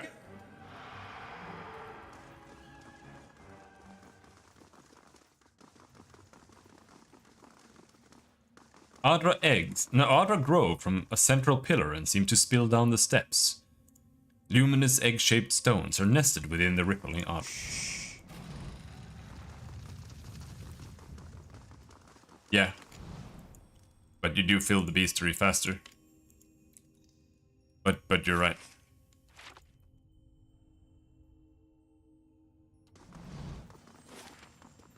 There are still lots of monsters I haven't filled the beastery for. Or bestiary. That I've been fighting like since the beginning. So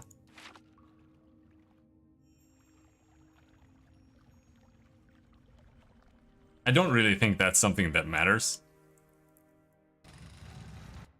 But I do think it's a nice touch.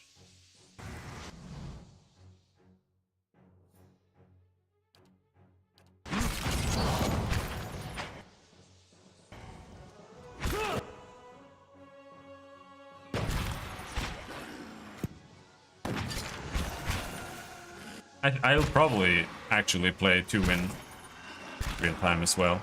It's actually kind of nice to play real time in this game. It's not that bad. Though I don't mind it as much now, but I do see the issue I had with it. Like, it gets kind of tedious to micromanage, like, just knockdown when they're knocked down for literally 2 seconds. 5 seconds. Or just micromanaging Flames of Devotion, but if you really, really hate that, you can turn this on. And they'll use that shit, but then you don't really have any functionality. I'm ready. Engwithan Key. Whoa. Sweet. This place has a key. Oh yeah, okay. I don't know if you saw that, but when you're over here in Durford Crossing and you go down into that temple area there, you can't clear the area unless you have 6 mechanics, because there is no key to go into the doors. Like there's no key anywhere. You have to have 6 mechanics, otherwise you're just completely locked out of the area.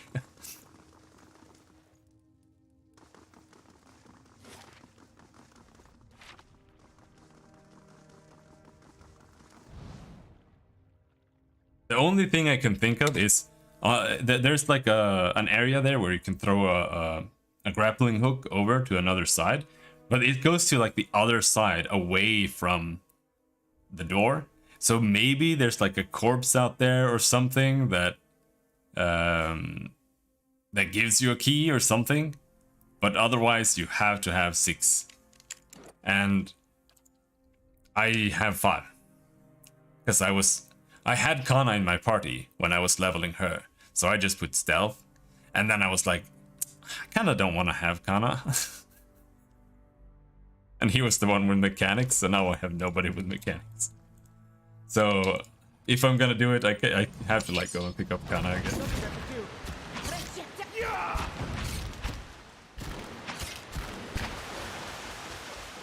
See, here, Rain Blights, I've killed 42% of Rain Blights. They give 180 XP for the entire party. And I can kill more than twice as many as we have killed. So if the game does give me more there, then I'd be glad. That's the same for all the other encounters. You might end up with more XP, but I'm not sure it makes you... I'm not sure it really makes you that much stronger. Eyes open. Not to the point where it makes the difficulty trivial. It's in a corner. I looked into the... I went around the entire area, but there was nothing.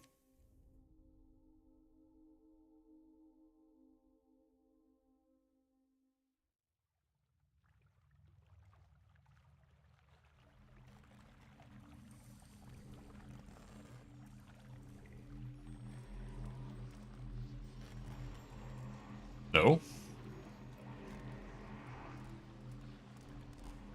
I didn't find her because the doors were locked.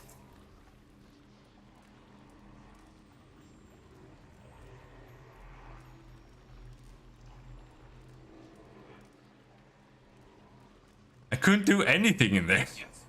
Something in the ether hums and buzzes through your teeth. I couldn't do anything. Of course I left.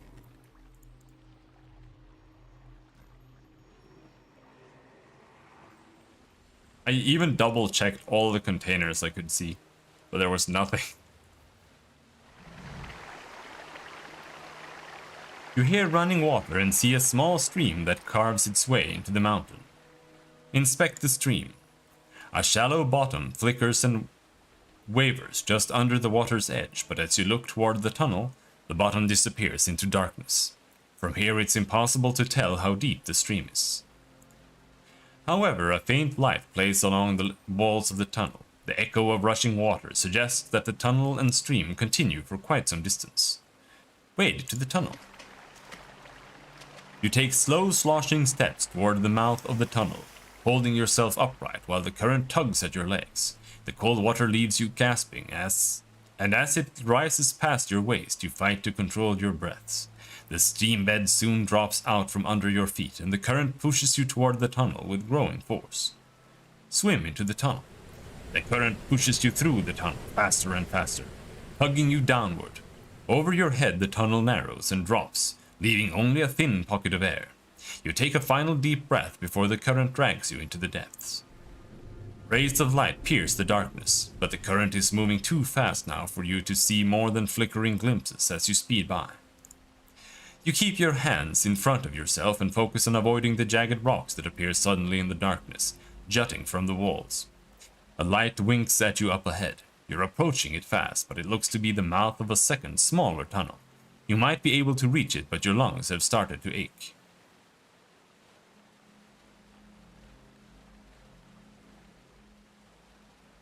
Grab the edge of the tunnel. You wrap your fingers around the rocks lining the tunnel and peer into it. It terminates in a dead end, but something glints among the rocks at the far side. Reaching it would be a challenge for anyone without strong lung capacity. Send a deer. Adair pulls himself into the tunnel, executing deft scissor kicks while the passage narrows at the end. He finds a skeleton with a handle protruding from its ribs. Adair pulls it free and pushes off from the wall, propelling himself back towards the main tunnel. It always wigs me out that the Constitution is what you use for like all of these roles. Instead of athletics, I've like put 10 athletics into him in case he would use it, but no, it's just Constitution. It's just luck that he happens to have that much Constitution when I click him. Hello, Telonius. Yeah, I like this. I also like it a lot in the other games, like in Pathfinder. I like it. I also like it a lot in Tides of Numenera. Because it's an easy way to add some more complex writing in the game. Yeah.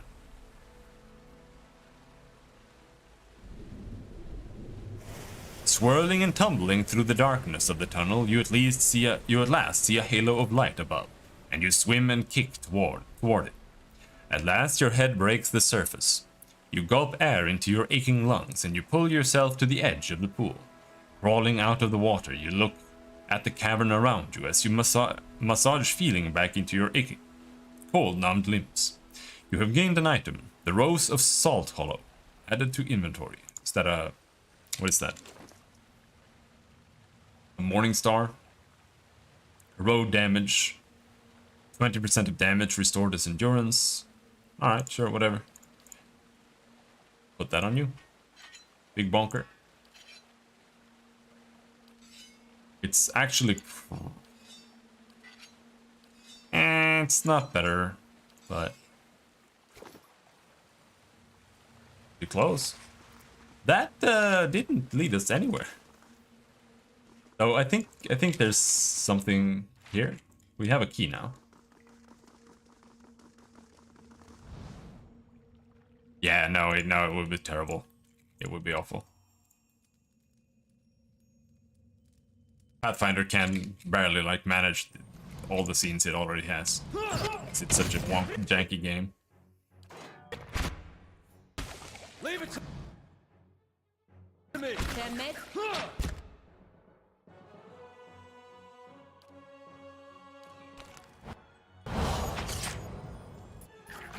This thing isn't... Scream at the slime! That's how you kill slimes. You scream at them! The fuck? He only took 20 raw damage?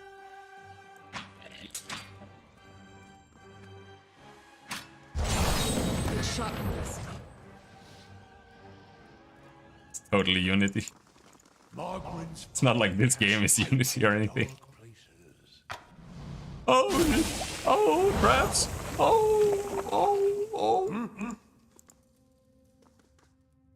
Yes? Tides of Numenera actually runs the Pillars of Eternity I'm here. engine.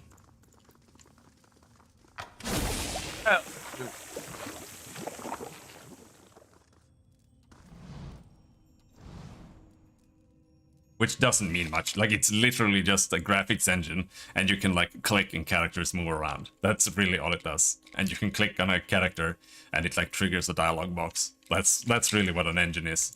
People really overstate what an engine is. Very, very strongly.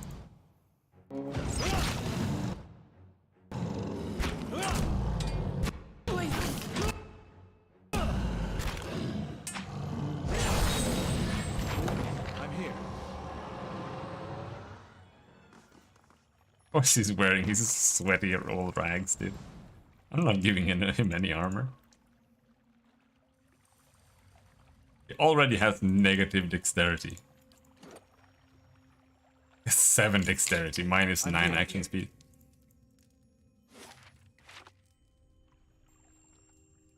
If you put armor on him, you have to have him never do anything, ever. Or he cannot react to anything that ever happens. He's already almost not capable of it. But what you can actually do, if you really want to,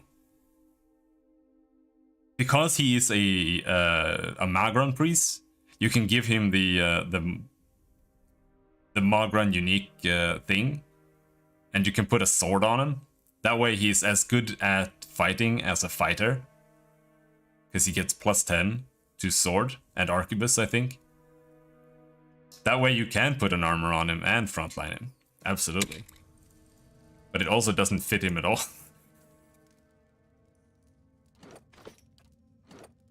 Because he has high constitution and really high resolve. So he would do pretty well in melee, I think. But I don't want him there because I want him to be a priest. Yeah, you can absolutely.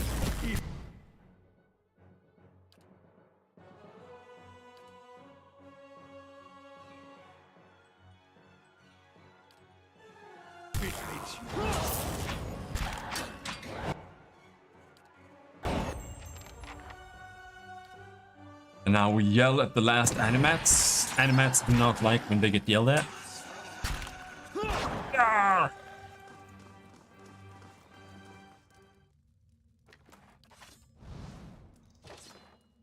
Oh, ooh. Tiny animat. This didn't do anything.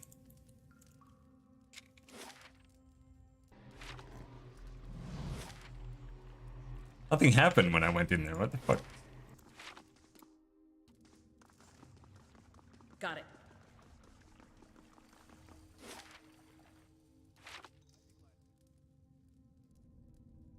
I'm super confused. Maybe I should have touched all the bodies that were standing there. I just don't feel like touching them because they crumble and it just feels rude. You know, do you know what you do in Baldur's Gate? You go into the config, and then you change the frame rate to 60 from 30.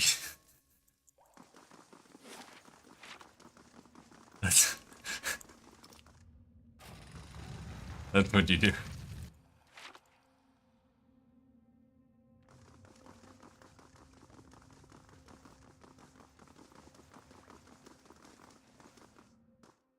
Yeah, I know what you mean.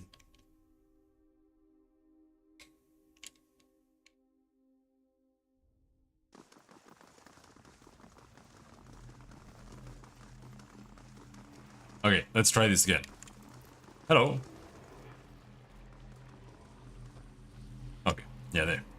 A haze of essence lingers over the body, as faint and insubstantial as a dust plume in a rider's wig. Yet as you draw closer, whispered instructions echo in your ears and anticipation warms your blood. In a vision, you see the same stone machine you approached moments ago, but from a different height and angle, as if through different eyes. You'd heard rumors that some of your brethren were sent here months before, yet you see no sign that anyone has been here. In fact, the cobblestones are covered in a fine layer of dust, ash. You know suddenly what this will cost you, and you are ready. The orders were clear. The effects of the machine in Cleoban Rilag were wearing off. A child had been born not far from Durford recently, its soul intact. The machine would need to be reactivated. You and your companions take up your positions. You share a final look of affirmation between yourselves. They don't know your name and you don't know theirs, but you know that you're doing the work of the gods together. None of the rest matters. Two carved bands of stone in the middle of the machine grind into motion. They rotate in opposite directions, picking up speed until they spin like freshly greased carriage wheels. A wind shrieks through the cavern, accelerating with the stone rings. You press your hands to your ears and grit your teeth against the noise. You're about to shy your eyes when you glimpse new movement. Rows of triangular flaps around the machine open like petals. You don't know what's happening in the machine, but you feel a tingling at your extremities. Searing pain spreads through your body, a hot knife separating every tissue and ligament within you. All the while it feels as if you're falling towards the machine. your stomach mashed against your spine. What happens next is too fast to process. You awaken from the vision to find yourself kneeling and gasping for air. Holding your head, you let the tiles between your knees gradually come into focus. As you catch your breath, you remember the strange scene you saw outside Sealant Lees, where several robed figures fell amidst a howling Bewick. Looking at the ash scattered across the cavern floor, it is apparent that the leaden key has been doing this, whatever it is, all over the Dyrwood.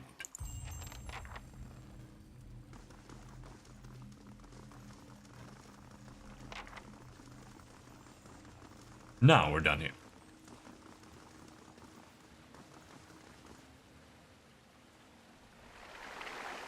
Now we can take a little trip here again.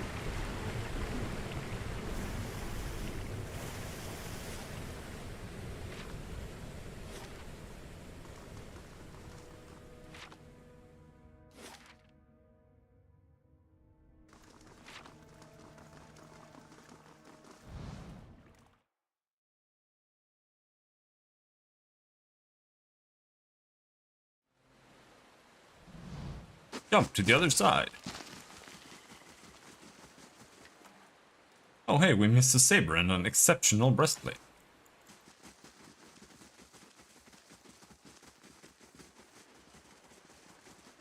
Hello, Glanfathan warrior. What the hell are you doing there? Leave before we honor the gods with your death. You guys wouldn't do that. You guys wouldn't hurt me. Yes. Little old me.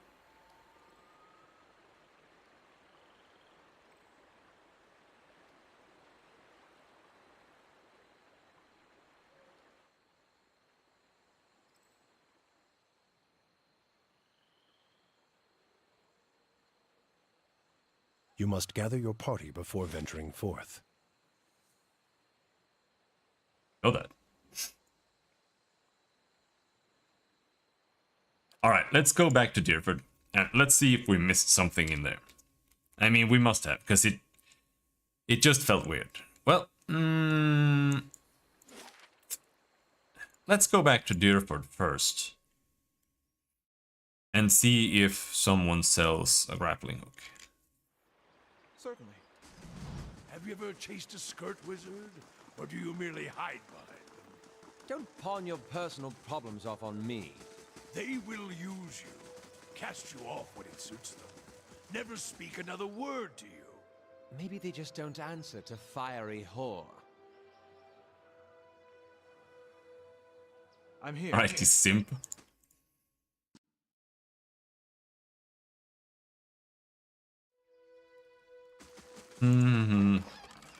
Here there's nothing. Oh! There's the key! Holy shit. You know what? I wonder if I didn't have enough mechanics when we were here. Because I only had 3 mechanics, and mechanics is what lets you see hidden things too. Or maybe I just didn't get close enough. My son, tomorrow I become the effigy. Tomorrow I become Skane's embodiment on Eoria. Tomorrow my master chokes on his own whip. For months we met by secret conclave to plot our landlord's demise, all the while working the fields as if our hearts were content. Skane teaches us to plot with the mind while keeping on one's face impassive, inscrutable. Fair fights are for those with armies. The quiet slave is our whetstone, our focus. In his worship, our cause finds focus, clarity, and possibility. Tomorrow my master chokes on his own whip.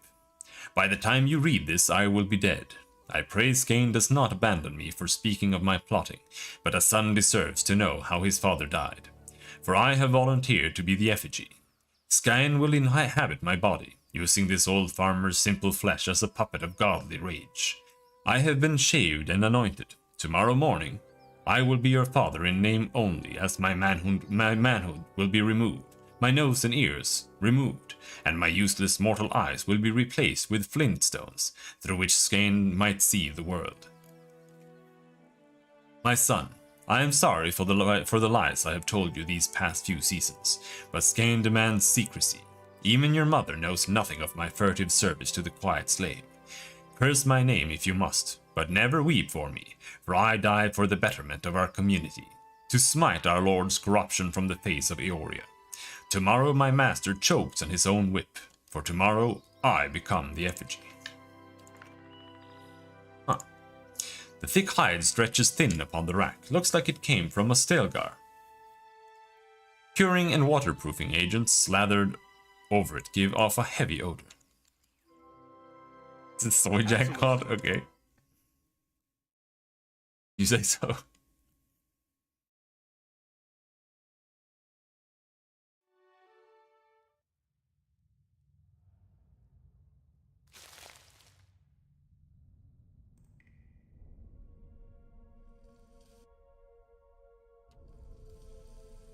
Wood beetle.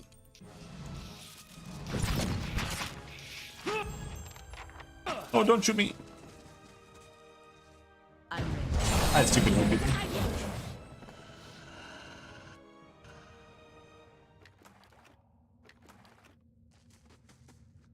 This stained and rumpled bedroll appears to have been used recently.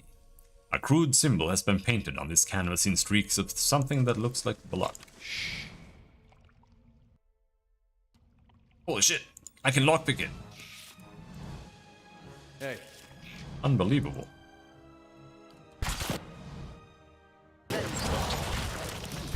Ready.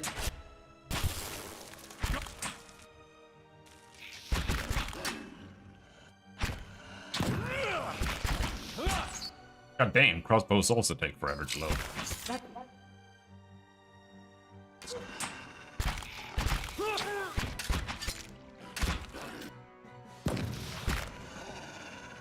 Come on!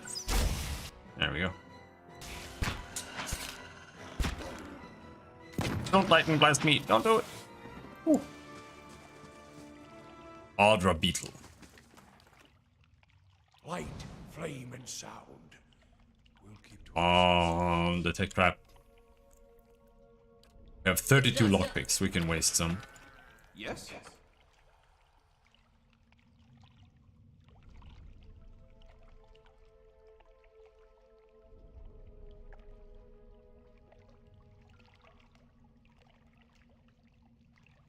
And that's clearly a door.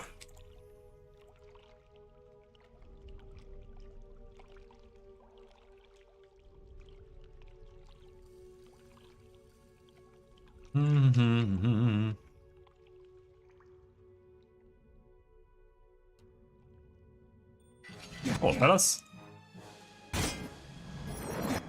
Wanna fucking go? I'm gonna paralyze you all. Or in fact, I am not gonna paralyze you all, I'm gonna...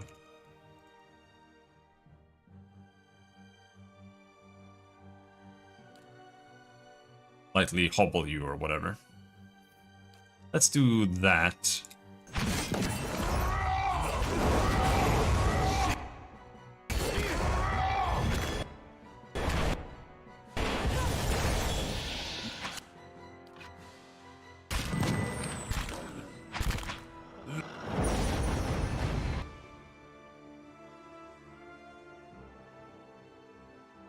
No. Can you knock down that guy?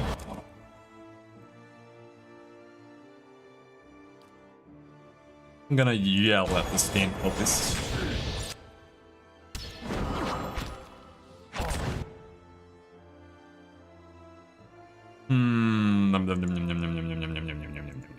What the fuck do you want?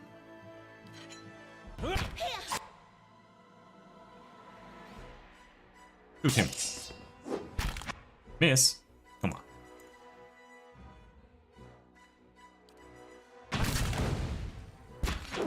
No.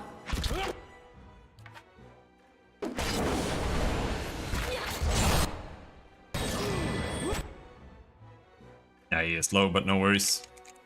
It doesn't matter if you go...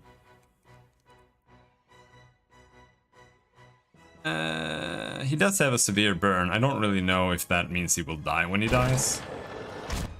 I don't really know. If the wound is what causes you to die. I'm here.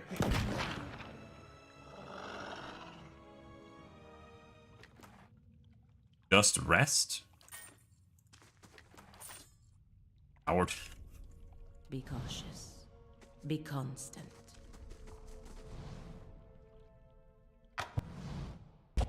Fuck you, Zagani. You fucking suck. Right. Diamond! Oh! I think we'll rest now. Tower construction complete.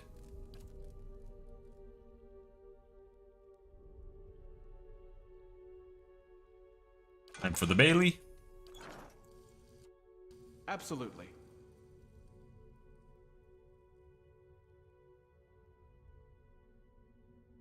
When it comes to resting and stuff, I kind of like what Pathfinder tries to do. I actually like Pathfinder's systems in general when it comes to that aspect, but I don't think that they're developed well enough. It's the same with like the Kingmaker system. It just feels tacked on. And the army system is even worse than the Kingmaker system. Far. It's just like, oh, we just put this thing here. Okay. I guess. Thanks. I'm on the trip. Zagani, don't die. Ah, I told you don't die. Aura of Wreathing Flame. Grants Wreathing Flame 3 times. For rest. Oh, we got a grappling hook. Nice.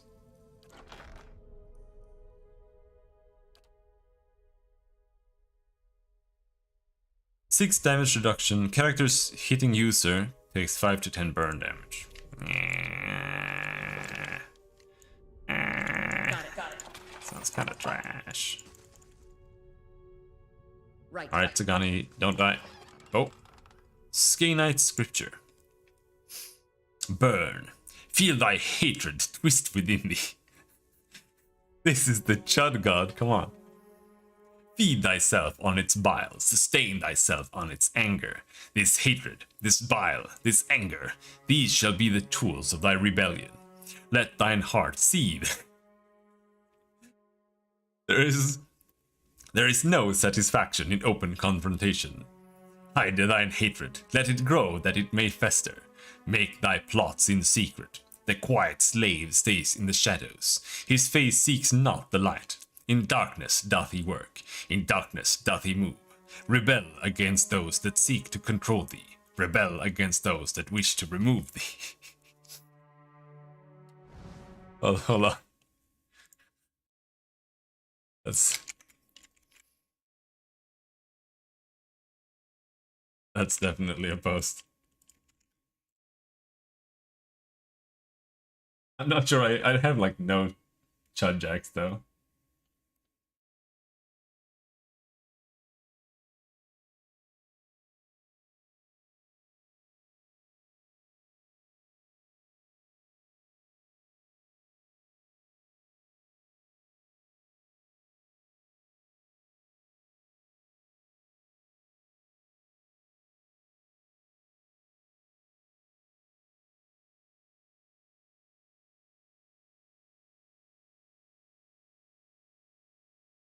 Oh, no, that's perfect. There we go.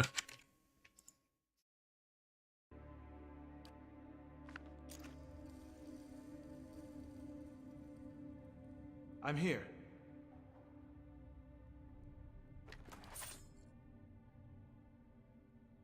No traps, no traps, no traps, no traps. Please, I beg you, no fucking traps. Hey, Temple Guard. Hello, fuckers. What are you guys doing here? Johnny is in melee. That's not where you're supposed to be, you stupid bitch.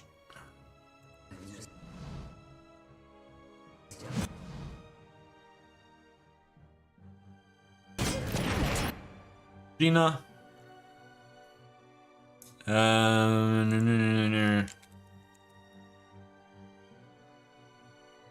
I wonder who the most dangerous guy here is. I'm gonna grab a Temple Guard. I kind of want to suck them together, but this thing, I kind of like the pull of Eora, but it doesn't have a big enough AoE.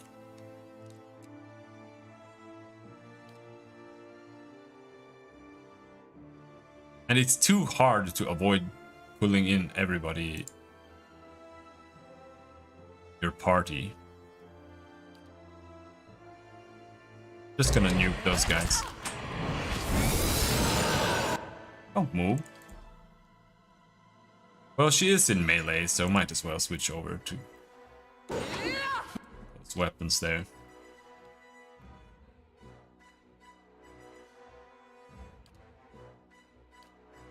Durans, do some shit. You do some shit as well. You also do that.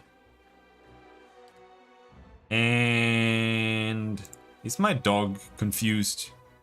Yeah, my dog is confused, but it doesn't matter. We can blast the dog. Blasting the dog is okay.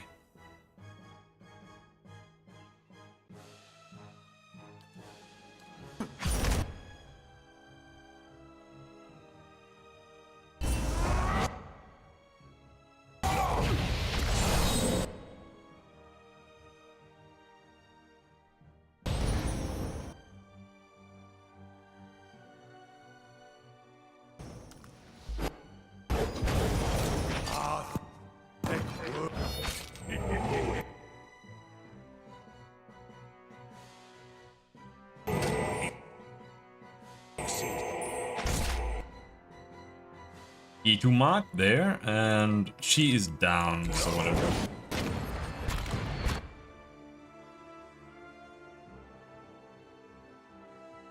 Let's just auto attack. I do look forward to the second game where you just like spells are in counter base as well. But I'm kind of worried that that's gonna just turn them into Cypher tier. And you're just going and you just use like Apocalypse every single turn.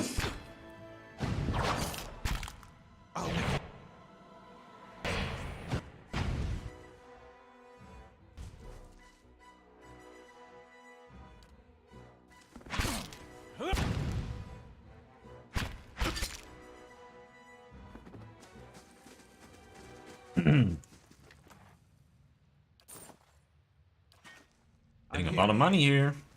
Think. Nice and quiet. Sure. Send Sagani in to suicide on all the treasure chests.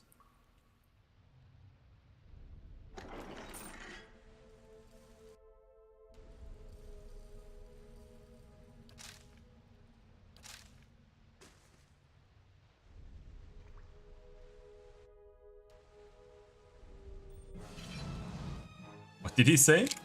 To concentrate, or the ritual won't work and you'll bleed out for nothing.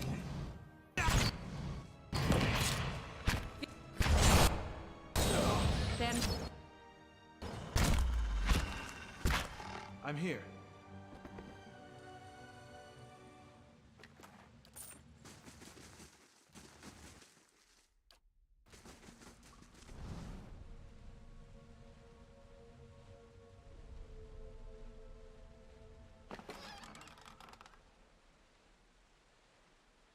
Final Journal of Jonas.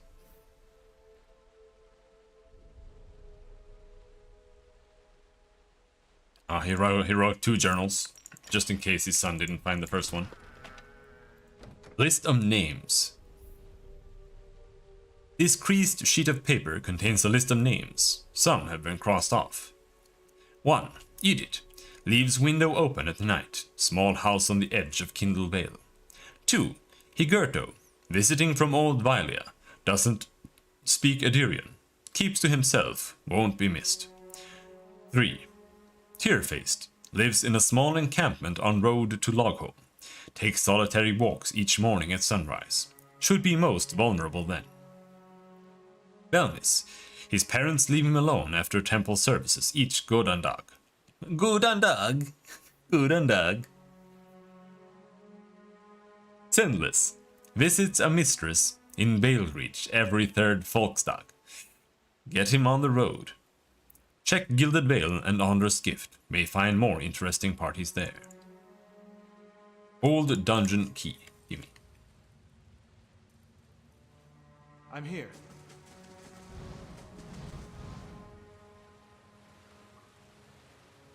Torch Iraqi spattered in blood and gouged by fingernails. That's a trap. Right. Stay close.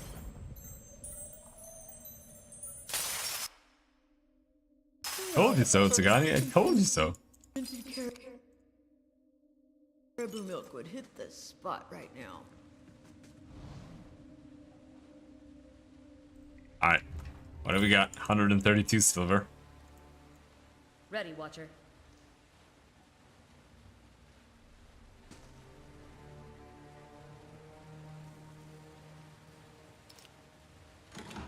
Now we got the key. That's where the key was. It was in here. So you had to find the key in the random pot. I mean, that's fine, but... Oh no! Oh shit! Oh no, what just happened? I'm fucking petrified? Alright.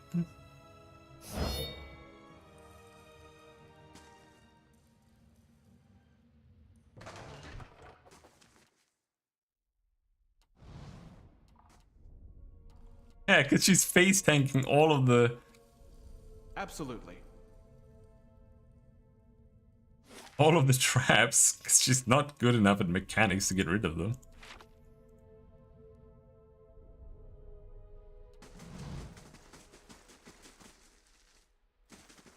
Slow and silent.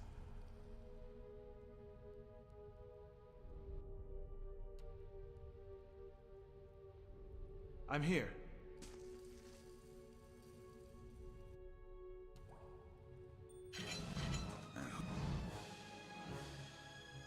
Hello there, fellas. Fucking stupid dog. Fuck you. It's a big fight? Nah.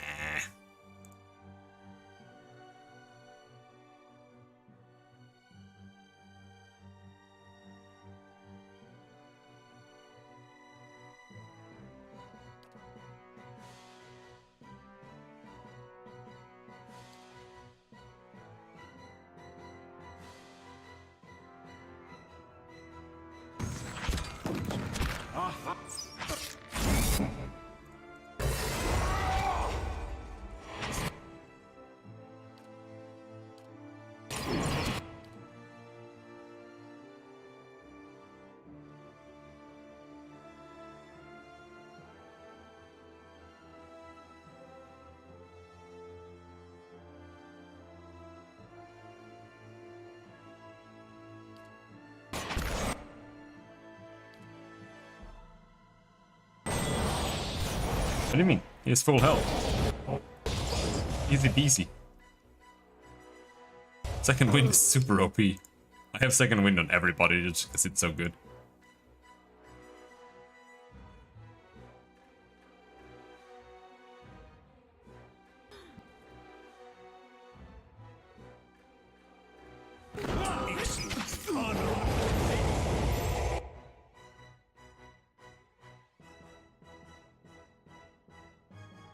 Itumak is frightened. Can you move?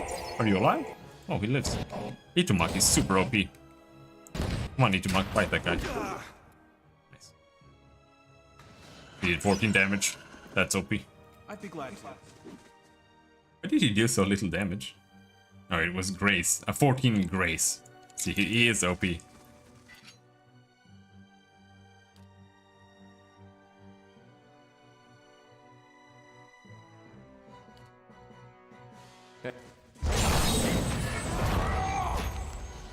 Paralyzed.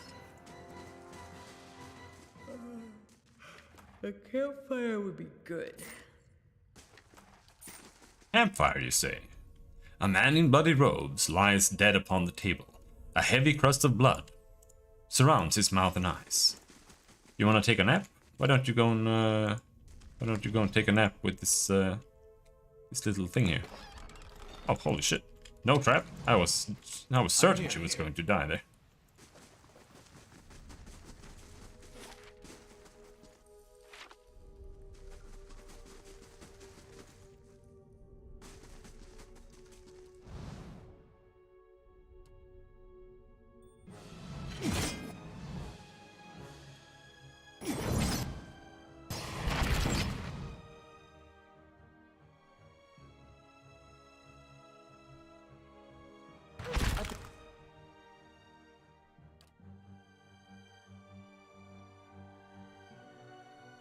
Red. Now Itumak. Oh.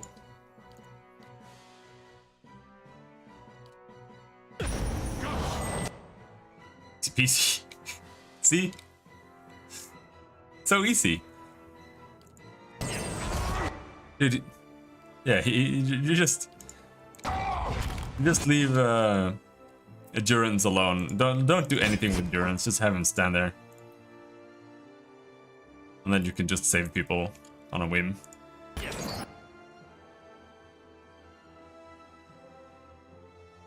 Now we have Itumak. I wish Itumak was faster.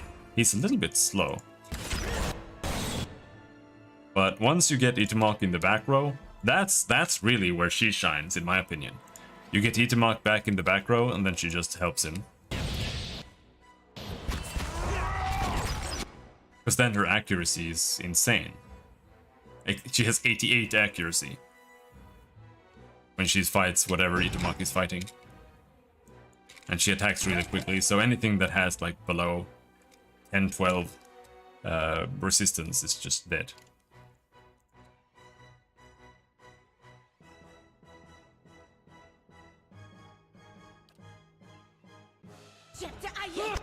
No need to waste spells there.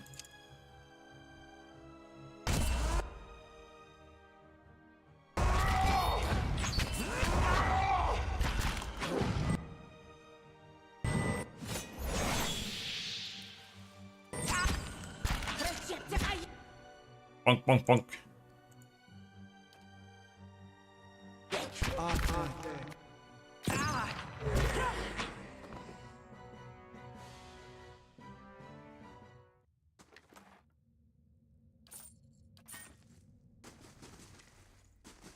Ready, Watcher. Granny.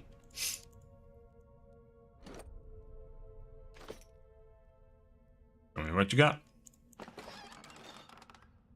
The grappling hook? They really want me to have those grappling hooks. Oh, Sagani. I'm sure there's no trap in that table, right? Oh. Psalm to Boudica. Ye exiles, ye broken, fear not the vengeance of the burned queen. She watches from her throne, ever vigilant. She hears the oath thou dost speak at her altar. She hears the oath thou dost speak in thine home. She hears the oath thou dost speak in the dark. For ye who would keep thy word, thou shalt escape the justice of her gaze. Beware, ye liars, ye unfaithful.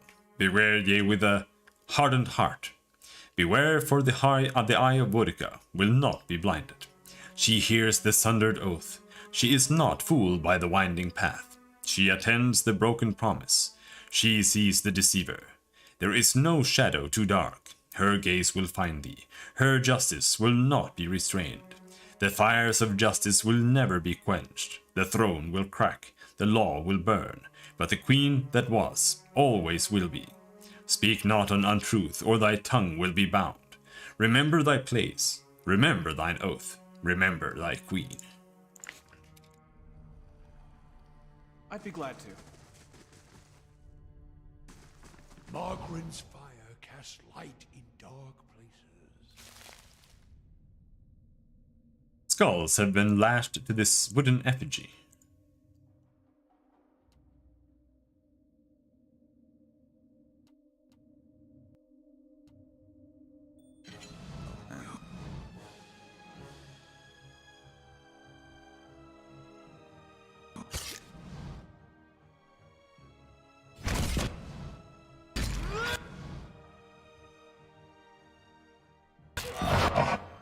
No, don't paralyze me, fuckers. What should we do with you guys then, if you're gonna paralyze me like that? How about... I paralyze you back. And then I just destroy the shit out of you. There.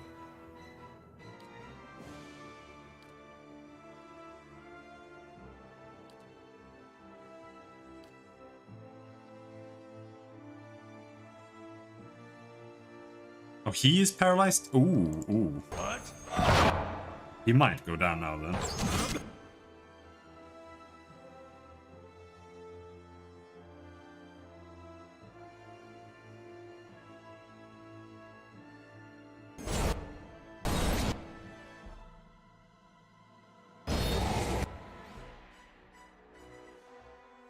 But I do have some pretty chunky nukes there, I think.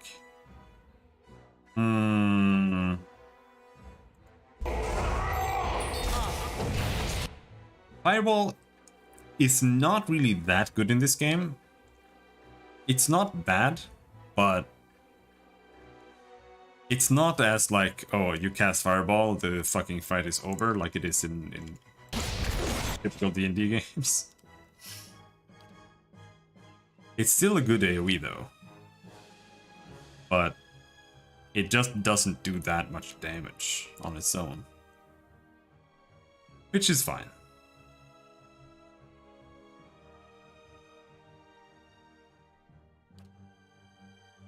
But it does soften them up a little bit.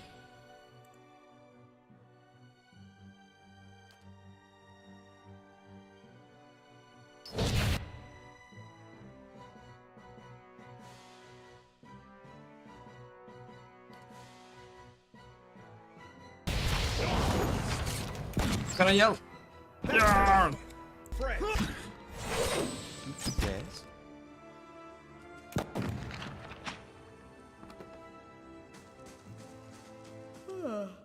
Some fermented caribou milk would hit the spot right now. Know what would hit the spot? If you could disarm that trap.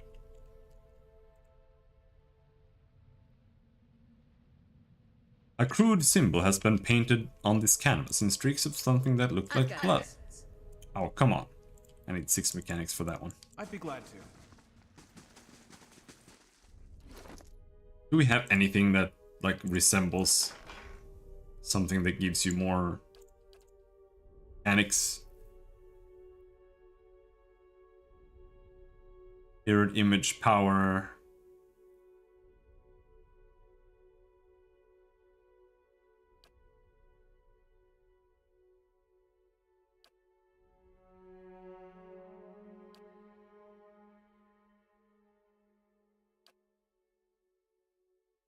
Svef. That's what that is. No, I think most things that you can eat just gives you like a main stat, not really skills.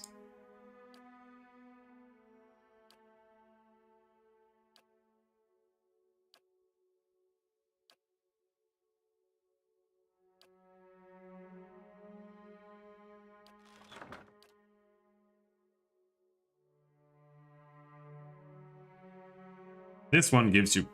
No, perception is the main stat in this game.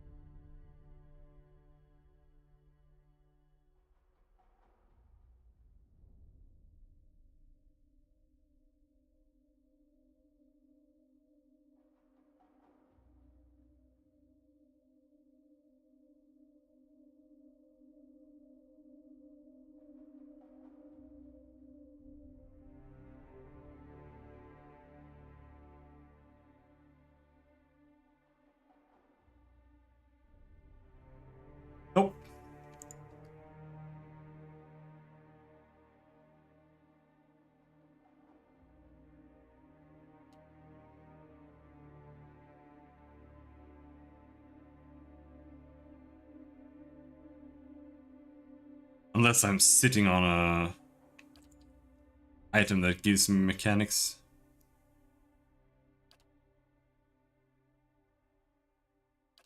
Pretty sure that is not the case.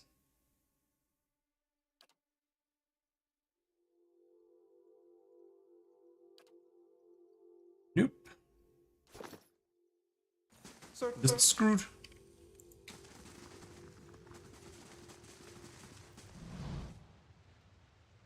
Toss your rope and grappling hook across the chasm. Yeah. Sagani is tiring. I'm here. Did that give me any XP?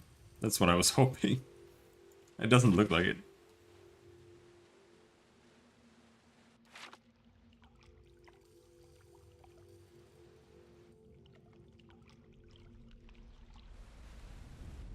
Alright. Good nap.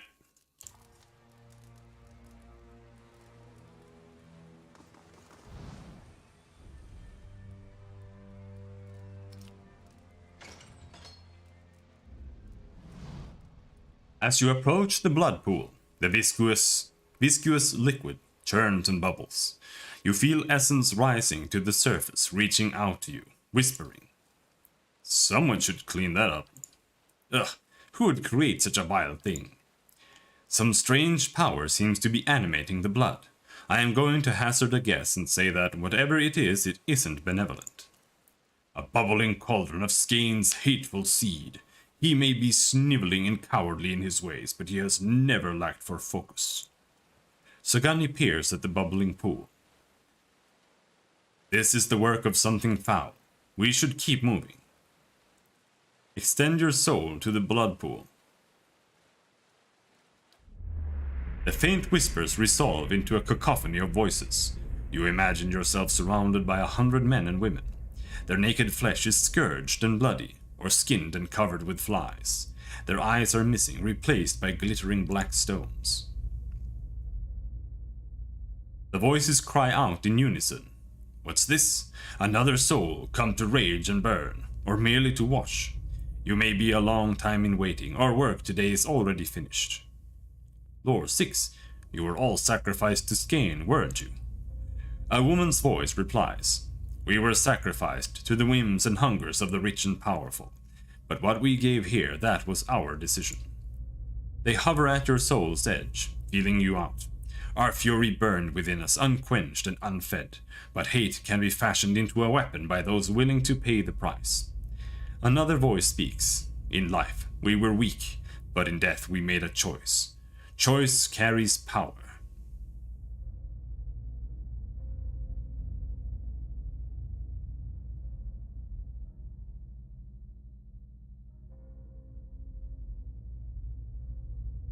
To exact justice.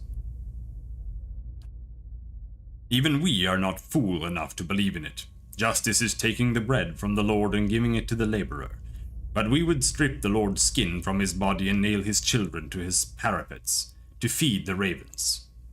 They probe at the boundaries of your soul, exploring your essence. It is a shame there is nothing in you we could use. The souls sink back into the pond. Hold, I would know what you've done here. The pool itself begins to ripple with the sound of dissonant chorus of perverse laughter that rakes at your ears. The lapping blood stirs a large metal cage, half submerged in the center of the pool, and it creaks loudly as it rocks back and forth on a rusted pulley, as if in answer to your question. Leave.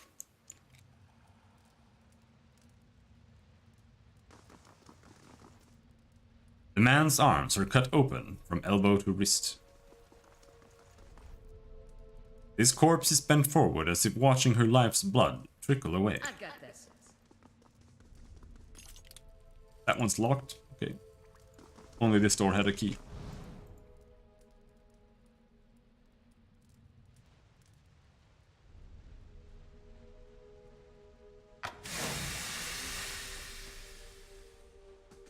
Perhaps. Yep, let's go in, sacrifice Sagani. A third final Journal of Jonas. Skainite scripture. We read that one. The cabinet is finely crafted from a deep, rich wood. However, many of its shelves are broken from years of rough use. Wow, that's good. Want it to fall apart from neglect.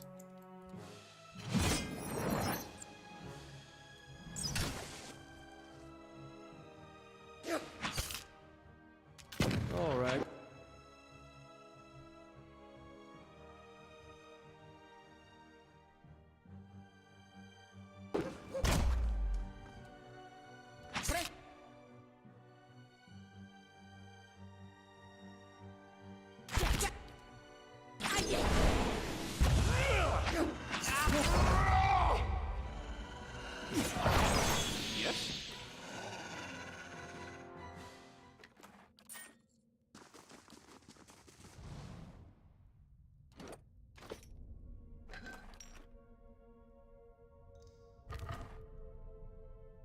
Grandfather Customs.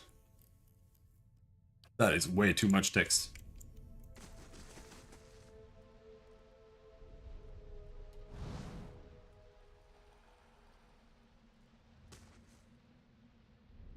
Uh-oh.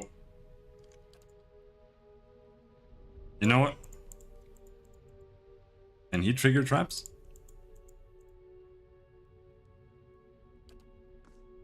Sure he can, but if he can, then he's OP. But that's a trap.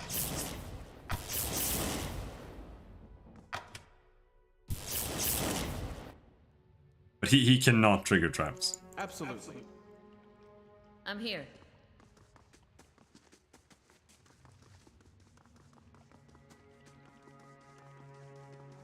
Slow and silent.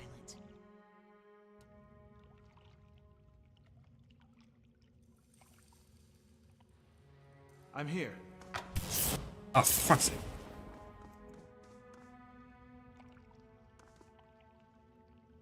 Hey.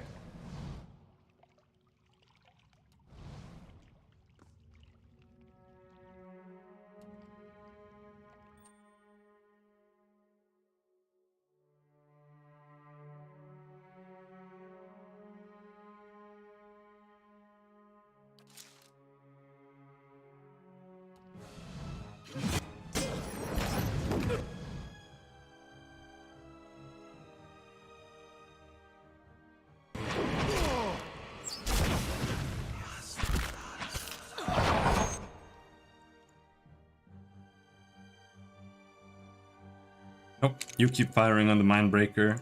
Actually, I also fire on the Mindbreaker.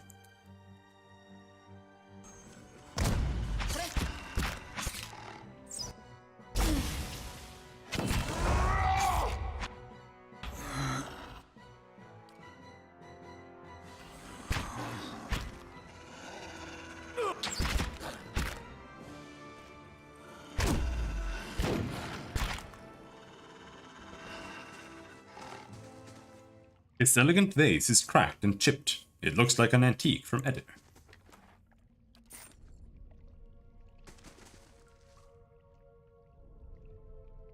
And what does the flame reveal?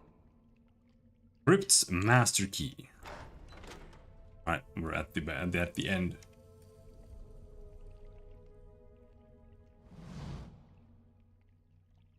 A large, bull-necked man in a hood helps a young elven woman down from a glass chamber, connected to a dizzying array of cables and machinery. Her skin and clothing glisten with fresh blood. You may feel a little lightheaded for the next hour or two, but that will pass. Have a meal and get some sleep when you return to town. The transfusion.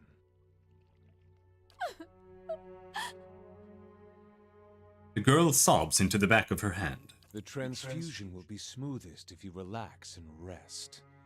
The implanted essence already has a hold on your mind, so fighting it will be useless. He turns to you. Visitor does not complicate matters overly. He turns to you with a cold glare. What's going on here? Subversion. The black sheep cousin of justice. Or haven't you heard Lord Heron's tale of woe about a missing daughter and an impending marriage? He's sent his soldiers to scour the village while he bides his time at the Dracogen Inn.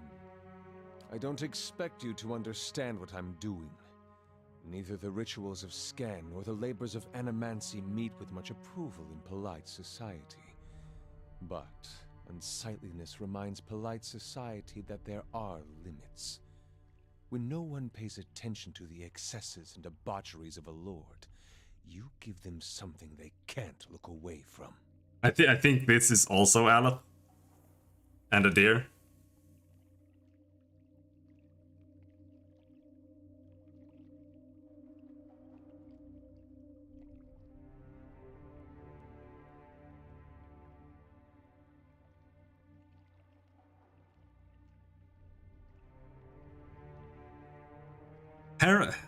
Heron said he was taking her to Ina's Rest to find a suitor, but a few pieces of his story didn't add up. Did a bit of digging, did you? That's more than can be said for most. Lord Heron's been telling everyone she's his daughter. He brought her all the way out here just to avoid anyone who might know differently. She's his niece, and she's carrying his child. He's her own flesh and blood? That's the vilest thing I've ever heard of. Why would he do that? Heron's own wife's delivered nothing but Hollowborn. Now he's got no heir, and his sister's child, Elise, is reaching the age to marry. Without progeny of his own, Heron's legacy would pass to her issue. So, he found a way to continue his own noble line by putting his child in this girl, his own niece.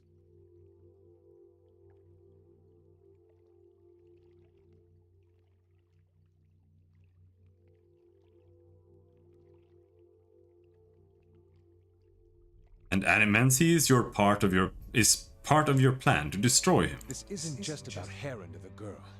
It's about the corrupting influences of power and wealth. How people of privilege, people like Heron, are so often insulated from the consequences of their actions. The charged essence of dozens of maltreated slaves and underlings is already taking root in her mind. Once it's established, it'll drive her to murder her uncle, her aunt, and anyone foolish enough to get in her way. People won't be able to look away from Heron's sins then. Leave it to Scan. Scan. That's how we pronounce it, like Scan. Just Scan. Scan. Scan. I'm gonna keep saying Scan. Leave it to Scan to go to such lengths to avoid confrontation. How will this lord learn if he is not directly punished? Break this lord's body, bestow on him 100 red gifts. Let him know why he must suffer. Only then do you correct the problem. I do not wish to destroy Nestor Heron. I wish to end his entire rotten line. His name will become a curse among strangers. The deeds of his house will be eclipsed by his ruin. Foes will hear his name and shudder with pity. And any relatives who should survive him will abandon their fortunes just to rid themselves of the association. Cypher, wipe Aelis's mind of the vengeful essence. I'll free Aelis from him, and I'll free her from you too. You reach out to Aelis, seeking the dark crevices of her mind. The essence of 100 vindictive souls clouds her psyche, and you clear it the only way you can, by ripping out the horrifying memories to which they've attached themselves. It's taxing work, and some of the souls lash and sting at your mind. Dozens of voices hiss in rage and despair. You work faster and faster, uprooting thoughts and images of a man Elise once knew as family. As you tear through the tangles of memory, leaving the shredded remains so wafted away and dissipate, you hear the sobbing of a lonely, scared girl at the middle of it all. The uprooted souls turn on you in earnest, but you don't stop until you've severed the last thread of connection. When you've finally cleared the choking brambles of memory and fear, you retreat. You also feel the strain of your labors. Your head is pounding, and the slightest movement makes you dizzy with pain. For just a moment, Aelis's eyes close. When they open again, her expression is blank. But as she takes in the scene before her, you, Wyman and the machinery in this strange dark room. Her confusion turns to fear. She lets out a choked cry. Kill them. All of them. If she can't destroy Heron, then we can destroy his legacy with her. He curses under his breath and turns to the other cultists.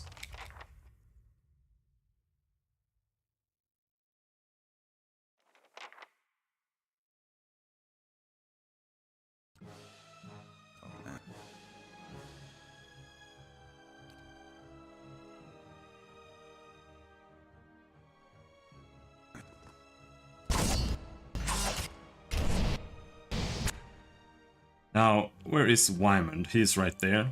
Let's dominate him.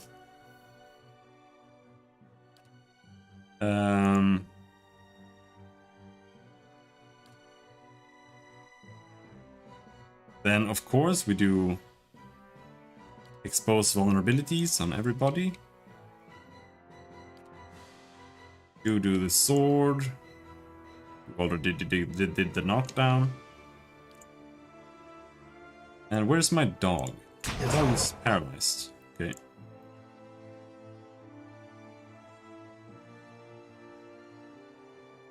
And why don't you switch to the bow and target this mindbreaker right there? Got Wyman dominated for a little while. Holy shit, he had 96 will.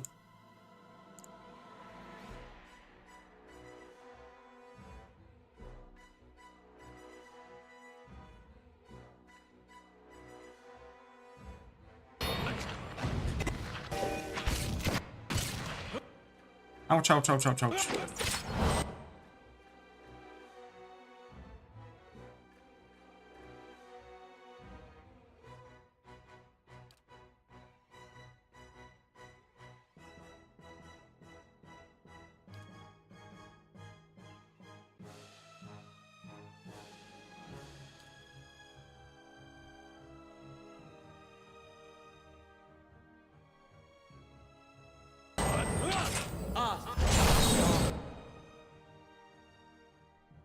There, we sucked them all in.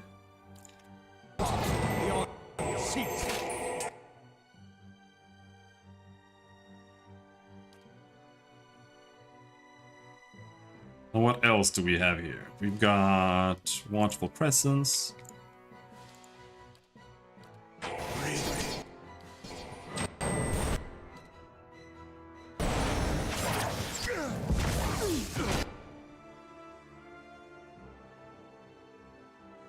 Where is Wyman? Holy shit, he's got 94. He's a big boy. Sure. 94 fortitude.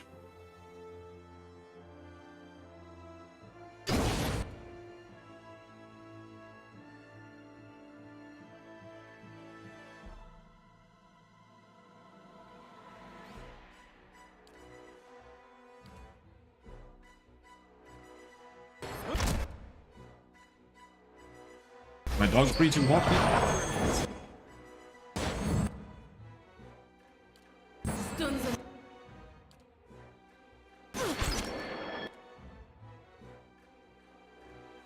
Wyman is paralyzed for like 2 seconds. That's better than nothing. Are they still afflicted by... Oh, he used this. I should use it back.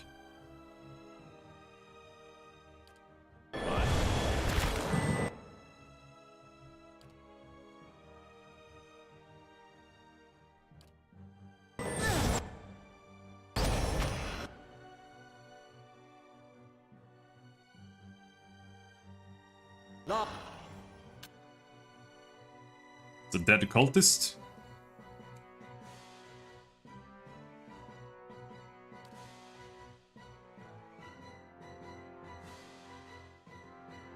Where's my dog? My dog is there. Okay, he's attacking him. Then Sagani, you also attack Wyman.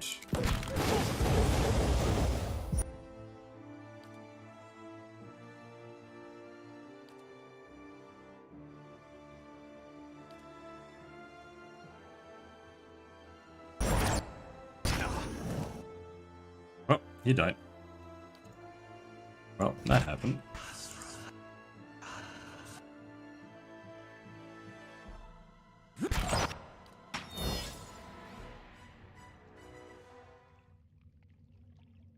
All soulbound upgrades are complete. Plus 21 accuracy, plus 30 damage, 3 resolve. Grants Gref's authority 1 per encounter.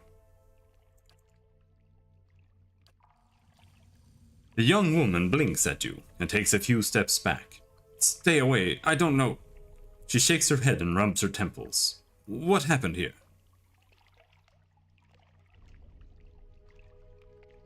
Skainite cultists kidnapped you. She looks around at the dead cultists in pools of blood, her eyes widening in fear and confusion. But she winces and pitches forward, holding her head. Helios wings, I can hardly remember a thing. She pauses, her brow furrowing. She mutters something in a dialect of Rauatai. Then Vailian. No. My name is Elise. Her fingers dance at her side, plucking at the air in 3 repeated motions. A liar. The opening notes of the false knight, Her twitching fingers brush her swelling abdomen. She looks back at you, a question in her eyes.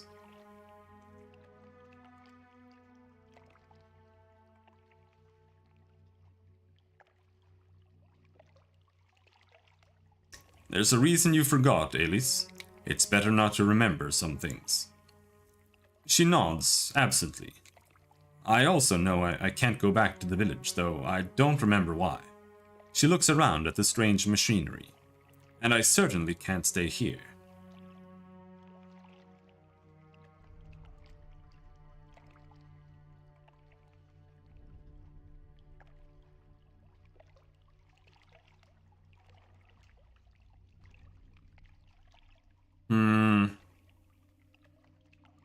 I'm gonna recommend the temple, I think. Sending a girl to the big city is like sending her into the meat grinder. Like, are you kidding me? She's gonna become a prostitute like that. There's a temple on the edge of town. I'm sure the clergy will help you find someplace safe. The suggestion sinks in slowly, but it seems to take root in the newly barren places of her mind. It's good advice. She takes a final glance at the blood-spattered chamber. I won't look back. She hurries away.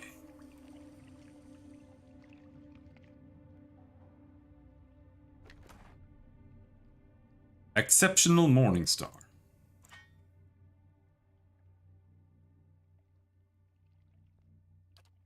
Very uninteresting stuff otherwise. That is one issue I have with the game as well. Right. The items are just not really that interesting.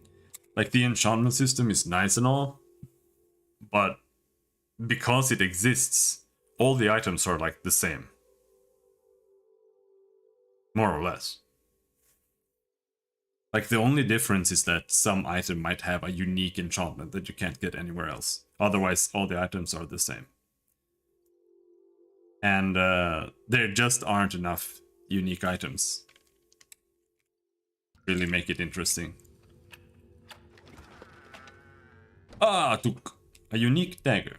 Accurate, predatory, exceptional. Wyman's notebook.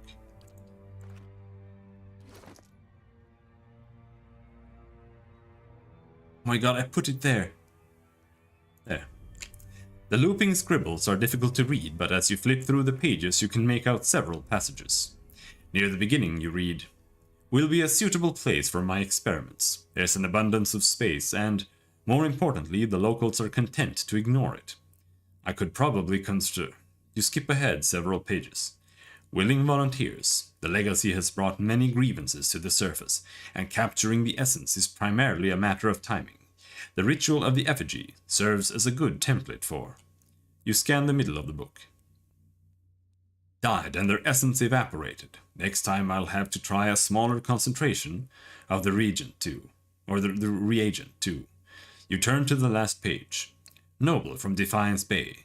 Results were mostly consistent across the other subjects. The challenge is always applying the method to an unwilling participant. but her situation may prove an advantage. If I can bring those memories of her uncle to the forefront, it might render her essence more susceptible to the process.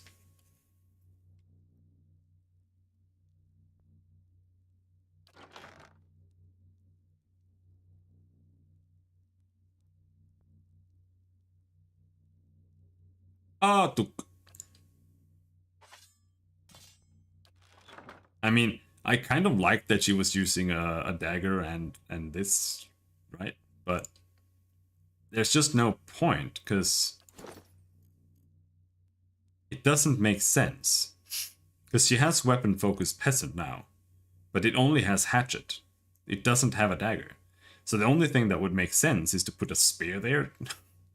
So she can dual wield a hatchet and a spear. I don't think that makes any sense either, though. Dual wielding spears is cringe. That's some anime shit right there. Exceptional Morningstar, but no, we have the Rose of Salt Hollow. That'll just have to go away there. Big.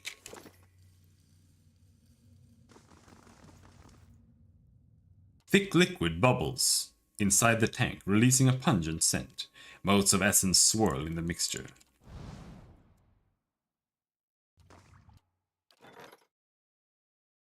The page unturned. There was a series of murders. After failing to prevent 2 additional deaths, Grieving Mother and the monks were able to track down the murderer, a secretive scribe of the order that the other monks believed had died years ago. In reality, the scribe had been hiding in the catacombs beneath the monastery, and progressively destroying heretical works that he believed spread lies about the origins of the gods. When the monks started to catch on, he killed anyone who raised suspicion. Rather than face punishment, the scribe leapt from the highest tower of the monastery to his death. In the scribe's subterranean laboratory, Grieving Mother discovered several suspicious vials of thick brown fluid. The monastery's herbalist identified it as a potent poison, the same that had likely been used to kill the monks. 1000 XP, and we got some poison. Kinda lame. Kinda lame.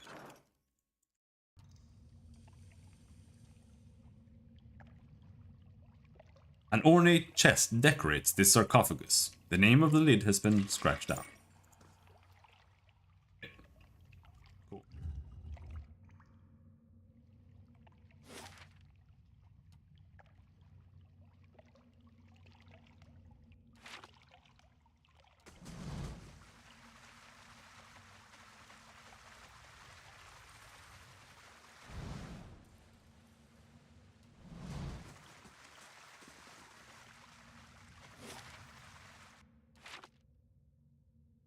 I think we're done here, and that's. I'll go and talk to the guy. We'll finish this up. Well, that's gonna be the end for today. After that.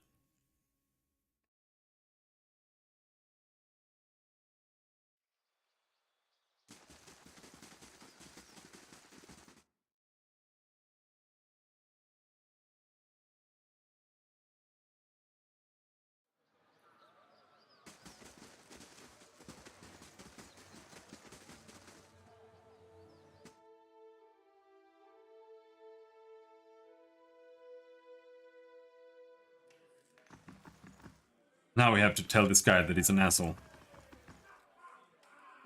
Where is he? Gods keep you. Tell me about Lord Heron's daughter. He frowns and shrugs. His lordship says she up and went missing the other day. He wipes a tankard with his ragged towel, twisting it with swift jerking motions. I don't know any more than that. However, these lordling bastards handle their affairs in no business of mine. Ain't no business of mine. You look agitated. Something about this doesn't sit right with you, does it? He slams the clean tankard down on the bar. Damn right it don't. That lord saunters in here like he's cut from cleaner cloth than the rest of us, and yet... He shakes his head. Look, I don't want no trouble from you, or him, or anybody else.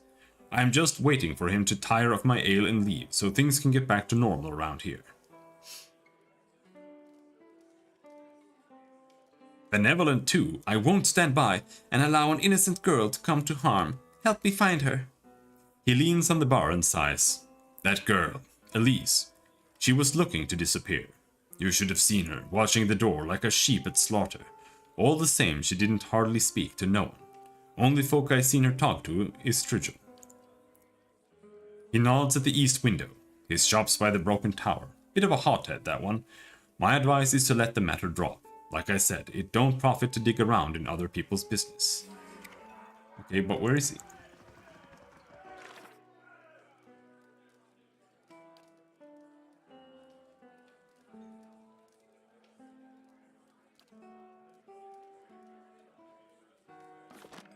I'm here. Is he upstairs?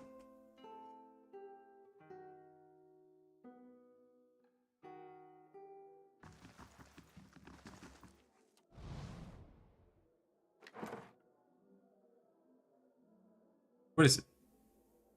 Some trash.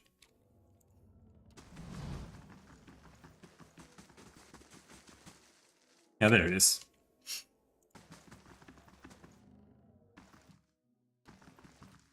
What are you doing up here? Unless... have you news of my daughter? I've got to get her out of this wretched village. An elven man paces in the corner of the room, gnawing the thumb of his fine silk glove. I found Elise. My daughter? Is she safe? She's dead. That can't be. She's... What happened? He looks back at you, his eyes suddenly fearful.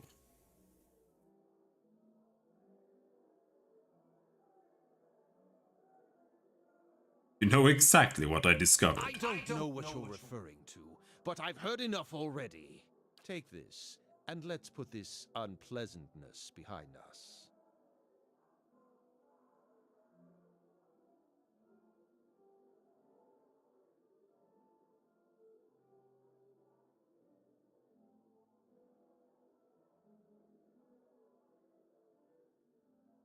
Rumors travel fast, certainly faster than caravans. Do you really want to take that chance? Very well. Now, I really must get back on the road. He sighs in disgust and empties more coin into your hands. He glances around the inn.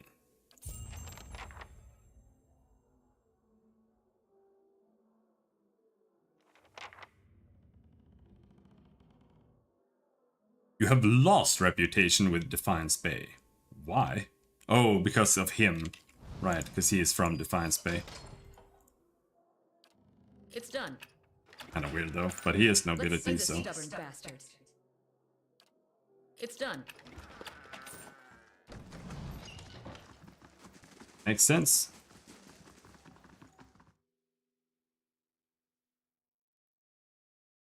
Is that it?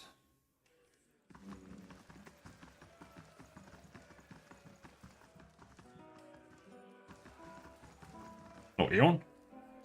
Greetings. I think we're pretty done here. We can go to the we can go out. We'll probably also get ambushed here, I don't know.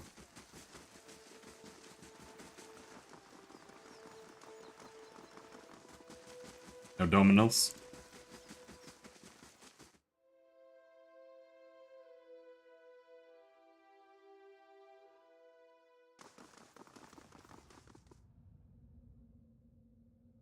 Is there something I can help you with? Nope, apparently not. Well, I guess that's that.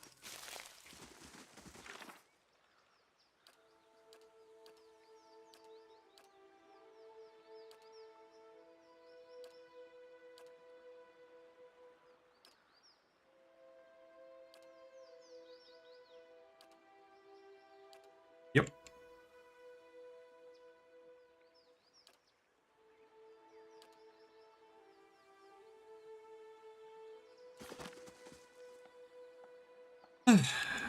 we'll stop there. And tomorrow, more programming, then Pillars of Eternity. I don't know what to say.